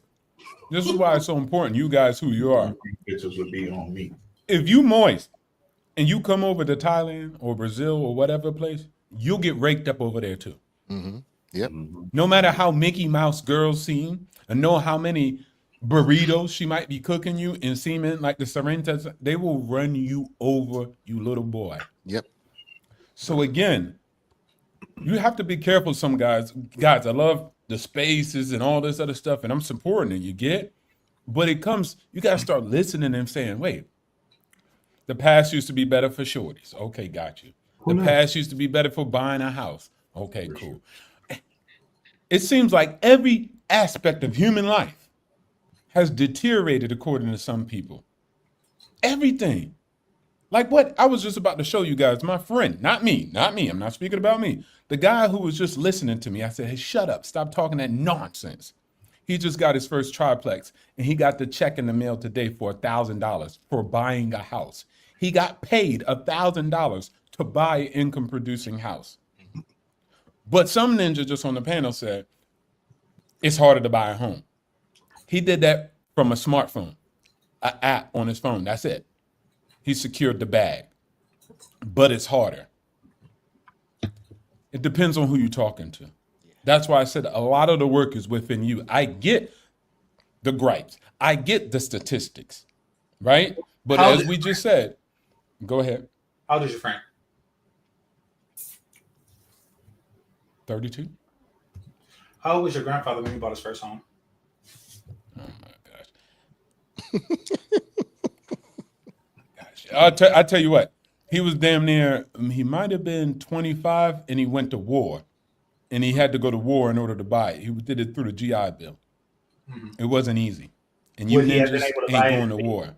No, he did not. It was hard for him to do that. Because you know what, too? Because he was black, they told him he had to buy 2 plots of land. You saying it was easier in the past, ninjas, forgetting that your great-grandparents didn't have all their rights. Mm-hmm. Well, mine. But wait, hold on. Oh, look, we're going to skip over that. We're going to spin the block off of that one, right? Well, okay. See, that's what I'm saying. Once you hit them with their head, they be like, short circuit. You just got to know where to look. Talking points only go so far. No. You got to know where to look. You got to know where to look. Government grants, loans. Let me finish talking. Yeah, all that's there, right? All all there. Yep. Listen. So go ahead. Did there exist men who bought homes that didn't have to go to war for it? Yes. And a lot of people foreclosed. Okay. But continue. Okay. There were people who bought homes that they didn't have to go to war for back in the day, and it was easier. Just like there's people who go to war to buy. Bro, it's easier now. There's more tech. There's more applications. There's more resources and information. There's more grants. There's more. My grandparents. Some people was damn near illiterate. It was harder. I hear what you're saying, but again, remember. Listen, watch this. It's harder now because you got to be literate to buy a fucking home. So listen. Just to be clear, Okay. An illiterate person back in the day can buy a home, but you have to be literate and possibly a high school graduate to even be considered to purchase a home today. See, bro, I can't get with it. We just different. We just cut from a different cloth. And I'm gonna rake up on these women. I'm gonna rake up on these real estate. Game changer. You keep saying illiterate. Hold up. You keep saying illiterate. He said illiterate. But they had a skill. They had a trade. Financially. Trade. My bad. Yeah. So, if someone today was still illiterate, but they were a mason, a carpenter, they poured concrete, they were an electrician, a plumber, they could still do the same because they had a trade. They could be illiterate and still do that. If you were in high school today and you said, "Oh, I'm gonna do that trade," and in high school they get you a trade, and by the time you got out, you joined a union at 18. So by the time you got 22, you already in, and I forgot what they call it, a journeyman or something. Mm-hmm. You could do it. If you were 18 and you said, "You know what? I want to go on the oil wells, and I'm fine going out there for 6 months on or 6 months off or 1 month in or 1 month." You can be the rigman, and you can make a whole hell of a lot of money at a young age without a college education. It's just the skill level you want to. But you're literate. Buy a house. Well, I mean, the people. Matter of fact, right after the Gulf War, you know how many people started working for foreign countries that were ex-military, making $250,000 a year. They were being put up in mansions or houses while they helped rebuild the infrastructure of those countries that were destroyed. Their families were put in private schools. They were given two vacations fully paid by whatever company they were hired twice a year. $250,000 a year, bro. These guys were walking out of the military right into great jobs. Yeah, I get it. So the problem is, game changer. Today's people just want to go about it differently. If they were to go into a trade immediately, they could have those funds and do it. But we have what we call instant gratification. So we want those things instantly, but we're not going to put the work in to get it done. So instead of doing a trade, they say, "Hey, I want to be iSpeed. I run fast." Whatever the internet dude is. A girl says, "No, I don't want to do. I'd rather do OnlyFans and try to make money instead of working." So it's not that it can't be done. And Fearless. No, I understand what you're saying. But Fearless, do you think those trades would make men out of those men?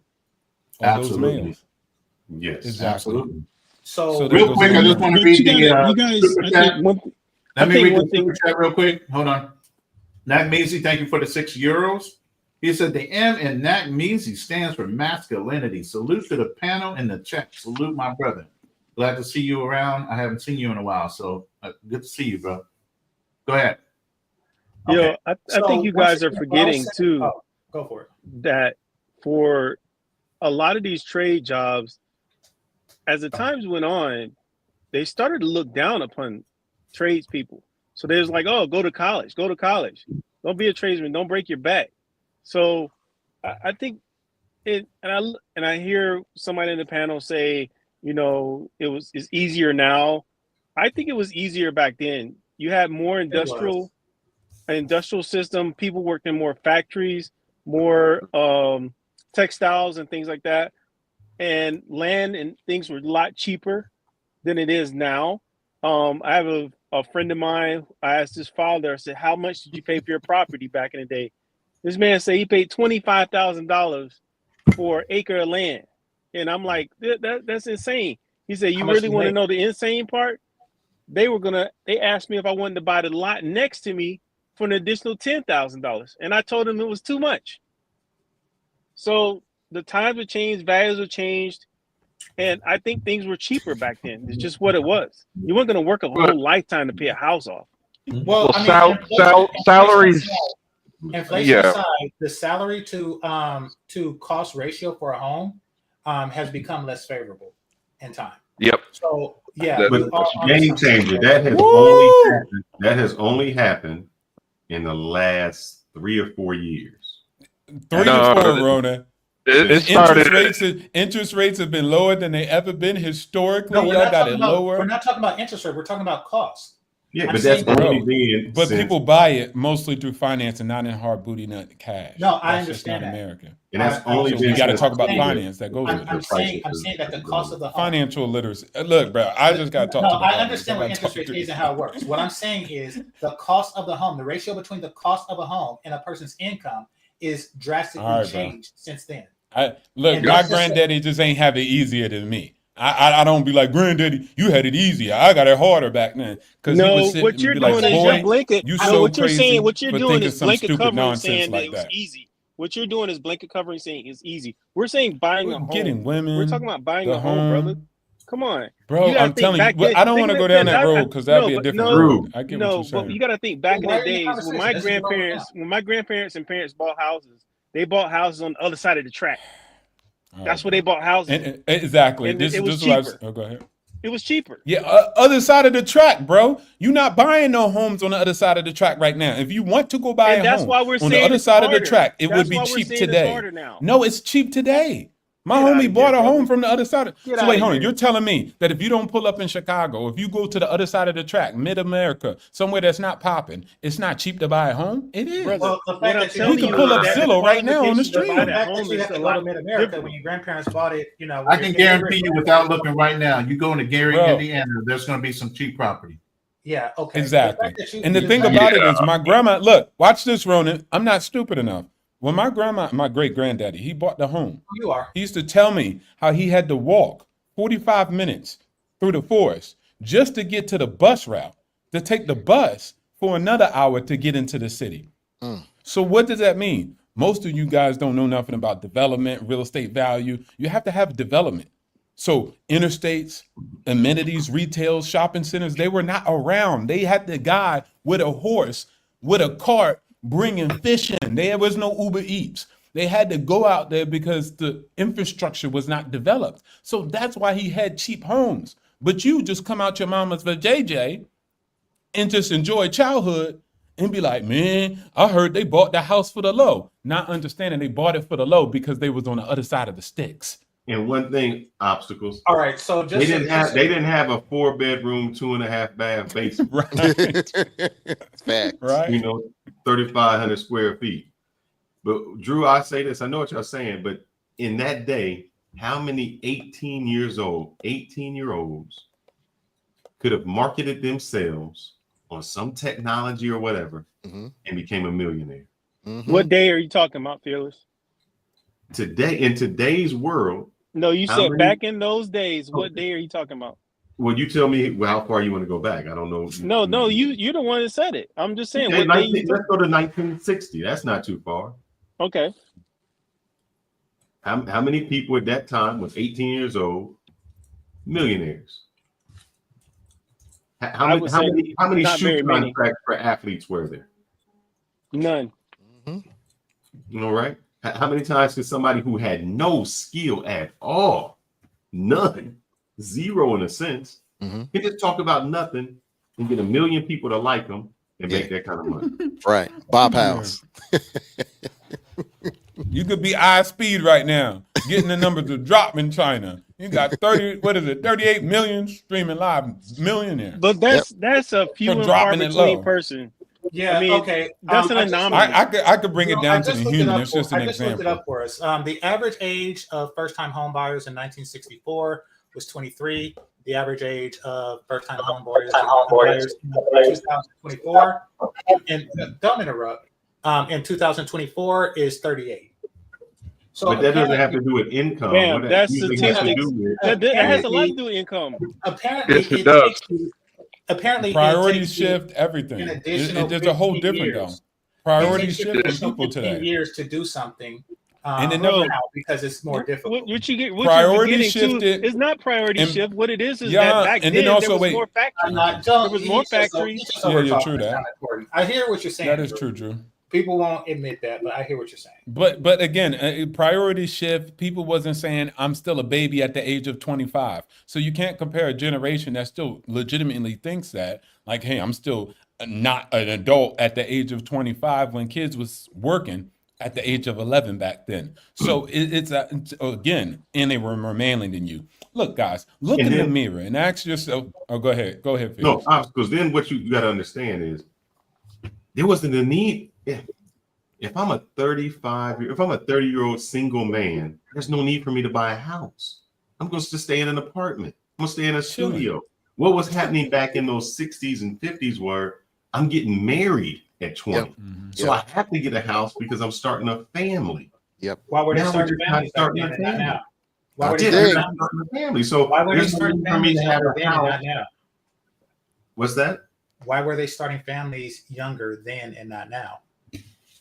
I think a few reasons. One, you started to marry the people who were around you because your options were less. So it wasn't like, oh, I can keep waiting and waiting, because if you lived in a certain town, you had 10 women, 10 men around your age who went to your high school. You had to kind of swoop them up before they were gone because you weren't going outside of that. Now we can wait and delay it because what's that called? Analysis by paralysis. Analysis by Yeah, paralysis. you got so many options that you always say, I can go tomorrow, I can go tomorrow, I can go tomorrow. It's Also, not a priority. So our norms and values saying change. that technology has made it different, has made dating different back then than it was now, correct? Women absolutely. I mean, women think knew about it. that they had to start children. Which is the entire premise of what we're just talking about. Listen. If you grew up in a certain county, in a certain environment, in a certain part of the country, you only had a certain amount of jobs. You worked for a steel mill, you worked on a farm, you only had so many jobs. You worked at the pharmacy or whatever, unless you traveled to another part of the country. So at the end of the day, you only had a set amount of jobs for yourself if you didn't make it into college. You only had a set amount of trades that you can do in that town in order to be successful. So you were limited even in your ability to do certain things if you planned on staying in that town. And also to think about this, what I'm guys, saying- back in the 60s, you got to think this is right after the Great Migration. So people And migrated. why up was north the Great for the Migration? jobs. Because they moved to go to better jobs. Exactly. That's what I'm saying. That there is more foundation back then. There was more. It was easier to get buy homes in the north, especially in the south. Probably dirt cheap. But Ronnie, you are right. A lot of the jobs of that era, especially in the south, were very limited. Either factories or working out in the field. I mean, people still worked out in the field back in the 60s. Black people did. So But Drew, you were very limited. Here's the problem when you But say how does that make it easier then? In today's age, if I want to go get a house in the hood, I can do that.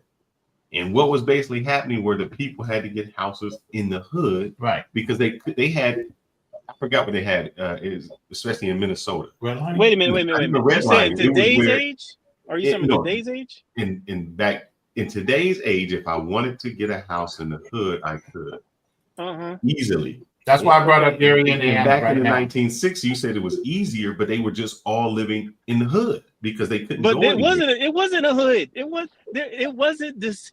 It wasn't the same climate as it is now. There was structure back then, guys. Come on, the father was still in the house. What he's saying is The hoods father where was they still in had the home. morals and ethics back then. So Yes. even though we were all grouped together in a certain area, it Yeah, didn't mean we the didn't call neighborhood it. They didn't call it the hood. Yeah, they were just people just lived where they lived. The ghetto things got word worse. isn't just produced now. We had that word for a while. Look, that's just my perspective. Like I said, I got my own perspective, and I don't think the past was easier. They dealt with great migration. They didn't have a there weren't so GPS, and many they had to go all the way up conveniences to the and a whole north. bunch of other Like, that things. sounds complicated and not easy at all. And they didn't even have like an international bank. Them ninjas had to like carry it, and then somebody robbed you. Don't sound like easy to me. It sounds like extremely difficult. What I I would would say this say, is part of the easy ahead. obstacle in this sense. Dating would be easier in this sense. You just dated the one woman. You dated your high school person. So that's just who you with. It wasn't like I'm going here, and here. But also too, guys, but that's let's not because forget. men were out trying to screw I and think women were out trying to screw. It I wasn't think that it was easier. We settled on the option that we got.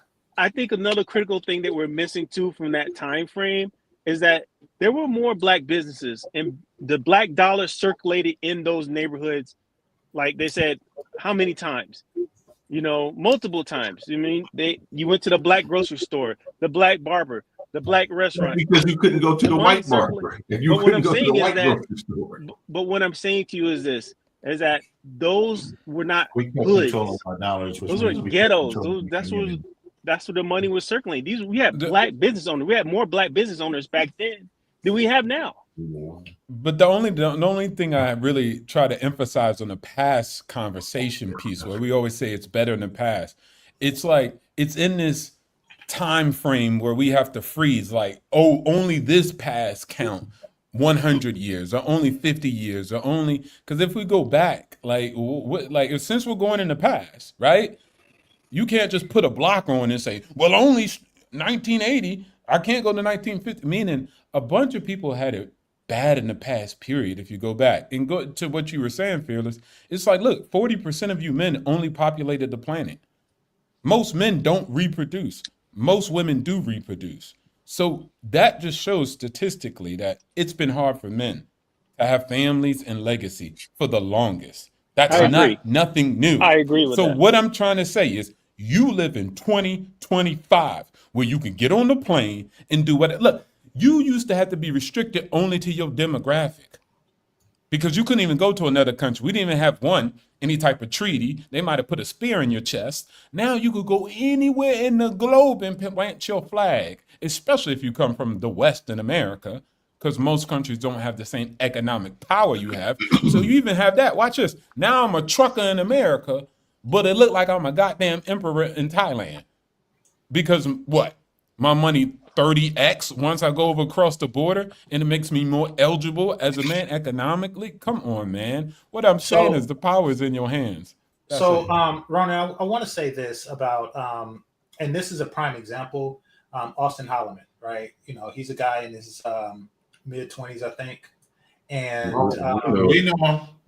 Yeah, okay. So, he made six figures. He's an in-shape dude and stuff like that. And he couldn't get laid. And I think he lives in Dallas, or he lived in Dallas or something like that. That type of person didn't exist when I was his age. A in-shape six-figure brother that couldn't get any pussy did not exist in America, did not exist when I was his age. Yes, they did. Worse. Yes, they did. No, they didn't. Yes, they did. Incels existed. There were people who got in shape and still didn't have game. And I can say that because I live in Dallas. I met with Austin. We went to the places. And then when he was saying he couldn't do it, I went to the same places solo with my camera and said how easy it was. I took my camera over to Twin Peaks that time, remember? And I had all the chicks on there. I'm with my girl and they on camera like, oh yeah, we do this and this is what we do. So it was just how you approach, how you talk to them. So there were guys that was always in shape but they still didn't have what we would call game or be able to socially No, talk. I agree with you. I agree. I agree. get I it, agree. and I agree with you when you say he doesn't have much Social game. intelligence. I think that might be, a factor. No, that You is gotta the think, biggest guys, factor. you gotta That's not think, my. the guy is However, that in game the changer. past, you did not have to rely on such things as much. Game You changer. always had to talk to Game girls. changer. Yes, you did. Dudes You was say you singing didn't rely on that Airbnb, as getting much. jerry curls. Game You changer. crazy. No, Game you can't changer. be a Think handsome about dude. this. Game changer. You said. Handsome You dude and not said. say shit and still Game get it. changer. You said you're in your 40s. Yes. So 20 years ago, we're talking about 2005. We're cutting your age in half, and let's say I'm going to add another 5 years onto it. So 1999, 98. Those guys did exist. Those guys like Austin Harden did exist. So Ronan you're raising his hand. Well, okay, just so you know, my barber, he did make a lot. Well, I was banking. Yeah. So they existed. Like black barbers did exist in 1999 because we had hair back then. Yeah, of course. So- what I'm saying is that there were guys like Austin Harden in their 20s that were not getting any box. They existed. There were not six-figure in-shape dudes that wasn't. Even if they didn't have game. I'm saying that if in the 90s he would get box. He's not getting it now in America. It's not true. It is true that he's Girls, not getting it now in man, America. girls are more out here than ever. If that man, listen, okay, cool. We just live in two different worlds, and it is what it is. But I You're just living in think a it's just pretend mostly world. pretend. No, I Yes. live my life. What do you mean pretend? I'm living in and it's great. I ain't No, you're complaining. living in a I pretend ain't world crashing where out the on the problem internet doesn't- talking you're about living- all men can't get anything, so You're the living world in is a a pretend doomsday. world- you're That's living in a not pretend true. world where That's problems not don't true. exist. You can say I whatever. do know, That's that you your have the opinion. That's desire to okay. create a facade that, I don't have It's these not a problems and I facade, don't but understand. okay. That's Yeah, your okay, opinion. That's so you completely have- yeah, fine. so let me finish my opinion. But So you okay, go want ahead. others to believe that because a problem don't No. exist for you, that the problem doesn't exist. However, the problem exists whether it exists for you or not. Now, Okay. you're doing this even though you understand that the problem exists for others and not yourself. You're doing this just to reiterate and just to kind of show off that, yeah, the problem don't exist because it don't exist for me. Just to state that it doesn't exist for you. I get it. You're the man. You're King Kong Ding-a-long. Thank you. Yeah, Thank you're you. welcome. Hey, You're welcome. the absence of evidence. I'll take that. You know what I'm saying about that collar. Yeah, You let's feel say me? we're not interrupted. Hey, listen. Come on. Wait, Like, wait, you know what I'm saying? What he should have said is I'll the take that. absence You of feel me? evidence is Shout not out the to evidence of damn absence. God damn it. and that's why the shorties pulling. Wait, hold on. Don't crash out. Let me just take your compliment. just So so that's you why can the ignore shorties it. pull up just Ignore it because to like develop- that. Yeah. That's why I get the girls. You feel me? Even the guys say that about Just me. You like- feel yeah, me? Go yeah, ahead. Okay, tell yourself that. But now, just like You just said it. I ain't got to tell myself that. just like geniuses exist and they understand that so do retarded people exist. Like they don't have to say, I don't know that retarded people exist because I'm a fucking genius. Stop being obtuse. We know exactly what's going on. Now you just seem like, okay, I Wait, want to be a bragger. can I talk now or? Just to no, whenever you hear a comma or a period, then you can talk. Until then, wait. Now, Okay, go just ahead. like tall people understand that midgets exist. They don't go around saying, I don't have that type of problem. What do you mean that your feet can't reach the gas pedal? I don't get it. I don't understand. Listen, they understand. They're just doing that to highlight how tall they are. So we get it. You highlighted the positive attributes of your life. Understand that has no bearing on the fact that the plurality of men, it is more difficult than it was in the past. Now you may speak. Wait. So it's all no, I'm not gonna wait. So all of history, it's been difficult for guys, okay? And I've led men on and off the battlefield. So this is why I talk like this. Not only have I achieved it in my own life, I'm a leader, right? And that's what we do as men. So I showed you right here, and if you could see, this guy scratched it out. A guy got paid to buy a house. I lead by example. I lead by telling troops what they need to know. Because most ninjas talk like this guy up here. And if you listen to this guy, you'll have his lifestyle. But if you don't, and you refuse to listen to rhetoric like that, and I show you these real facts about purchasing a house, how it's easier, how it's more effective and efficient. Shoot, hold on. I should call this guy up and get him to say, Hey, I used to think what Game Changer used to think until I shut up and start listening to Bird. And the moment I started doing that, I'm in control now of my destiny. That's all I'm trying to help some people who would like to listen. Those who don't, it's completely fine. Men like you have always thought the way they thought and have created the lives that they live, which is ones they don't like, which is ones that they don't have access to the women that they are talking about, ones that have go in flights of fantasy and say that when my great granddaddy was alive and he couldn't vote, it was easier for him to do this and do that. I just don't agree with it. That's it. It's nothing personal. It's not even only just me. I'm showing brothers how to do this, how to take over their life. And if you just listen from a man who actually does this in real life, then you could win too. That's it. I'm pretty sure if you listen to Ronan, if you listen to Fearless, Austin had to pause his gears and listen to Fearless and what he had to say and be humble and learn about the ways of actually increasing your charisma, to intelligently engage in a conversation with the opposite gender. Not only just making six figures, your Google job can get you access to reproduction. You have to be somebody too. And it's easier because it's easier for you guys to develop yourself. Self-help is here for you. People are on YouTube teaching you. So I'll close right here and land my plane, and then I'll hand it over to the big homie in Thailand. You guys can do this if you want to. But if you have these thoughts like his, you don't start counting your blessings instead of trying to count your troubles. There's more blessings than ever in this world in 2025. The future is yours. That's my message to you. Big homie in Thailand, you could take over. Okay, so I do understand that. And I'm not contradicting anything that you say about, you can do things. Never did I say a person can't do any of these things. What the statement is that it is more difficult to do it now than it was then. And perhaps that could go to your point. Perhaps because it's more difficult now than it has been in the past, that a person would need a coach like Ronan, where they would not. What is more difficult? I didn't know what the maybe we need a little clarity on the difficult. What is more difficult? Yeah. So we're talking about the dating market is more difficult. That's the title. That's what we've been talking about for the last 45 minutes. Okay, we just want to make sure we're still on that point. Yeah, no worries. But then what you would say, my question would be is, whenever you do a science experiment, you would say, let's take equal things. Austin and I live in the same city. I went to the same exact places that he went. My experiences were entirely different. Mm-hmm. Entirely. I never had an issue. And here's the thing. I was with my wife. And I let her know I'm gonna film and still talk. And everybody I talked to wanted to talk to me. Once again, the statement is a comparison of time periods. It's not a comparison against people. So here's the thing. That is today. Hold up. That's today. I got more pussy back in 1989 than I do now. I understand that. By choice. I Meaning get it. I could have slept with them all in. Now I'm married, one, but I became more selective and I was like, I don't even want to. So, and what I mean, it's the person. It's not that. At any time in my life, I had the same experience.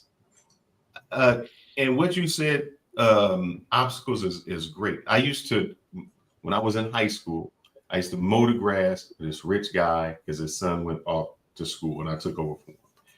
And I made this thing. I said, man, you only got it because your granddad had or something like that. He was a high-class lawyer at a bank. And he told me this, because I said, if you weren't this banker, you wouldn't have money. He said, let me tell you something, son. Successful people would succeed no matter what they do. No matter so if I wasn't in banking, I would still be successful because I would have the mentality to succeed. I said, wow. So it doesn't matter what you do. And this is why I can tell you this. In my profession, in what I do cybersecurity, I do the cloud. They don't care where they put me at. They will say, we want you to lead this because I transformed something. Led by example, I formally put things in place. And they said, we don't care what your skill is because you're going to be sick. Because they would took me when I went to AI. And I was like, man, I don't really want to do this. It doesn't matter. We know that no matter where we move you, you're still going to lead and you're still going to be successful, because it doesn't matter the position, it matters the person. So that's what people do. And that's why you can take a coach, you can take a coach that was on a winning team and put him on a losing team, and that losing team will become successful. Coach Prime. Yeah. So that it doesn't matter. It's the person that they move, because leaders empower people to want to do stuff for, and it brings out the best in them all the time. But is the dating market okay? Is the dating market because we're personalizing this real quick? Well, Real I mean, quick, and can I I'm gonna talk? let you. I'm gonna let you run. Hold on, real quick. Nobody's taken away from your personal experiences and what This you're is not personal. Okay. Okay, but what I'm saying is, whatever your perceived knowledge is, nobody's taking away from that. Okay, but what we're saying is, if you can allow yourself to think outside the box for a minute and not go with what society dictates the way you should go, things can happen that you wouldn't imagine could. And that's all I needed to say. Now go ahead. That didn't make any. What That box doesn't really make any sense at all. If I could speak to that, to No, Ronan. no, you can't. No, because he needs to speak. What box are you? What box are you referring to that I'm thinking inside of? Well, you're saying people are having a problem with dating in America now more so than they did in the past. Yes. That's not true. That's not a box that you think. So you're saying Because here's the thing: Excuse me, the are you people saying that things are are having changing? problems dating are young. They were raised by women that did not teach them We're how to be talking about truly young men. people. So there's a whole bunch of variables that you're not We're- thinking of that we're- are I don't care totally about the different variables. I'm from talking about the today result. than tomorrow. Then why Wait a would you minute. ask me if you didn't want to hear the answer? Ronnie, you Hold just up. said it Why wasn't did true. you ask me if you did not want to hear the answer? You Ronnie, just you asked just me said by it wasn't what true. answer. You gave You the just answer. said it wasn't true, Ronan. Yeah. What you're What? saying is true. What? You just said it wasn't true. But It's not you're true. basically what you're saying is it is true. No, It is true. I'm saying the person that's being educated or told that it's difficult, or being told by persons that don't even have the knowledge and even understand how to be social. Okay, put it like this: is it more difficult now than it was in the past, say 30 years ago? To date a woman? No. Yeah, it It's is. limited to the person. No, don't even get into it, because Drew, don't get into the Yeah, it is. thing, That's because why I y'all don't- traveling overseas to buy it. 'Cause it's Yeah, so I com- know, and Hey, they know that hey, too. and guys, but let's not forget the when we say 30 years ago, we're saying 1985. 19 what? 90? That's 40 And years let, ago. let me tell you me. So I But, don't know what I did, man. I played football. So in high school, I was a 3-letter sport. I played wrestling, football, and I played baseball. I had it all. When I went to college, I was a Kappa Alpha Psi. That means I was in a fraternity. I played college ball. Hey, what'd you And get in that no- fraternity for? Did you get in for Huh? the box? For the button, no. I mean, it was a plus. It was an extra plus, but you didn't Hey, need that's it. nasty word, Buck. Who's that, Drew? No That's time nasty word. that I ever You drank. outed him. You outed him. You think I needed a fraternity to get some punani? Well, I mean, But I Kappa think a Alpha lot. Psi- I bet that was one of the boxes that you checked to get into it. Hey, Drew. Negative Yeah, something. I think he had Yeah, that. it's not like, play football to get some punani. I'm gonna keep it real with you. Yeah. I see what You you're saying. see, Drew. But that's go how for they move, though. But You see, Fearless? That's how they Fearless. move. They got no life Fearless. outside of the box. If the box don't exist, Fearless. they on top of the. Here's the problem. Here's the problem. Fearless is tall, light, and dark. Listen, Tall, let light, me and take a handsome. little. Listen. But he is corny as a Richard, be motherfucker. quiet for a second. Richard, hold on. Let me tell you, my major is architecture. Do you know understand what architects do? I love They architecture. take something and they take nothing and make something from it, just from pure imagination. This is my mentality. It's always been my mentality. So I can take an idea and make it into something functional. A lot of people can't think outside that box in order to even make anything. That's my whole life. There's no way you're going to tell me I can't do something and I can't imagine it to become true. And for me, Who's telling this you that? is My man, hold on. not That's you. my mentality. This So is you got a lot of you, people. man. Hold up. You got a lot of people that are being taught. Who's telling you that? Allow me to finish. You got a lot of people I wasn't allowed that have been taught to think a certain way because society dictates it that way, and they don't know how to climb up out that fucking box and think rationally how to attain and do certain things. Even when people like O2O, myself, or anybody else is trying to tell them, if you do this way, it's going to fucking happen for you. And they still are oblivious and bumping their head up against the wall because they just can't fucking listen. Okay. Because the fact of the matter is, I hear you guys ain't even, you guys aren't even old enough to be able to dictate Hold on. Let me say this. Let me say this. Nobody is saying that nobody can't do anything. I don't know where y'all getting this straw man for, but y'all have successfully slayed this straw man who is out telling people that they can't do something. That is not me. That is not anybody here. And that has not been the conversation. The conversation is the dating market worse now than it was back then? Y'all say no. I say yes. At this point, the actual conversation was y'all are interrupting.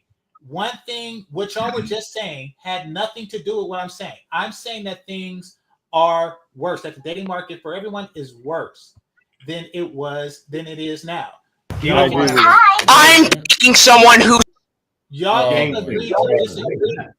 Y'all can agree to disagree at this I got him point. up, but I didn't think he was going to do that. Yeah, that's okay. We agree to Hey, disagree. I agree with him. Game changer. Back in the day,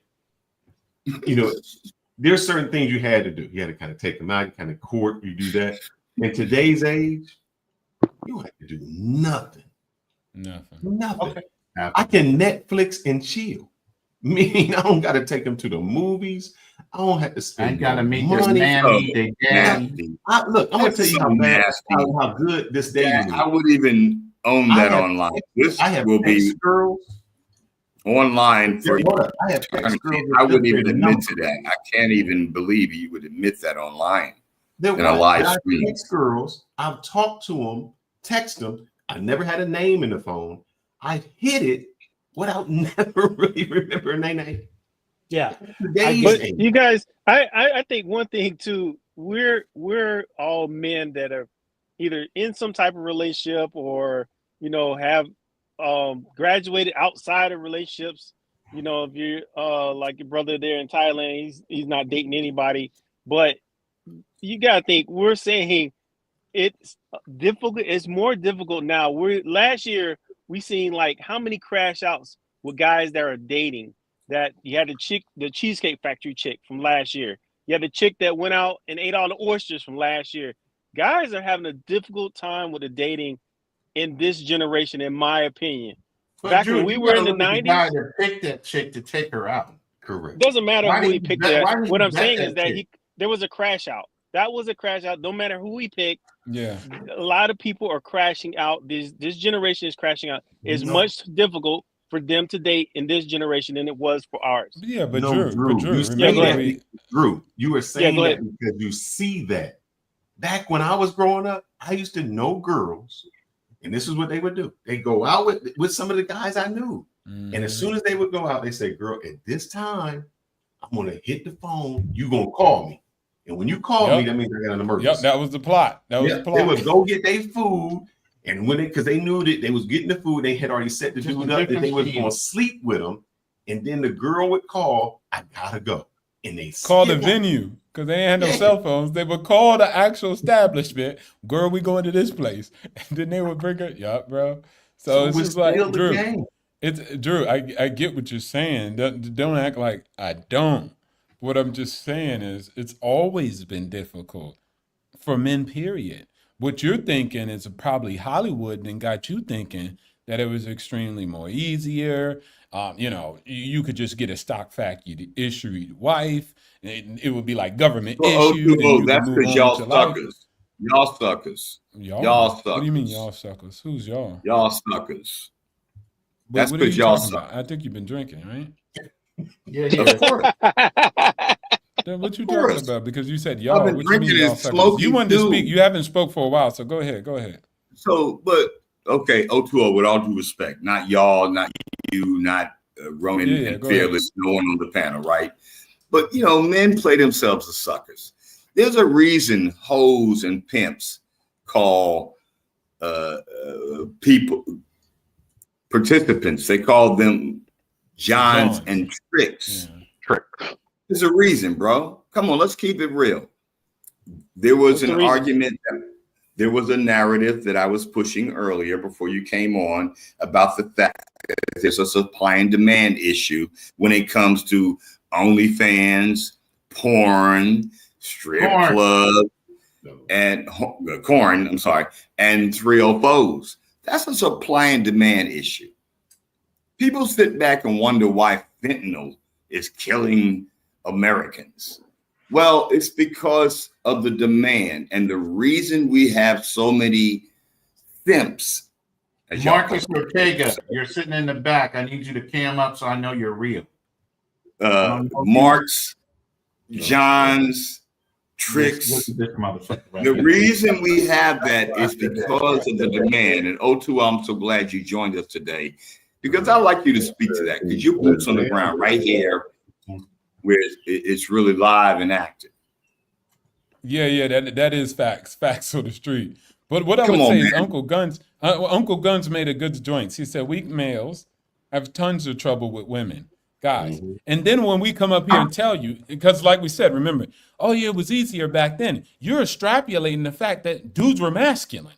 Dudes was out here on the jungle gym, goddamn, ready for World War II, and they were all in shape, not overweight and obese. They wasn't out here crying over a goddamn mermaid movie like y'all are today. So masculinity. Game Changer was Wait, talking hold on. about Let me land this.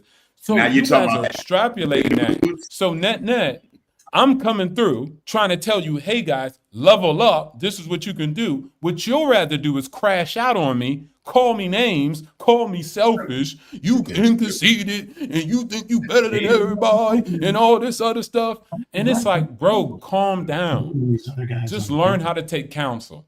Just learn how to be a mentee and listen to somebody.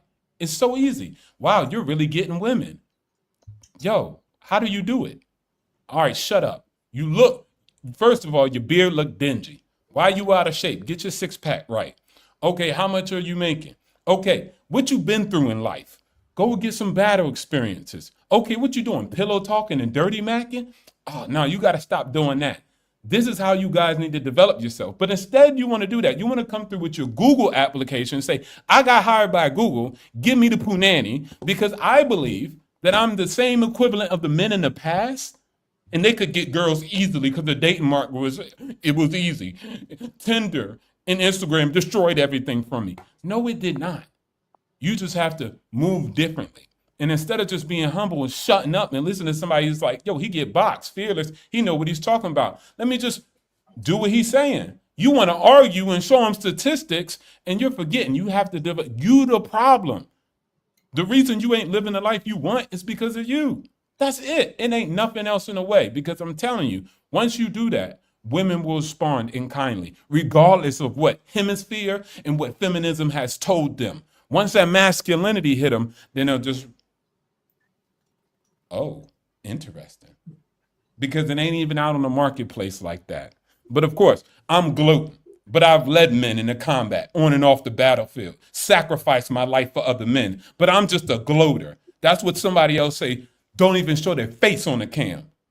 I'm here standing as a man, telling you my first and last name, and then telling you this is what I do. And these are the men I molded. And they can stand up and say, he's verified. I've changed my life because of that man. And I was somebody who said the same stuff. It's impossible. You say that because you're rich. I was broke too. You forget. Once they shut up and just start listening and developing themselves, the world was theirs. Oyster. Facts of life. It ain't the women, it's you. In the story. Facts. It ain't the women. Queens follow kings. It's you, Facts. Ronan. It's you, Fearless. Not Fearless. I'm a It's king. you, Drew. It's your fault, Drew. Hey man, I'm not the brother sitting up in the hotel room in Thailand celibate. And check it. And to that, I would say, you're not the old man sitting up in a hotel room in Thailand telling it. As the oldest member of this panel, which I regularly am, I am an American. I am a Black American. As you can probably tell, I've had my light skin troubles. When Denzel, Wesley Snipes, and Michael Jordan changed the game for me, I adapted and adjusted, and love owes me nothing. And O2O, I said this, I think, probably on a panel here that you might not have heard. Sex ain't worth a dime to me. Not a dime. Yeah, I heard you say that. Right. Well, wait and Ronan, watch this. And no disrespect, shout outs to you still too, Game Changer.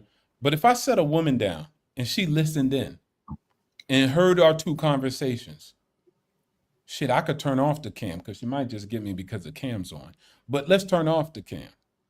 And she heard me saying what I'm saying and heard him saying what he's saying. Housing is this. You can't do that statistically. And if she heard me speaking, she'll follow my lead. She'll roll with me. She wouldn't roll with Game Changer. So again, you talking about all statistics and you crashing out about this and saying, oh man, you personalize it. I'm not. I'm just telling you, I think different. I lead men different. I get results done different. And I ain't the only one out here doing it. Yeah, if a woman sat in our conversation, she would say, you know what? I'll go with that guy, regardless of what continent. But on some wait. He addressed me, so let me salty, dog. You're still salty. He addressed me, so let me respond. Never did I say a person can't do anything. And I even said directly to Ronan and the other brother that I didn't say that. For whatever reason, y'all are pinning a defeatist attitude label on me and then countering that. And y'all been doing that for quite some time. So you're not listening. So it's really not, that's why I've been quiet, because y'all really not, it's not worth addressing somebody that's not listening. But what I'm saying is that things are different and that they're worse. That's it.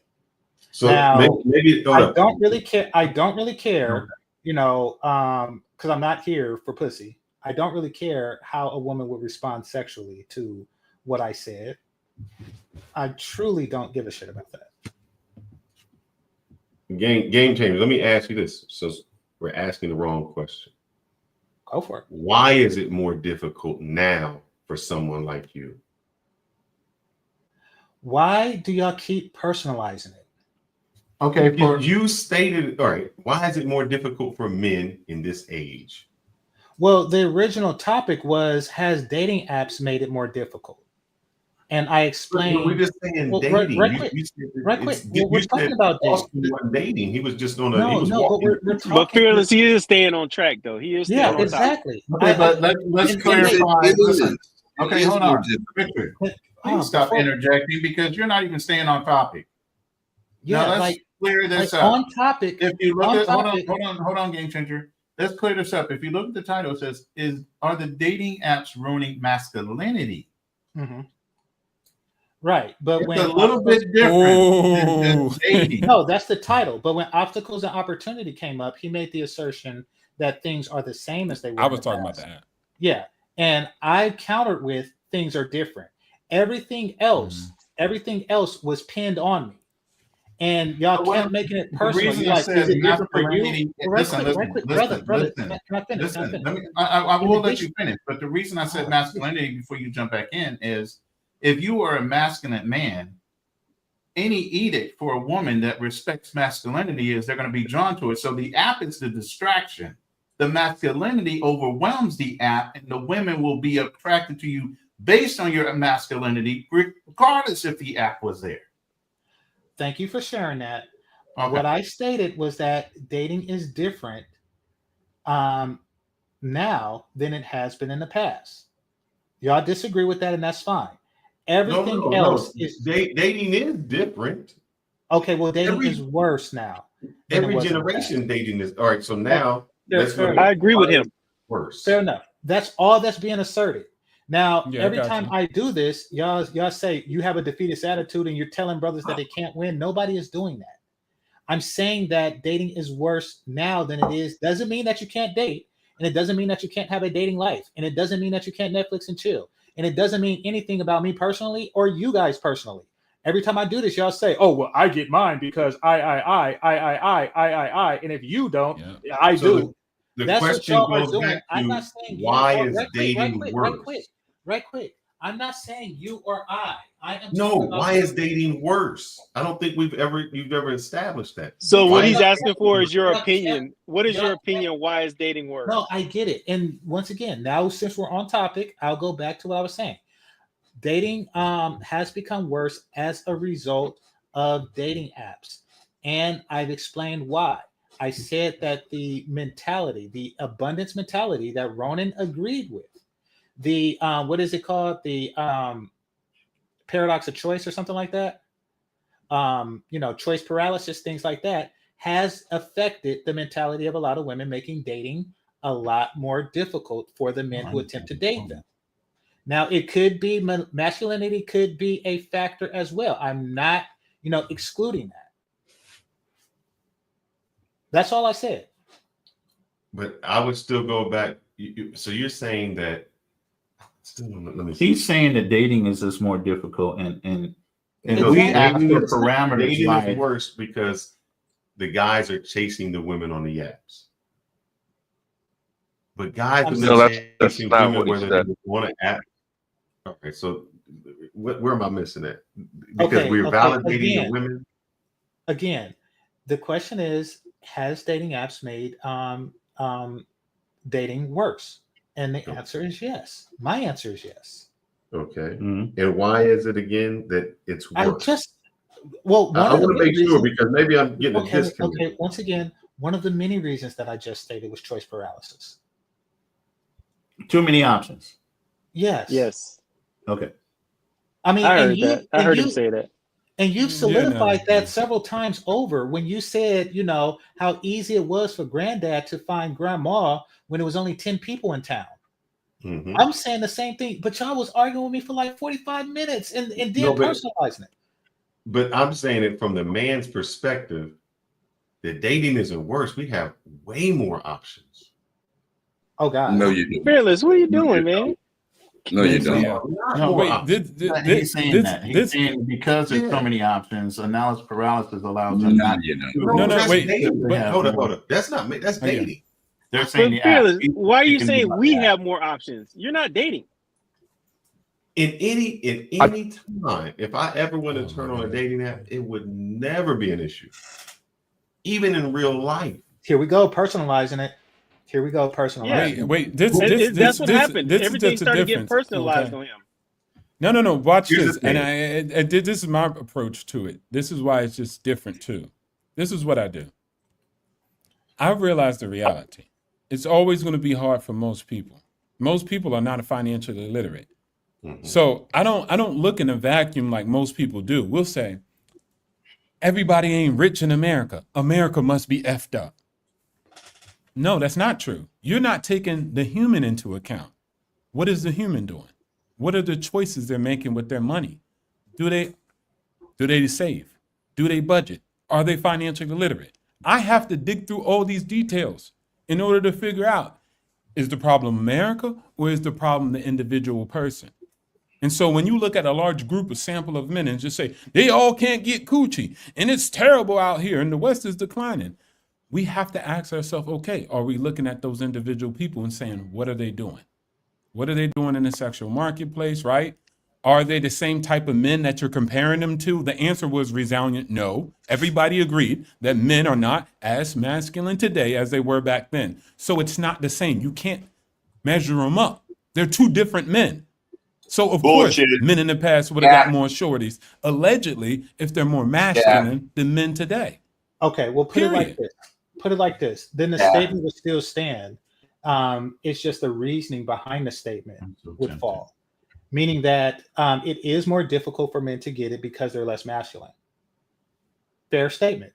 That doesn't negate from my my statement that it is more difficult for whatever reason. So yeah, now For that the man that's unmasculine. You still got to remember there's men exist that are masculine. So when you ask them, Ronan, fearless, they're going to tell you it's easier because they are masculine. So it depends. Hold on, can we make a comment? We're not talking about individual men. We're talking about. I'm not talking about the whole because I can't talk about the whole. Each man is different. Well, when we I can't talk just about a say blanket marketplace, men. when we talk about marketplace, we are talking about a whole. At least I was. So It's hard. I'm talking You about were. the That's cool. marketplace. I'm talking about the marketplace and the men that participate in it, masculine and otherwise. It is more difficult. Perhaps one of those difficulties is, that they are not as masculine as they were in the past. In addition to the dating apps. Maybe. We can agree But to agree. exactly. And my addition was that. Agree May I offer another? Yeah, I think we. I think we. Of course, Hold agree on. to disagree. No, we can agree to agree. If I mute you, I'm muting you for a agree that- reason. Damn it. We can agree to agree because we both agree that it is more difficult. I For don't. whatever I don't. reason. I don't think it's more. I think it's easier for Hey, masculine. real men. quick, let me Now, if interject. you're Once again, unmasculine, yes. Okay. Well, Hold on. Let me interject real quick. Generation Love is a female. And she's saying dating is worse because of cultural standards, ego, selfishness, and the lack of urgency about a mandate to covenant and family building. Everything is spiritual and you're at war. Marriage statistics. Okay. Interesting point. To say what obstacles would say, if you are a man that is on your grind and making it, it's hard. It's easy to get married. Let's say, what's that dude, Travis, who's a football player? Oh God, from Colorado. The girl want to marry him right off the rip. She's like, oh, we can get married as soon as you graduate. Let's go ahead and get married. But damn, he don't seem like a masculine guy to me. It doesn't. I mean, we're well beyond the point because we can't even agree to agree at this point. Like, it is more difficult. Everybody said it, but they're still like, But me. oh well, But me. well, I'm masculine. But me. I'm sorry, male. No. It's not even on me. I just said if you're masculine, it's not difficult. But we're beating a dead horse at this point. I mean, I'm not. I'm just saying what I'm saying. You might think that, but what I'm saying is, if you're masculine, it's easier than it was in the past. If you're less masculine, I think it's going to be bad for you in the past and in today. Like, right. You get what I'm saying? You're unmasculine. That's your problem. But if you are, and not just me, if you're a man that find himself masculine, you'll say, man, I was masculine back then. It was harder because shorties had their legs closed. I had to do this. It wasn't that easy. I had to go out and da-da-da. Now, if you're masculine now, I would say it's more easier today. It's more easier to hook up because there's less masculine men in the marketplace competing against me for women. SMWH, I've already done that. I've already done that. Okay, so I just take people into account. That's it. That's good. That's good. I Game barely changer, met a masculine. you said that Austin had a hard time. When he went overseas, he was dating, wasn't he? So is it the app? Because he was hitting over in Brazil and Colombia and Kenya. I think we're saying that Austin had a hard time in Dallas. Yeah, because that's exactly what I said. He said in Dallas he was having a hard time. And you even said yourself, Fearless, you went out with him and you're like, hey, I talked to so many people and I talk to people even though I'm married. You said that. So it wasn't the dating app.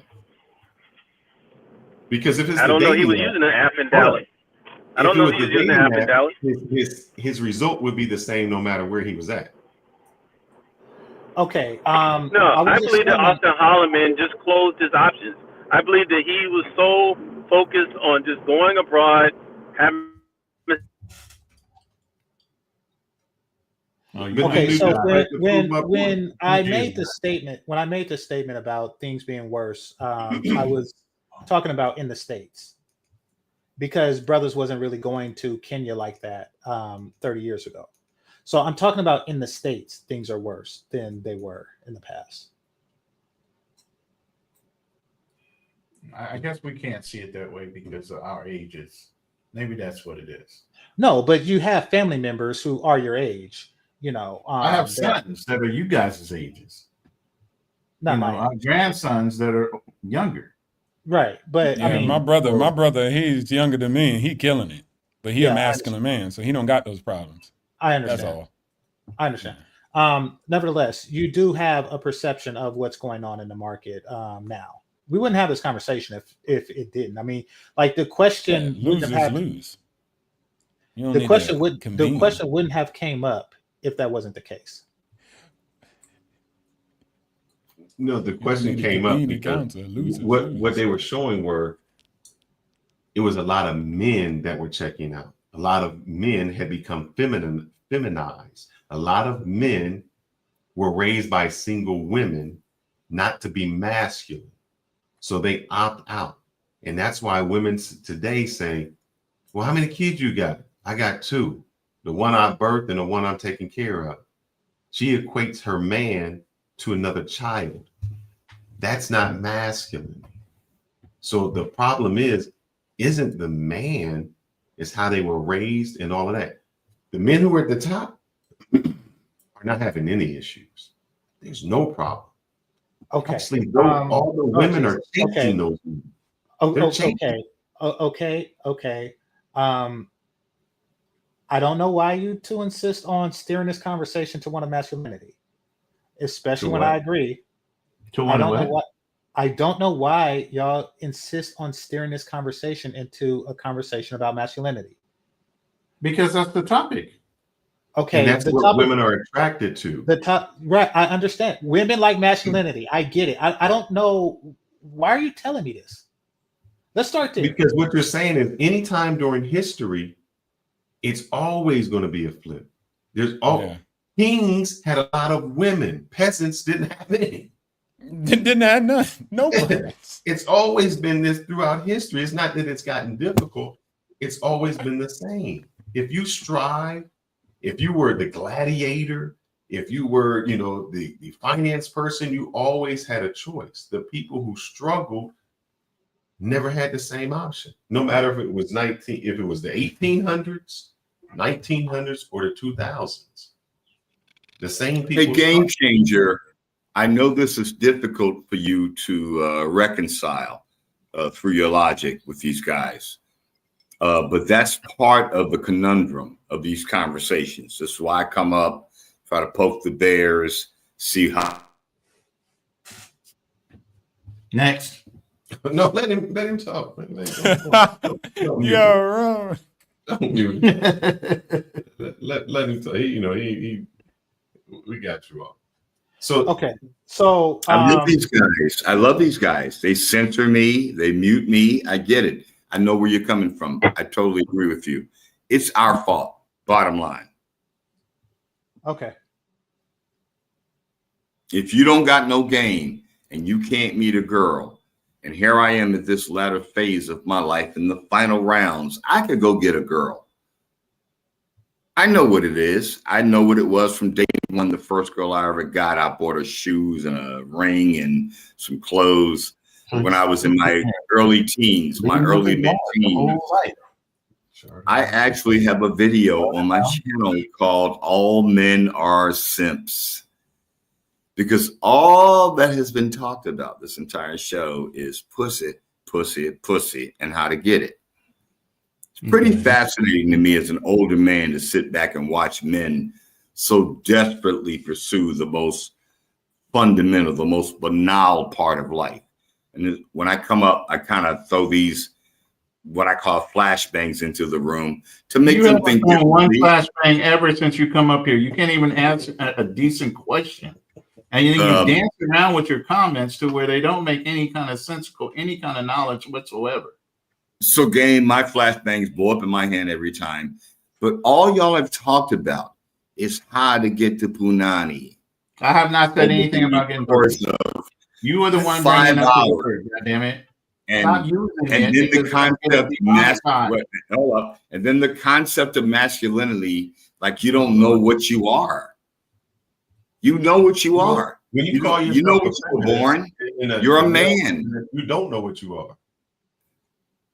You call I know yourself what a I male am. feminine. When you say that you have to be a sissified to get women, I know what I am, Fearless. I know what I am.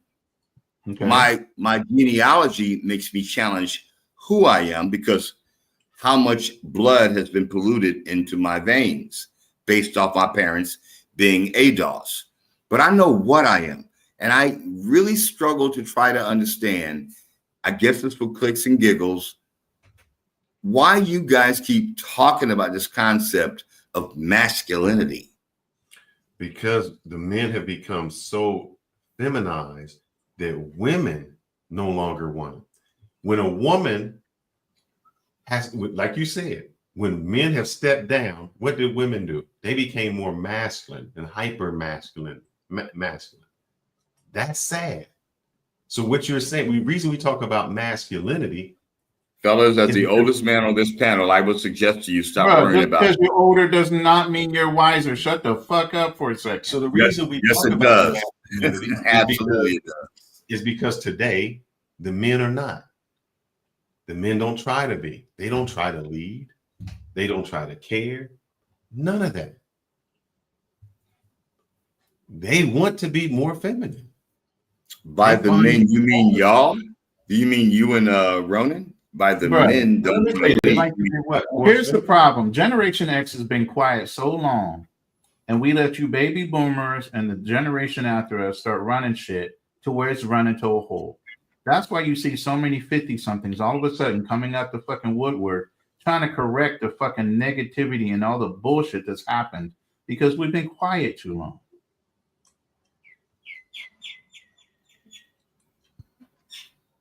If that is pointed towards me, game changer, 020, Drew, if you guys, I would defer to y'all because I'm trying to figure it out. I'm trying to figure out how you young brothers got so far off track that you're having this conversation about what is masculine, dating apps. Real men don't use dating apps. Real players. Yep. You want to know how? You want to know how I got off? I'm Here you go. We're gonna play it for you. Me and Ronan were the real men. So this is what happened to the next generation. I had a conversation with a friend one day, and we was talking about family and life. And I asked him, "How do you see your kid's future?" And he said to me, "My grandfather walked 10 miles to work every day. My father walked 5. I'm driving a Cadillac. Cold. My son is in a Mercedes." Said my grandson will be in a Ferrari. But he said my great-grandson will be walking again. So I asked him, I said, "Well, why is that?" Son. And he said to me, "Tough times create strong men. Strong men create easy times. Easy times create weak men. Weak men create tough times." The problem is we had tough times and we were strong men. And because of that, we created weak men. They had it too easy. It's not true, Man, Phil. get out of here with that. That's not That's true. very true. I've never had a safe space when I went to school.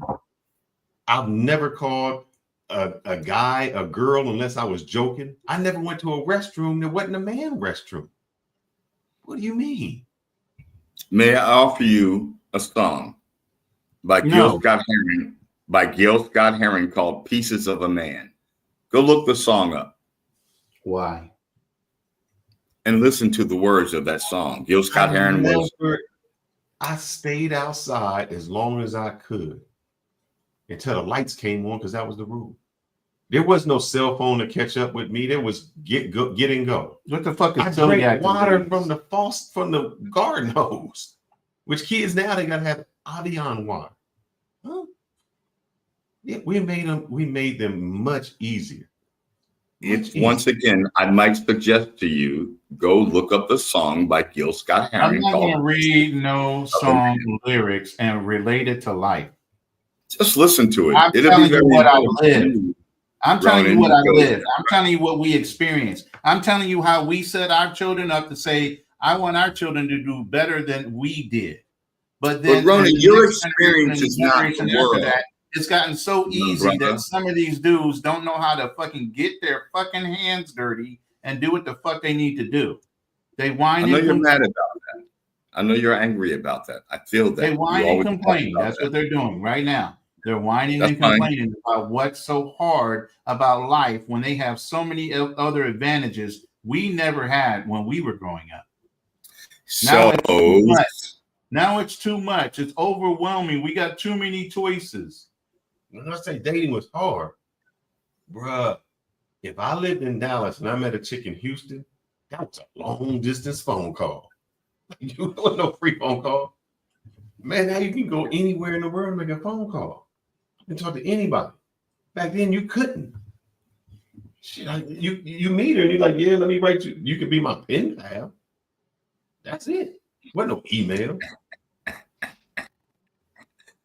Wow, And you guys Richard, have you such- over there laughing when a long distance relationship for you was written by a letter and delivered by a postman. Put a message in a bottle, baby, send for me. I'm just a Well, back in the day, telephone call long-distance away. relationships weren't necessary because the women that You guys forgot about that all were the in great your love music that that was were in your made by the circle, real. Wait, that were in your y'all radius forgot were these. about all the good love music that was produced in. So I just put him down. I didn't kick him off. I just put him down because he's talking over Game Changer, and Game Changer was trying to make his point. No, I mean, granted, the whole long distance thing, I lived through that as well. But the women in your radius were to the point where you really didn't have to do the long distance thing because there were enough decent women in your radius that you didn't have to, look at the bitches in Houston. You hear the word that you used in that statement, decent women. Yeah. Here's lies the problem with why dating in your eyes is difficult. There's not enough decent women because the immorality and ethics of women have changed drastically. How so? More promiscuous, OnlyFans, social media, corn, all these other things that they're not desensitized to, so much so that they all want to be on it in order to make a quick buck. Nobody wants to work for anything right now. You would never. Okay, so that would be another thing. Day, that would be never another be thing like to my point that it's become more difficult because the mentality of women have changed. I don't know if their promiscuity is any different. Just their demands for access to their promiscuity probably has changed, but I don't know if they're more promiscuous than they were now than they were when Freaknik was a If thing. you have to specify that you're in an exclusive relationship, it's become a lot more different for a woman. We literally had "Are You Down with OPP" back in the day. That was in the 80s. Huh? Yeah, that was in in the 80s, 90s. I was already grown and in the military. of course, fighting wars. because ain't no player like the one I got. Well, again, like I said, that wasn't our generation. It was Pop That Coochie. I think that women were pretty fucking promiscuous back then. In fact, I know they were. So I don't. So think then, if each other listen, right? So game changer. So if that was true then, how much worse has it gotten now with women? Well, once again, that aspect of their culture, I don't think that is what's changed. To the brothers. So what do you think did change? Well, the other things that you said did change about, a strong desire to want to be an OnlyFans girl.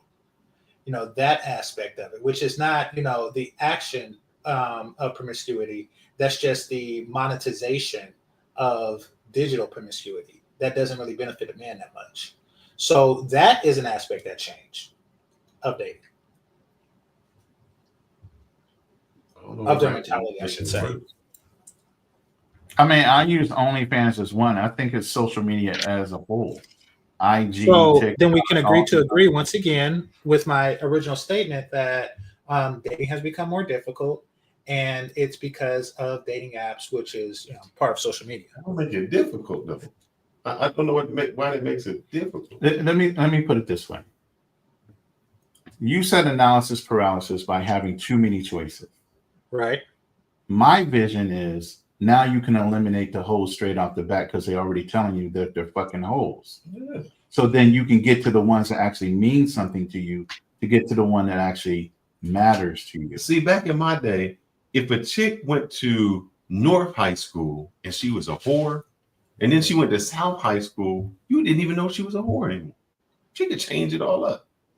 You didn't know anything. She just now you got a digital pattern. Yeah. So now today, what makes it easier is I can know really who you are, who I'm dealing with. I don't have to waste time. And then all of a sudden, I went to the North football game at homecoming, and the dude just whispering behind my back, and I find out that she was with the football team there.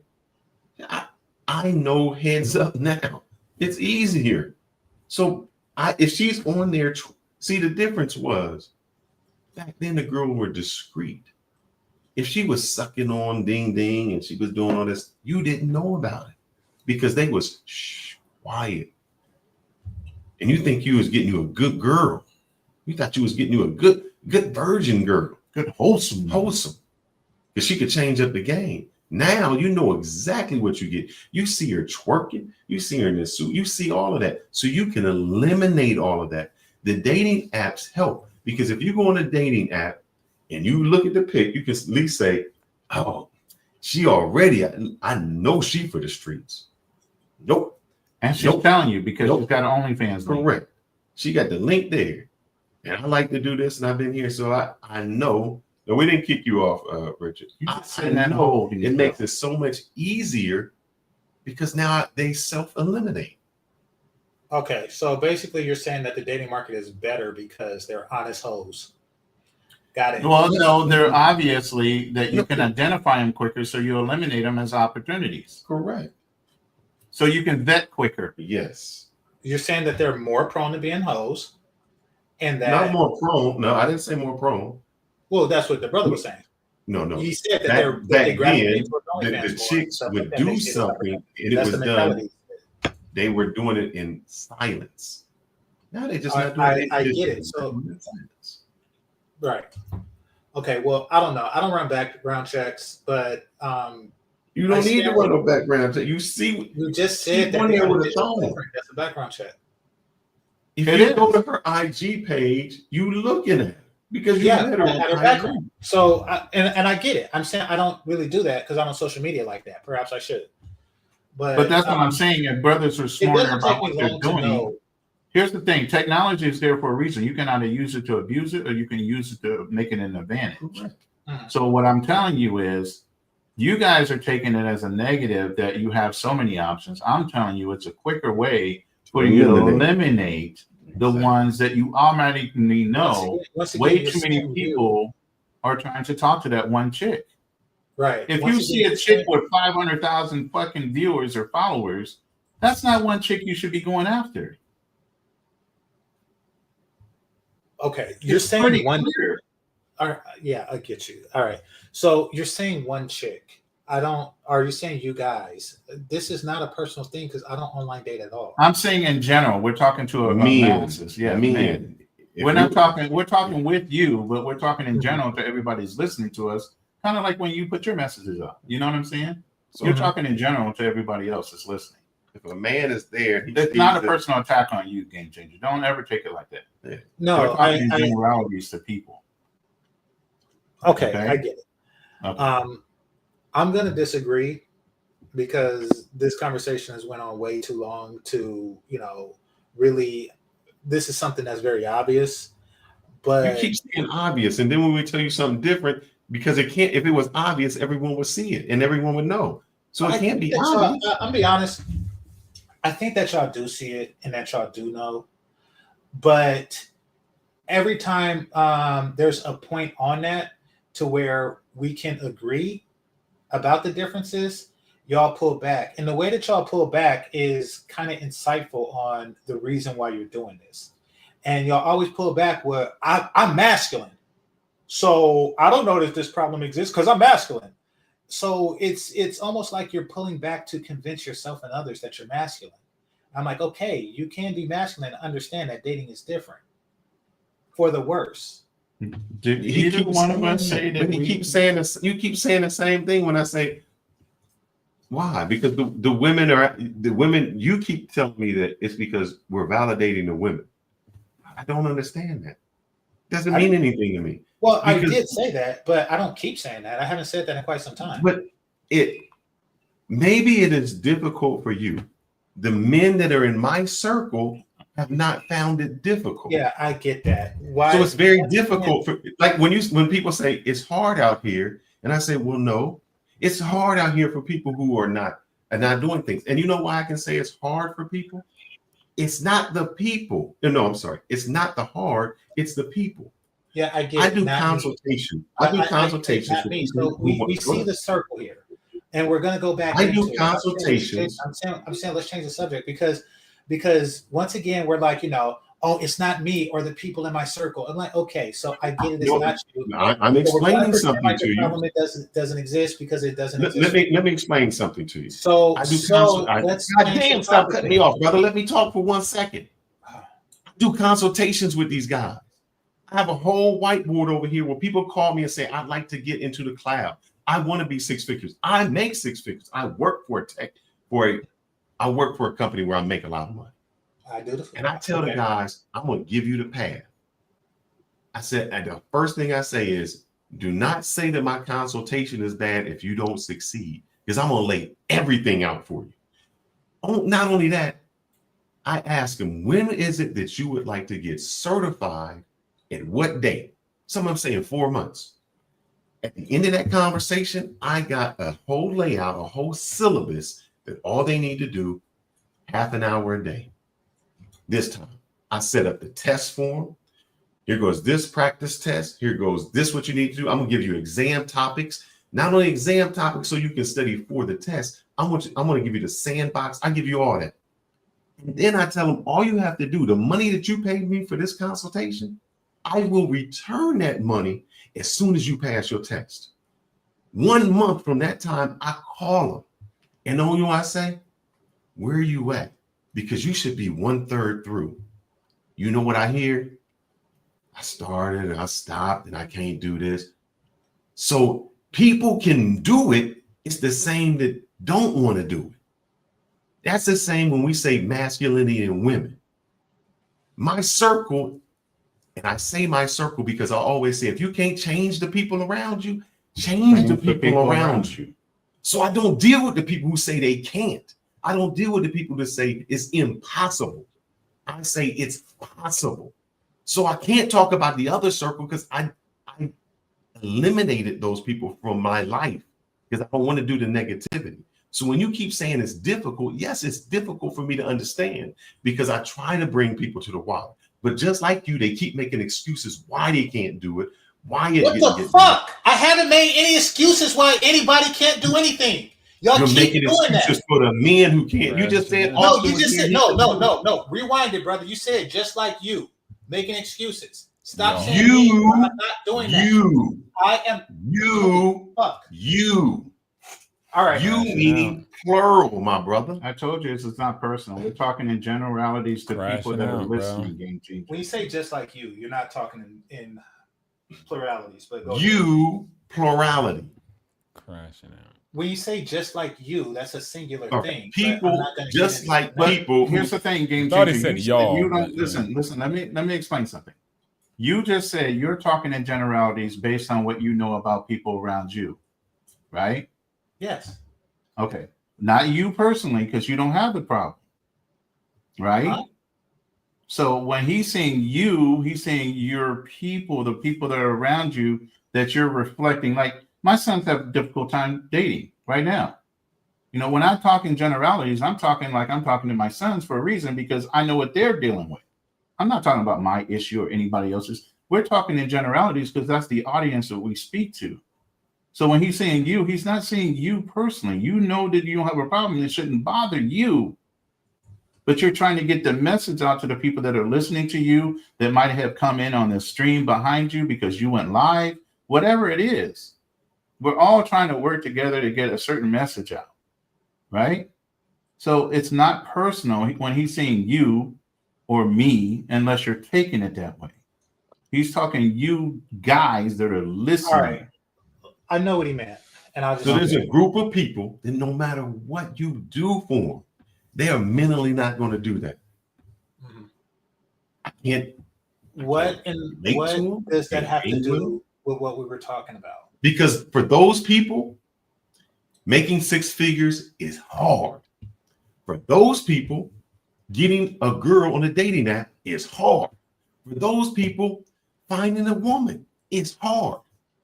No matter what. I understand that. What does that have to do with? Because it's not the dating app. It's not society. It's that group of people that no matter what, there's always going to be the group of people who succeed because they're going to succeed. There's going to be the group of people who make excuses. Genetics aren't guaranteed to live throughout an eternity.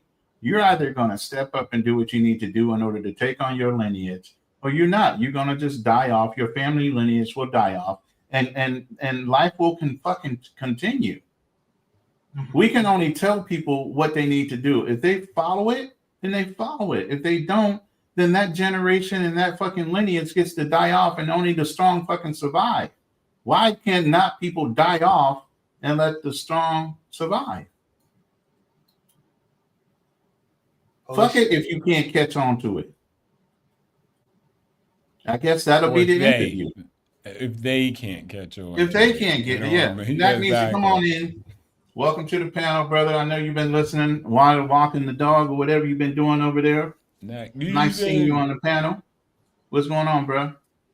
I'm good, brothers. Dog is already walked. Salute to the panel. It's Sunday morning. It's beautiful. It's shining out here. Hey, this conversation. Did you notice something? Look. Get off me, man. Wait, I have glare in my eyes, so I can't really look at everyone. But I saw Ronan had a fresh cut. Is that what you're showing me? No, I'm showing it. I'm sitting in Fearless's house. Oh yeah, I saw that. Yeah, that's what's up, man. I'm glad brothers linking up in real life. But to the topic, I'm listening while I'm doing, on my purpose or whatever, right? And I'm just like, this should literally be the prior preaching to the choir. Why is there pushback on masculinity? That I literally don't get that. How could a conversation with a bunch of men have discourse when it comes to masculinity? Who's pushing that back right on there? What happened? Who's pushing back on masculinity? One is Richard. Well, I'm hearing. I don't know who specifically did it, and I don't want to start, calling people out specifically, but we should all be on the same page here as it relates to being masculine, understanding women, and that they appeal to authority. And if you're not on your purpose and trying to be the authority number one for yourself, then you're always going to have problem with women. My only problem with women is really temptation, is just turning them away a lot of times. You know what I'm saying? But yeah, I'm gonna continue listening because I gotta do something right now. All right, Nat. Go ahead, Alex. There you go. There you go. But I again, with conversations online, and because I've led many men in life, I understand men have different perspectives. I don't come at them with the angle, you guys don't get it. You don't understand facts. You don't understand reality. You're wrong. You're lying, or you're misconstruing things, or you're stepping back from this. I understand that you just got a different perspective on life, and that. But obstacles. Go ahead. Why are you young brothers, handsome young fellas, struggling with dating? And why are you blaming women for your struggles with dating? That's been the narrative I've been trying to push through this path for bro bullshit. Jesus. Bro, I don't really understand. I've never had these issues with dating women. And I know that Fearless being BMO's feed, Kappa Alpha Psi used to get all the girls on air campus. They could travel from campus to campus and pull chicks from other campuses. Ronan has been around the world. The thing I wanted to ask you guys, if I could just pose this question. He's gonna keep and I think I said this earlier. Y'all keep talking about two essential things in this entire stratosphere of conversation about men, black men, not so much white men, certainly not Asian guys I've ever heard. Pussy, pussy, pussy. Can you and stop saying masculinity. that? They're talking about Masculinity. Here's the thing. That's all y'all Once you talking get to about. a certain level, That's all y'all talking Richard, about. I'm masculine. I get pussy. I'm masculine. That's not even a conversation. I'm masculine. I take down chicks when I move around the world. Come on, brother. That's how y'all sound. Keep it. Am I wrong, That's how Game y'all Changer? sound for like the past. But I always said about leading men, talking about getting them financially literate, the triplex. So I've been talking about a whole lot of things. And Yeah, I know you've been talking about So you're again, masculine and you get pussy. No, but That's I also how said Richard. the You're triplex. right. That's how I've they also sound. showed I'm gonna mute up. the sample But of the guy that's actually exactly, getting paid you're to purchase spot a on with that. home. You've been And on and so off, it's but not you spot only on about that. That's not even that. sounding like It's Vince, about the just other for things. just You get for what I'm the saying? just for the clicks and giggles. But wait, when I this hear is those this is where y'all conversations guys. happen, I think to myself, Game Changer, y'all must not have got enough when you were younger. What are we talking about? Because it was so much easier. It's never- I get that it's harder. OTO, But y'all must not have got enough. Brother. Because by the Why is time it you always the weaker motherfuckers that come on the by panel? the time you get They ain't past lived your life, 50s, ain't done the shit with last their lives. conversation They I gotta say expect shit from a like grown man, the last conversation I expect from a grown man in his 50s is a discussion about sexual conquest. That really like throws me off. I That is lose not the all respect. conversation that we're having today. Nobody I'm said not anything saying about that's the sexual conversation conflict. you're having today. I'm just saying Oh when I my meet God. guys like y'all, I like cannot you deal with a grown man. overseas, like the fact, Ronan, that you're going No, he's overseas. But Richard, no, he's Richard, Richard. I'm just tired of fucking arguing with the dude. They can't catch on what the whole topic has been about this whole goddamn time. It hasn't been about pussy or fucking conquest. It hasn't been about any of that. Are you So if telling you can't me, get on the are you fucking same page, suggesting shut up and listen. dating apps aren't about Don't conquest? kick it. Don't. Why are you kicking? Because I can't deal with it. I can't deal with somebody that can't stay on fucking topic and then twist the topic to whatever he wants to say. Nobody's talking about sexual conquest in here. Nobody said anything about fucking pussy in here until he brings it up. That's Y'all not did. the kind of conversations I have. Well, I will Y'all answer did, his y'all were. question. His question was, why is it difficult for men now? In the video that I played, the guy said, I walked to work so that this could do this, and so my grandkid could drive a Ferrari. That grandkid felt entitled to have that Ferrari. He didn't work for it. So when you say, why is it harder? It's not that it's harder. The kids today feel entitled. That I don't have to do any kind of work. And it should just come to me. Yeah, to talk to anybody. I can just, like you said, Austin got 6 figures. I got 6 figures in this. And now y'all got to come to me. It's an entitlement. We didn't feel entitled. We developed this skill when we were younger. And that skill, when I say sales, communication, social ability, those are the skills that we had to develop. And those are the skills that allowed us to become leaders in our industry. And if you want to talk to women. I did sales when I was young. I think I thought of Bally Fitness when I in the summer. And you know what that taught me? No, because I heard no. And you know what it did when I went for a job? No. Okay, I got to keep going. I learned to sell over objections. If I'm talking to a girl, the worst she can say to me is no. I'm cool with that. And then I just hone in my skills. I didn't feel entitled. Y'all think that y'all graduate. I know people that graduate and they like, I need my 6-figure job today. I'm like, wait, but you ain't doing that. You didn't put in no kind of work. You got a degree, but you don't know how to code. You don't know anything. They didn't teach you any of that. No certs, but you deserve. That's where the entitlement comes in. So if you have a group of kids who are trying to get on social media and the date, and they just feel, yeah, you got 500,000, but I'm shooting my shot.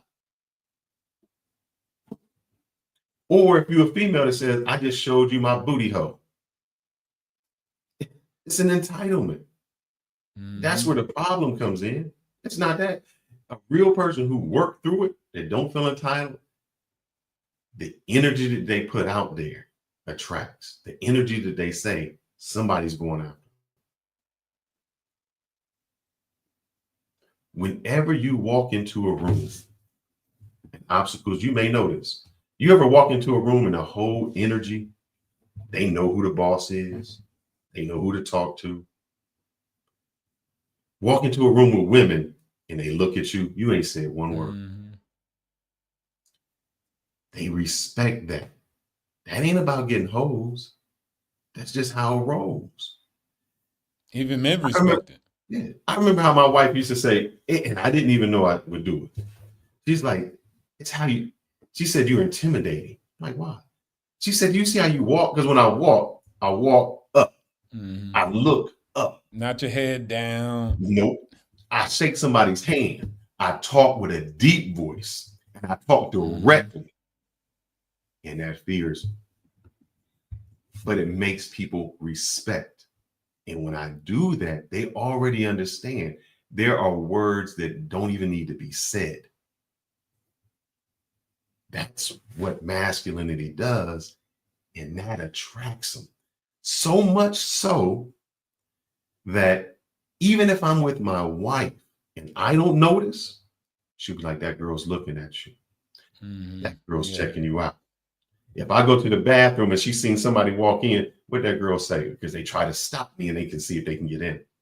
They notice because of exactly how I am.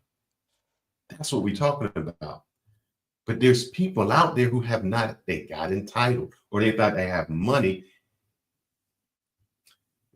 I say this because I did some sales before. I had to get my sale clientele up.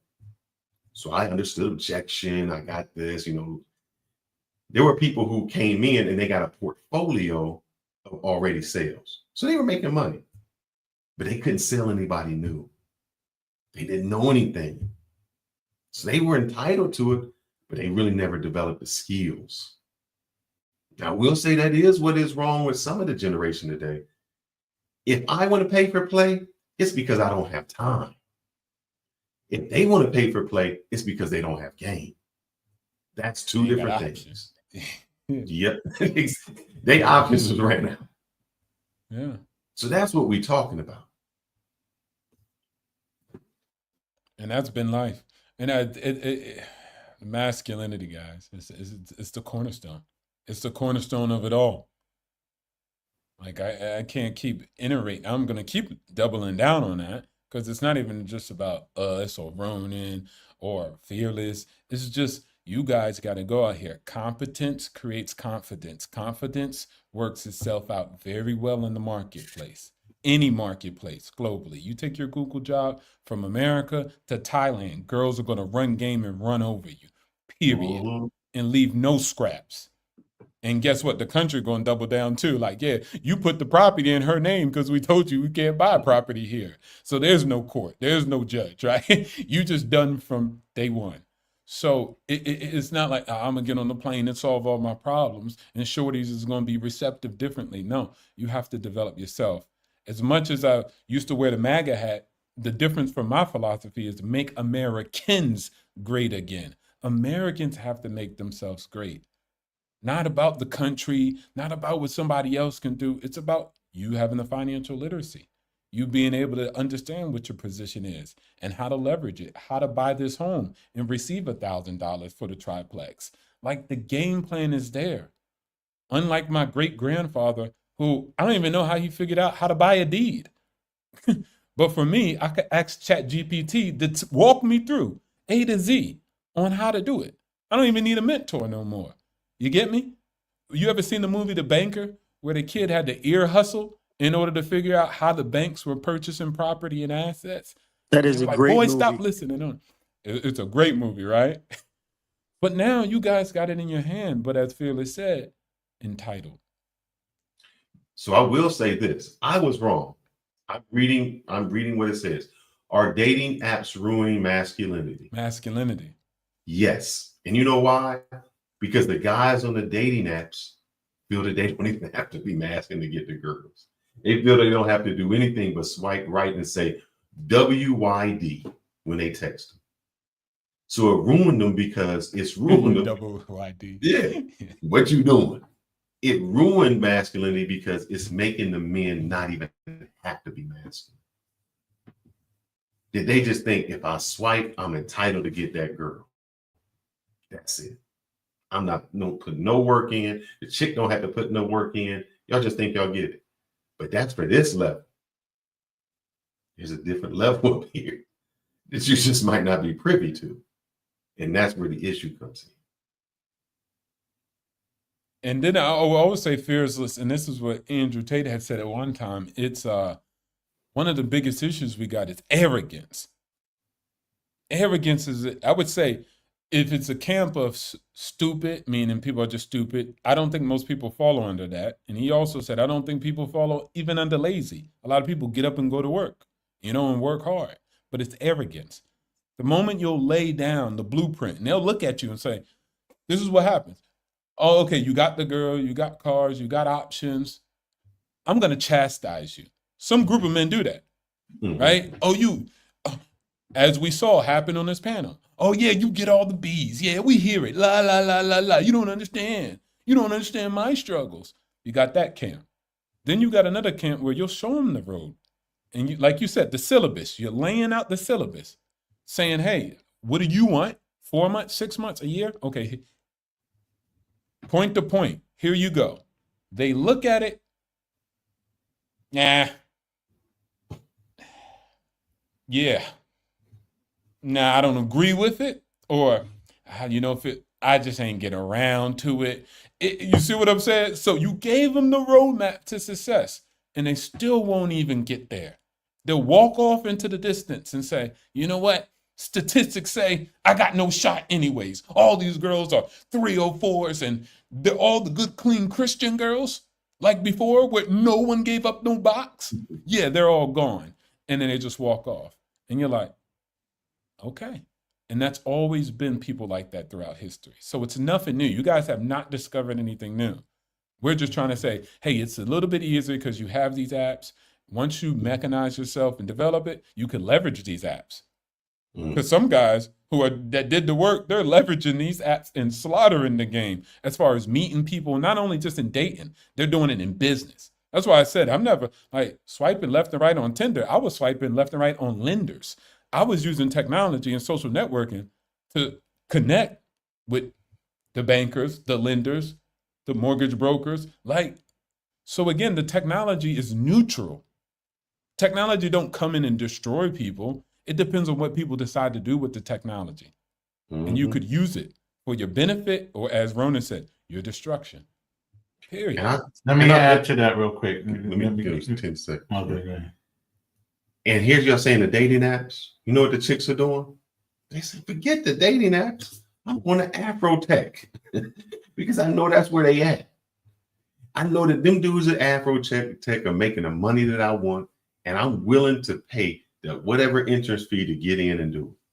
So they doing the dating apps. They just chasing a different kind of way. So it makes it still easy. They just coming after you because they know where the people are, and they're going to put themselves in those positions. Go ahead. So, listen. You guys look at these apps like a cheat code in order to connect with these women quicker. How about thinking of the app as an ability to enable you to be cheated? Why are you using the app anyway? Why don't you meet them in person? Why don't you actually have a social life? Go outside and go into different communities and different events and meet people organically.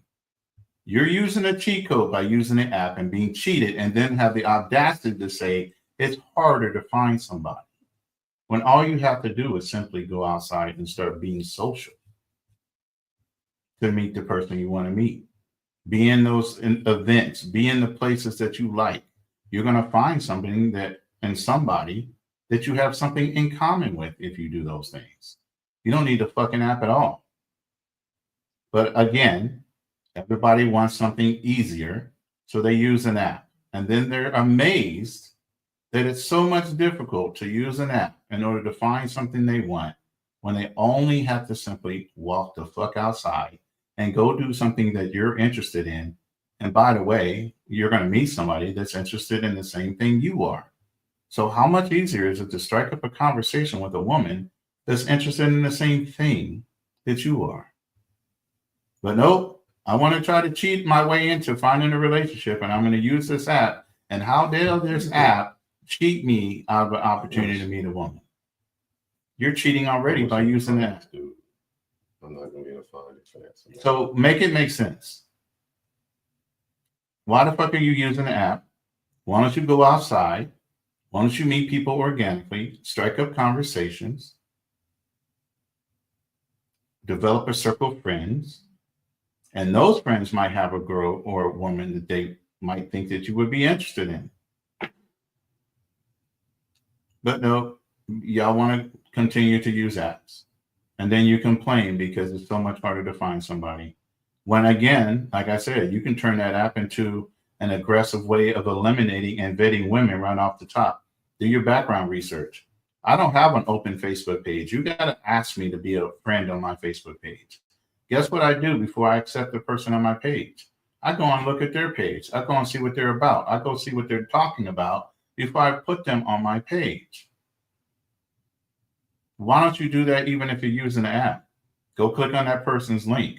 Go click onto that person's social media site. See what they're doing. Do they have an OnlyFans link? That's a quick way of eliminating somebody you potentially would have wasted time with, knowing damn well they're not going to be beneficial to your time or your pockets. Most likely, they're going to fleece you. This is common sense. We're making mountains out of molehills when it doesn't need to be that way. Don't use the fucking app. Be a real person and go outside. You know, and I guess we're all having kind of like closing comments. So Drew G or Game Changer, your position and anything you guys want to say, go ahead. Hey man, I've enjoyed this evening with you guys. Actually this morning and stuff. I'm still on the West Coast, so it's still early for me kind of. But yeah. Still going? What's that? I said, man, you can still hit the time. Oh man, I just came back in. Oh yeah. Yeah, so yeah, it's been good conversation as always. I enjoy you guys' conversation. And you know, I look forward to more. And Ronan, safe travels to you as you move forward to see your people and friends and get back and close out everything. And I'm sure we'll see you more before then. Oh yeah. You got a girl? Are you married? Over. Oh, who, me? Yeah. Yeah, she's in Hawaii. Oh, I love Hawaii, man. It's okay, my first exotics was Polynesian women. My God, man. Yeah, I got a little Blasian baby. They're gonna be coming back out here because it's got too expensive for us out there in Hawaii. It is. Yeah, it's always been that way. I lived there for 2 years with being in the Marine Corps, stationed in Kaneohe Bay. Yeah, I know, brother, but it's gotten crazy since you probably left because I'm talking about milk is like $11 and milk is more than gas, man. Yeah, it's crazy. You said milk is $11. Yeah, if you didn't use the PX as a military guy, you couldn't afford to live there, man. Yeah, milk is $11, you brother. had that little you have to have that little lotus on your ID card and say Kama Aina. That'd be a pineapple. Because you remember there was the sister that I can't think of her name. She was a YouTuber that moved out there with the white guy she was married to, and they were having some issues. And you guys remember that story? Yeah. Are you talking about the Filipina chick? Filipina. No, it was a sister. She was black. She was married to a white guy, big white guy. And you know, she came into the marriage. The black like lady. Yes. Yeah. And I was like, man, they got like 4 kids. I was like, I don't know how they're making it out there She milk forced them and to move out there. They weren't originally out there. She forced them to go that way. yeah, she forced them. Yeah. Yeah, they weren't So I don't making it. even know if they're still out there anymore, but yeah, Nope. Yeah, it's Hawaii a is nothing to play with. It's very expensive Yes, there. it is. yeah, it's great to visit. I'm not gonna tell you no lie, but as for living out there much long, man, it's just gonna eat through it's gonna eat through Unless you everything you have got. family land out there, I wouldn't even Yeah. try it Yeah. because I the mean, land I itself guess is I got expensive. property. I got a house out there. I got a duplex Yeah, and stuff. But I mean, I think we're gonna just come back here to Vegas and just recoup like with money and stuff like that, and probably finish things on out here with as it comes to like getting closer to retirement and stuff. But right. it's good. I It's mean, you can good. always lease out that property. It'd make you a pretty penny while you're Oh back in God, Vegas. yeah, man. God, yeah. You gonna that's the one thing I'll tell you. I know OTO is big into properties and real estate, but if you can own something in Hawaii, man, I Mm-hmm. know people, honest to God, have been renters for 20 years. Yes, yes, absolutely. You get a Rich. good renter, man, you're done. I mean, that's your Yep. retirement money right there. It's already Yeah. paid your mortgage. I'm not I agreeing know with somebody. anything Rich Dad Poor Dad says, but when I was reading up on the story about how he scammed or whatever, Mm-hmm. the dude who made money, he built them hotels in Hawaii, and that's when this was before like Hawaii was Hawaii. Made a Yeah. Because killing. Robert Kiyosaki is actually from the Big Island. He's from Yep. the Hilo. He's from Hilo. Yep. Mm-hmm. Yeah, Right. but he don't even live there anymore. He's like, man, inflation is Yeah. too big up there. He lives in Phoenix, I think now. But we'll talk about that more, I'm sure. But you guys enjoy your evening. All right, Drew. Cancel it. All right, Darnell, we're gonna go ahead and let you go, and we're go ahead and go next, and then Game Changer, we're gonna let you close it out, brother. All Hey, right. Food the game changer too, man. It's a good sport tonight, man. Oh Absolutely. yeah, man. We do all There's this nothing in fun, personal, man. brother. We do it all in fun. But go ahead, Darnell. We want to hear from you, and then Game Changer, you can go ahead and close us out, bro. Your closing remarks and anything else. Darnell, go ahead. All right. Well, first of all, it's definitely a good show. Thank you for having me as always, and I just want to say, man, this was definitely a great topic. I think we all. I know it kind of sounds weird. I think we all agree, but maybe there seemed to be a little bit of disconnect. I could tell. But I think we all agree in general that there is an issue with masculinity.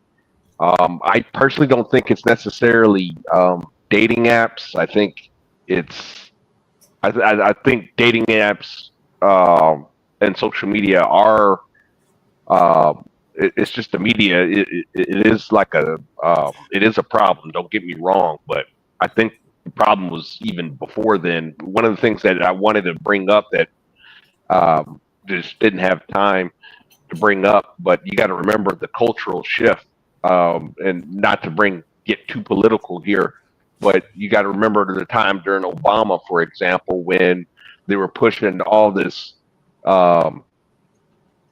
like gender neutral toys and things like that. I mean, it's like society was being reprogrammed. I don't know if anybody remember. It made the news. If you watch Fox News, it made the news about participation trophies. So Yeah. leagues, football leagues and stuff like that. City leagues and stuff like that. So instead of having everybody gets a trophy. It's not just the people that won. The league. Everybody gets a trophy. So it ruined competition. It's like I think that there was a cultural war 15 years ago on masculinity, and as you guys pointed out, fearless with that video. Um, I'm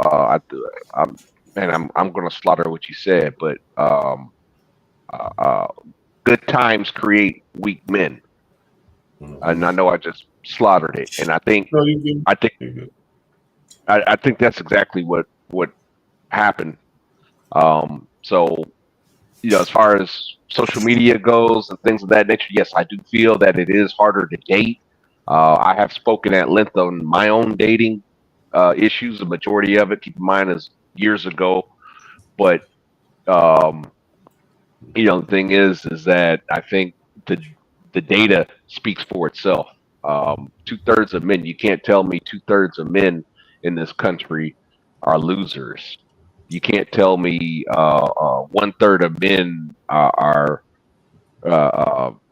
you know are are losers. You know that have never had who are virgins. You can't tell me that all these guys are losers. I mean, the red pill wouldn't exist.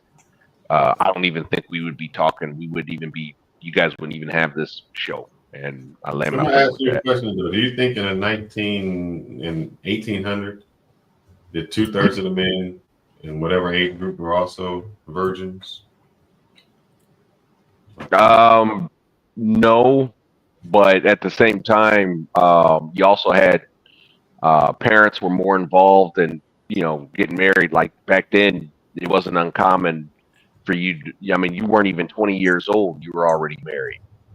But there was still a virgin, whatever demographics we take, it was still virgins.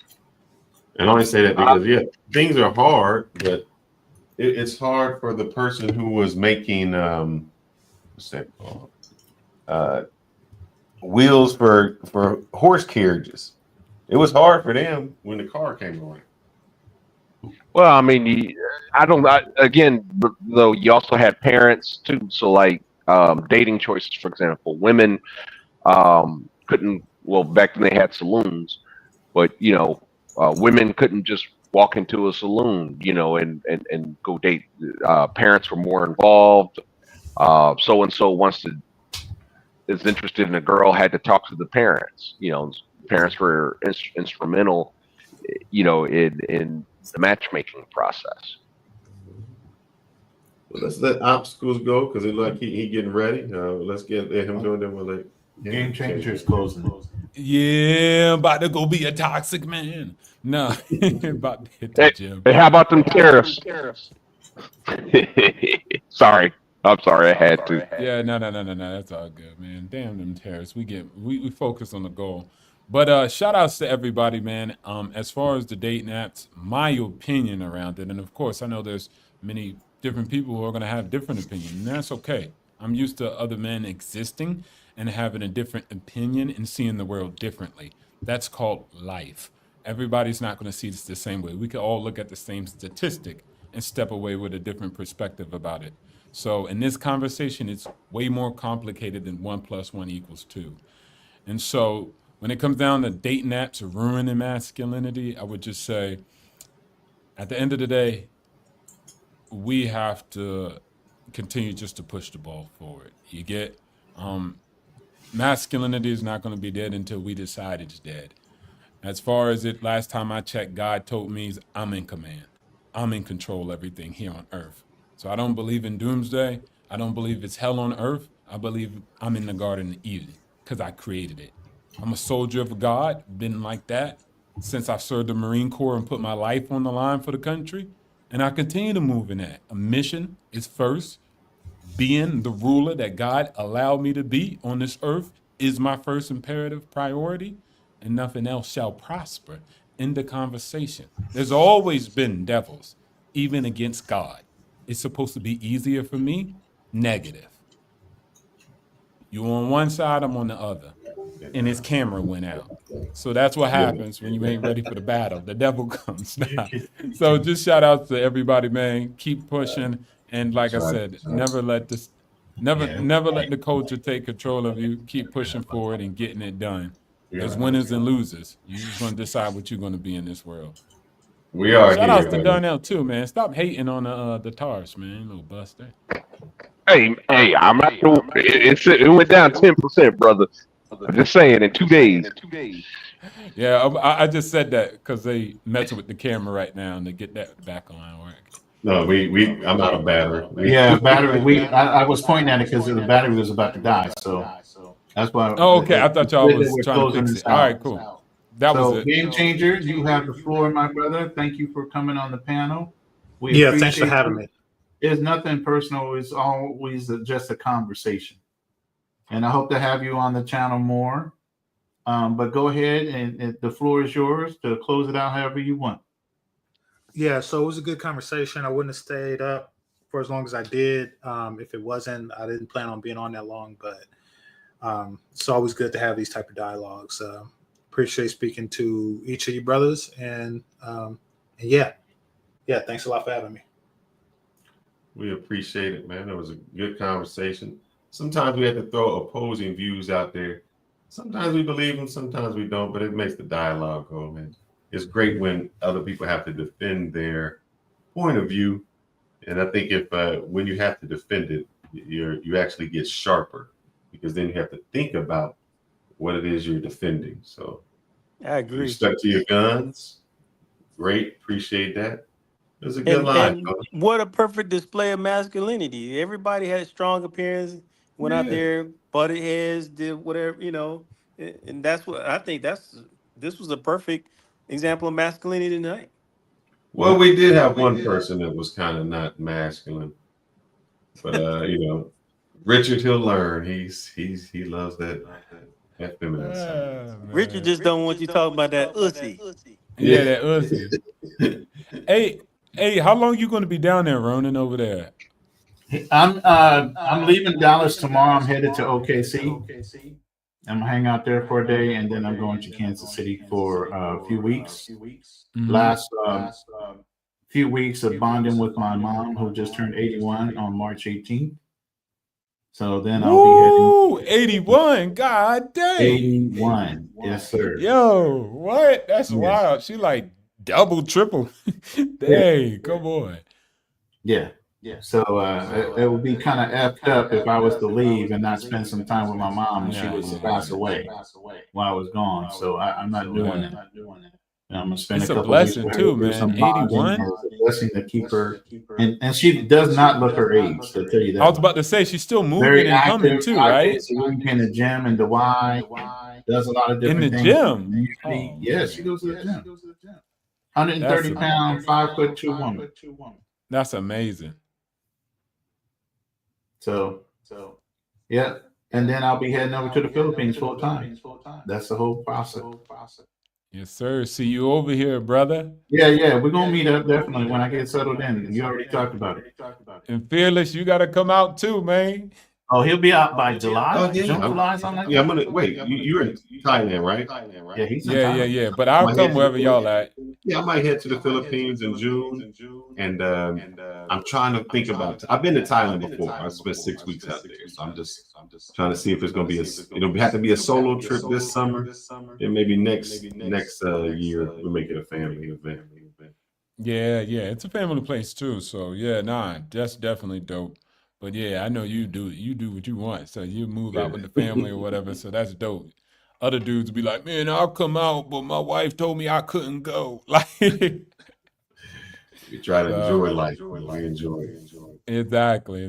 So all right, shout outs to you gentlemen. Shout outs to everybody, Game Changer, Drew, Darnell, everybody, man. Much respect. Y'all have a good evening, man. Be careful. Be Thank safe. you, gentlemen. And no matter what you do, man, stay in your masculinity, guys. That's a joke. I'm just helping mess with y'all. Y'all have a good one, man. Be careful. Wish Rona success in his travels. Good night, fellas. Oh, they had to end the stream. I'm trying to leave the studio without ending the stream. That won't help.